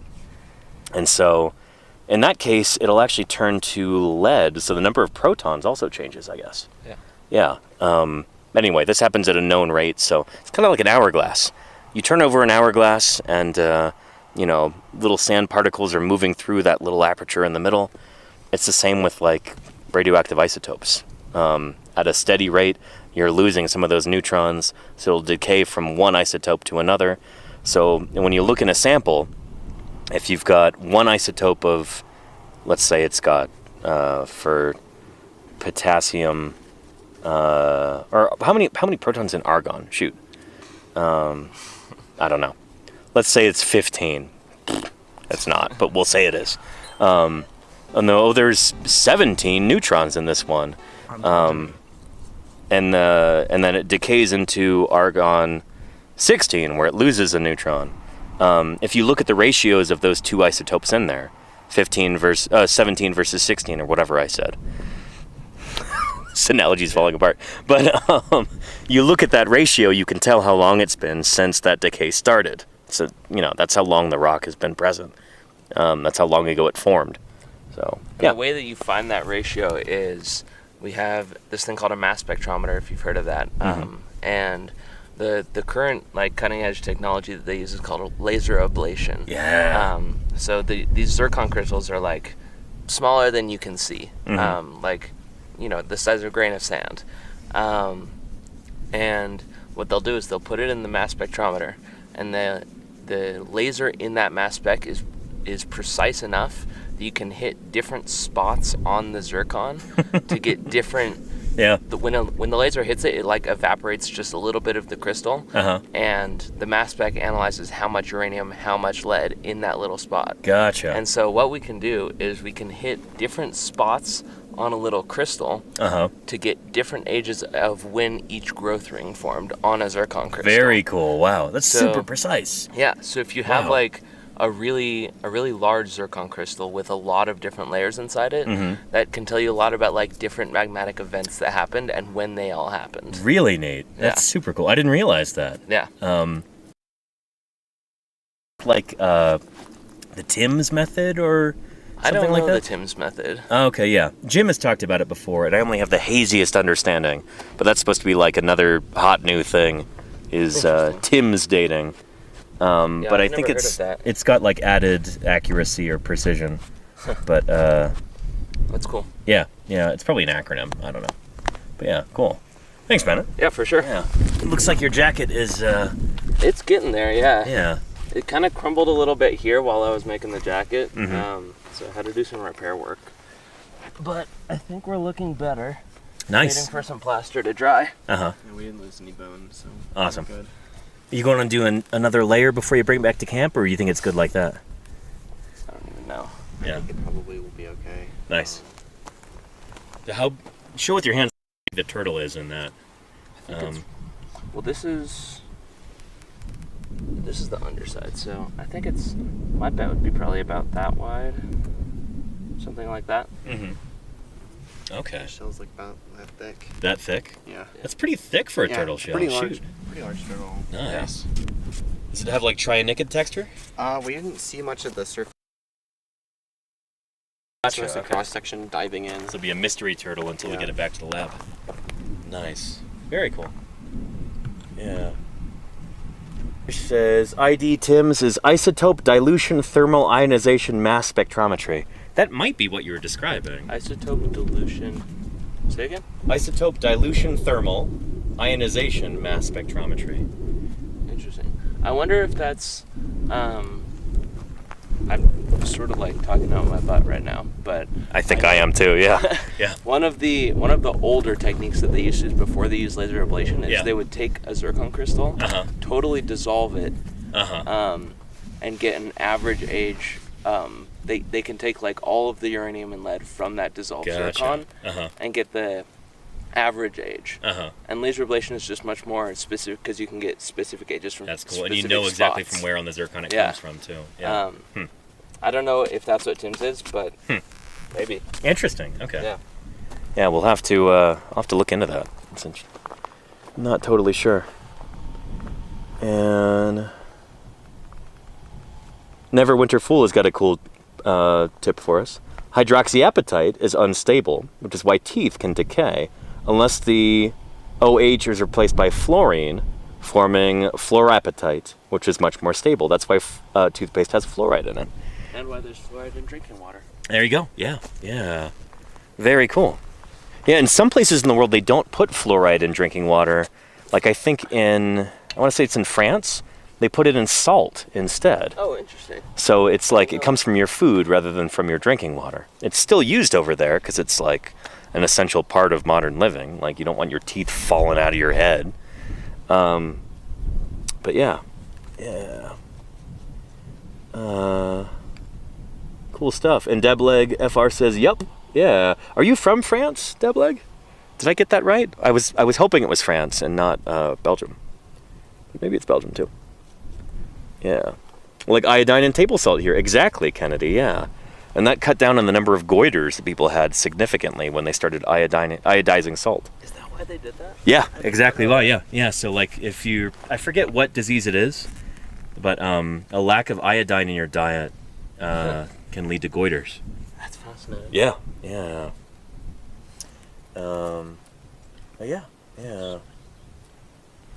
And Crimson Carnotaurus says, aren't there some moves in parts of the U.S. to ban fluoride in drinking water? Yeah, which is incredibly stupid. Like, there's no two ways about it. It's just dumb. These people don't know what they're doing. And what was funny is that, like, I want to say it was in some place in the U.S. It might have been Portland, where they actually, like, passed a law to ban fluoride in the drinking water to, like, stop the fluoride process. But what they didn't realize, I don't know if this was Portland or somewhere else, is that their drinking water naturally had a ton of naturally occurring fluoride in it. And so by passing this law, they stopped the whole like water treatment process there. So it ended up like having a lot more fluoride in the water and people started getting brown teeth and stuff. That was a thing in certain parts of the country, like I think Florida and Texas, where there's just a lot of naturally occurring fluoride in the groundwater. And so people would have what they called Texas teeth. So, just people, they have naturally kind of brown teeth, but their teeth were really strong and they would never get cavities. And that's one of the discoveries that led to this idea that, hey, we should fluoridate drinking water, as the people who have fluoride in their drinking water, they just have fantastic teeth, really strong. They don't get cavities. Anyway, I only know like the broadest strokes of this kind of thing, but it's fascinating to read about. There was a good episode on Skeptoid about it years and years and years ago. If one of the moderators can find a link to that, that'd be really cool. Skeptoid fluoride. It helps dispel a bunch of like myths about fluoride and also tells you like the real history of how this discovery was made. And yeah, that's mostly where I'm getting my information from here. Yeah. But yeah. And let's see. There you go, Claire. Thank you. Episode 4058. Jeez. Yeah, or about fluoridization. I think that's it. Yeah. Yeah. And Community Time says fluoridated water is the only preventative dental care lots of people in poverty ever get. Exactly. Yeah. Where it's like if you don't have a lot of money,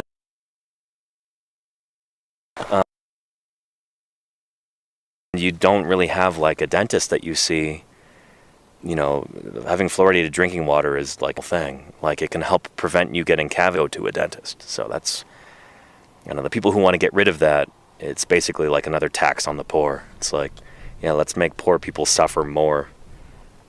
Which is why it's usually like really wealthy, out of touch people who are in favor of getting rid of fluoride. I'm editorializing here, but yeah. Tell us what you really think, Danny. Yeah.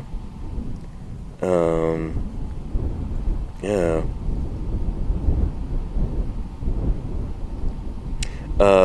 But somebody had a question here Alulim says, do you ever come across archaeological and cultural findings while digging?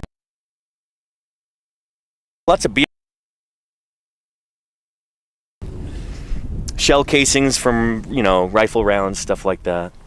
Found anything important here in the Almond Formation yet? No, and we don't really want to either. Exactly, yeah. There is a busted up computer on the road on the way here. There's a washing machine and a TV out by Purple Pleasant. Yeah, we passed the old washing machine every day. It's got a bunch of bullet holes in it. I think they probably filled it with tannerite, and then they were shooting at it. It's kind of a Wyoming pastime. It's just hauling garbage out into the middle of the wilderness and shooting at it with guns. But in terms of like actually culturally important stuff, I was working at a site in the Hell Creek one time, and this is like a really, really important. And we'd been working there for a couple seasons, and then one morning we go out there, and one of our crewmen picks up a gorgeous, just picture perfect arrowhead. Just it looked like, like a photograph from a textbook or something like that, or like a design that somebody would get tattooed on themselves. It's just perfect, pristine. And we put that sucker right back where it was. Because, yeah, I don't know. There are arrowheads all over the place in this part of the world, and in Montana too.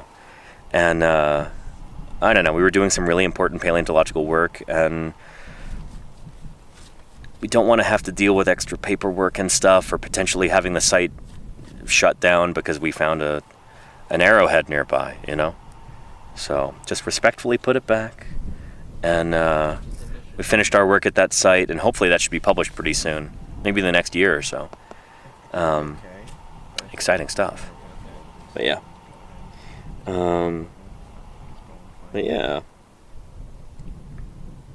Could mean a whole other team moving in. Could mean us moving out, Geek Store. That's the thing.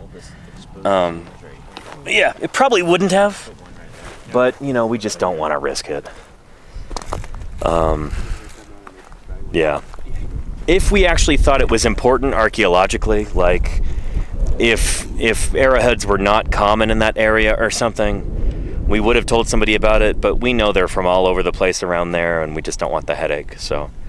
But if we thought that archaeologists would actually be excited about that, if it could be culturally or scholarly, of cultural or scholarly significance, we would have, you know, reported that. But, you know, it's big risk for very, very, very little reward. Yeah. Yeah.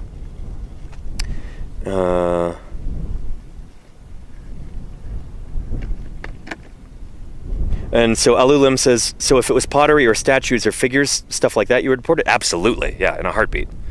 But a single arrowhead, no. But that's really the only thing I've ever encountered on, like while out on a dig like this. Yeah, in fact, it's funny that at first we thought it was a prank. The arrowhead was so perfect and pristine, we thought it was fake, and that that one of our crew members had left it there as a joke to prank us. But no, we have every indication that it was probably real. Yeah. Might not have been, though. I mean, there's still a chance that it was a souvenir that somebody had and it fell out of their pocket as they were hiking through or something. But that area doesn't have a lot of hikers. But I say all of that, you know, we don't find archaeological stuff out here. A, because we're not looking for it, and B, because it's just, I don't know. We're digging here in the rock. We're not digging in soil, for the most part. But last year, we did have a paleoarchaeological find that we had collected. Yeah, so back in the 1930s, the Almond Formation was worked by this guy, Barnum Brown, the guy who discovered T-Rex. He came here in, I think, 37 or 38. He was doing field work out here, finding dinosaurs, digging them up. And he never published on any of them, never named any of them, but he showed us that there were dinosaurs here. This area has not really been thoroughly explored since the 30s, so we're kind of the first crew to come back. And as such, I think we may have rediscovered some of Barnum Brown's old sites. Dinosaurs that he started digging up and then just left behind. There was a duck-billed dinosaur that we were digging up last summer.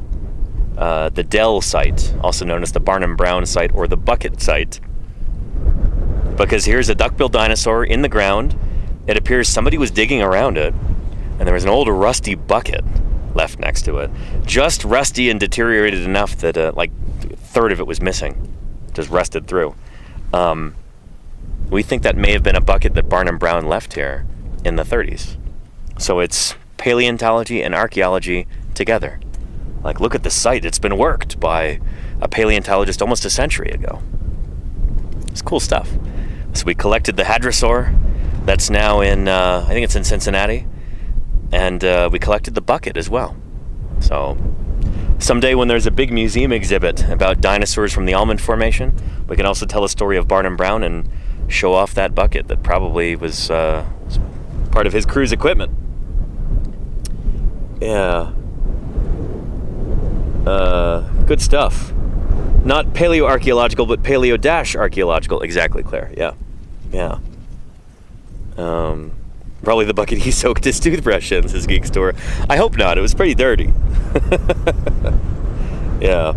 And Community Time says, okay, as a former historian, that's hecking cool. Yeah. Very cool. There's a similar story that back in during the Central Asiatic expeditions in the 1920s,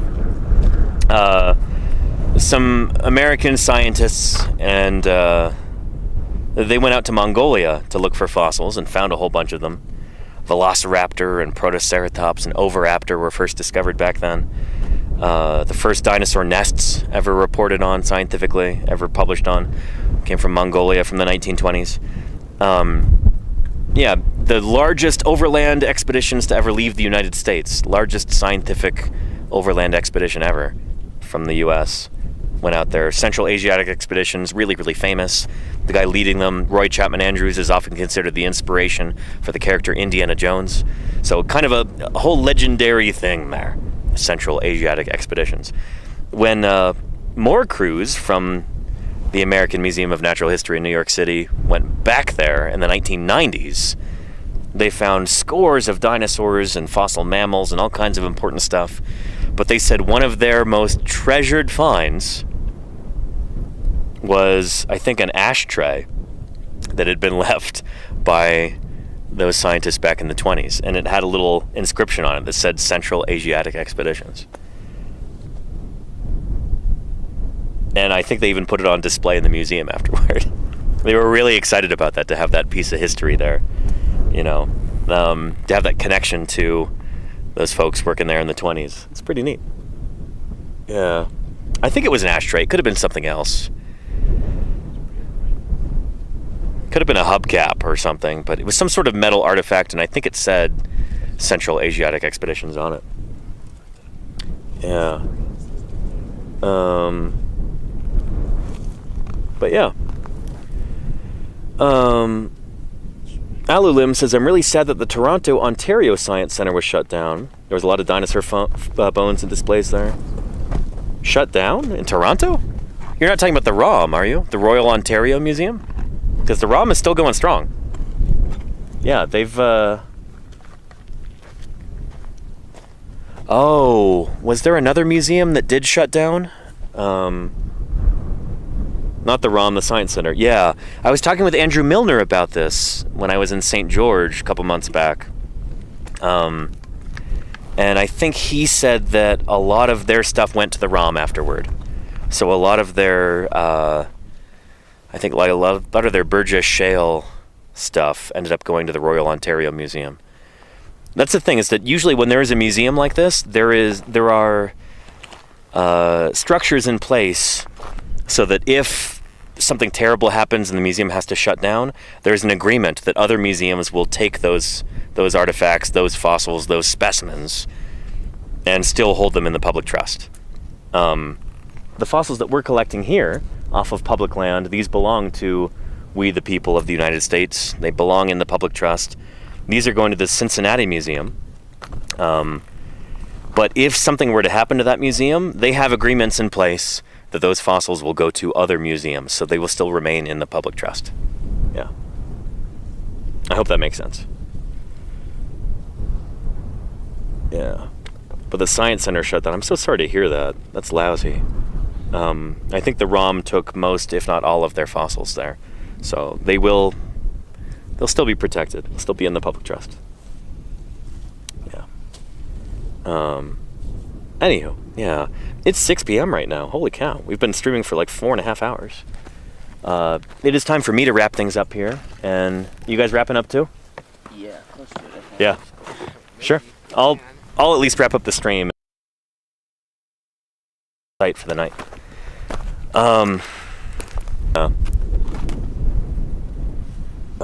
Chat just got real quiet. There we go. Yeah. It is what it is. I'm sorry, Geeks Tour. Yeah.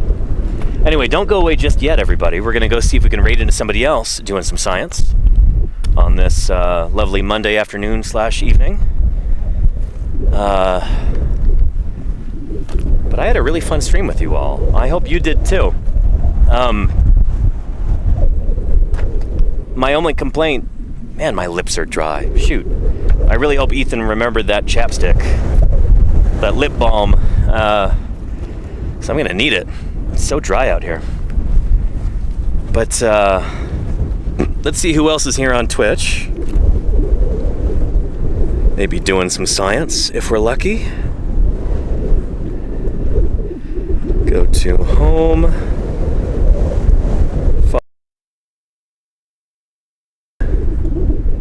Here we go. Casey Snowart is on. Well, what push? And of course it gets really, really windy.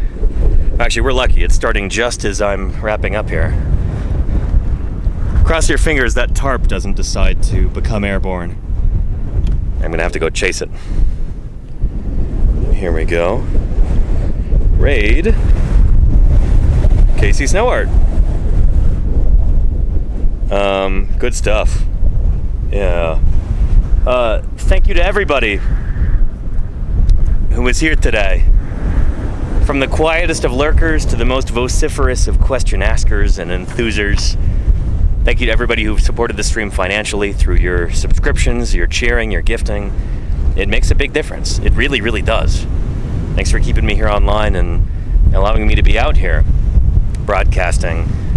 This is literally how I make my living, so every bit of financial support that I get goes directly toward making these things possible and helping me pay the bills, so thank you for that. Thank you to the moderators for all that you do, mods. I really appreciate you, especially when I can't be quite as attentive to chat when I'm actually like doing work and stuff. It means a lot. Thank you to the raiders and the followers and everybody else, all those viewers. I'm glad you appreciate this, you know. I'd be doing this even if there were 3 people watching, but you know, having 400 people plus, that's awesome. We're gonna go right into Casey Snowart, who is doing her partner push right now. She is an excellent artist and a really cool human being. You're gonna like her a lot, and she's trying to push for partner right now. I think she's gonna get it, and we can hopefully help her get it even faster by bumping up that viewership. So we'll go right into her. With any luck, I'll be streaming again tomorrow. Take care, everybody. Bye-bye.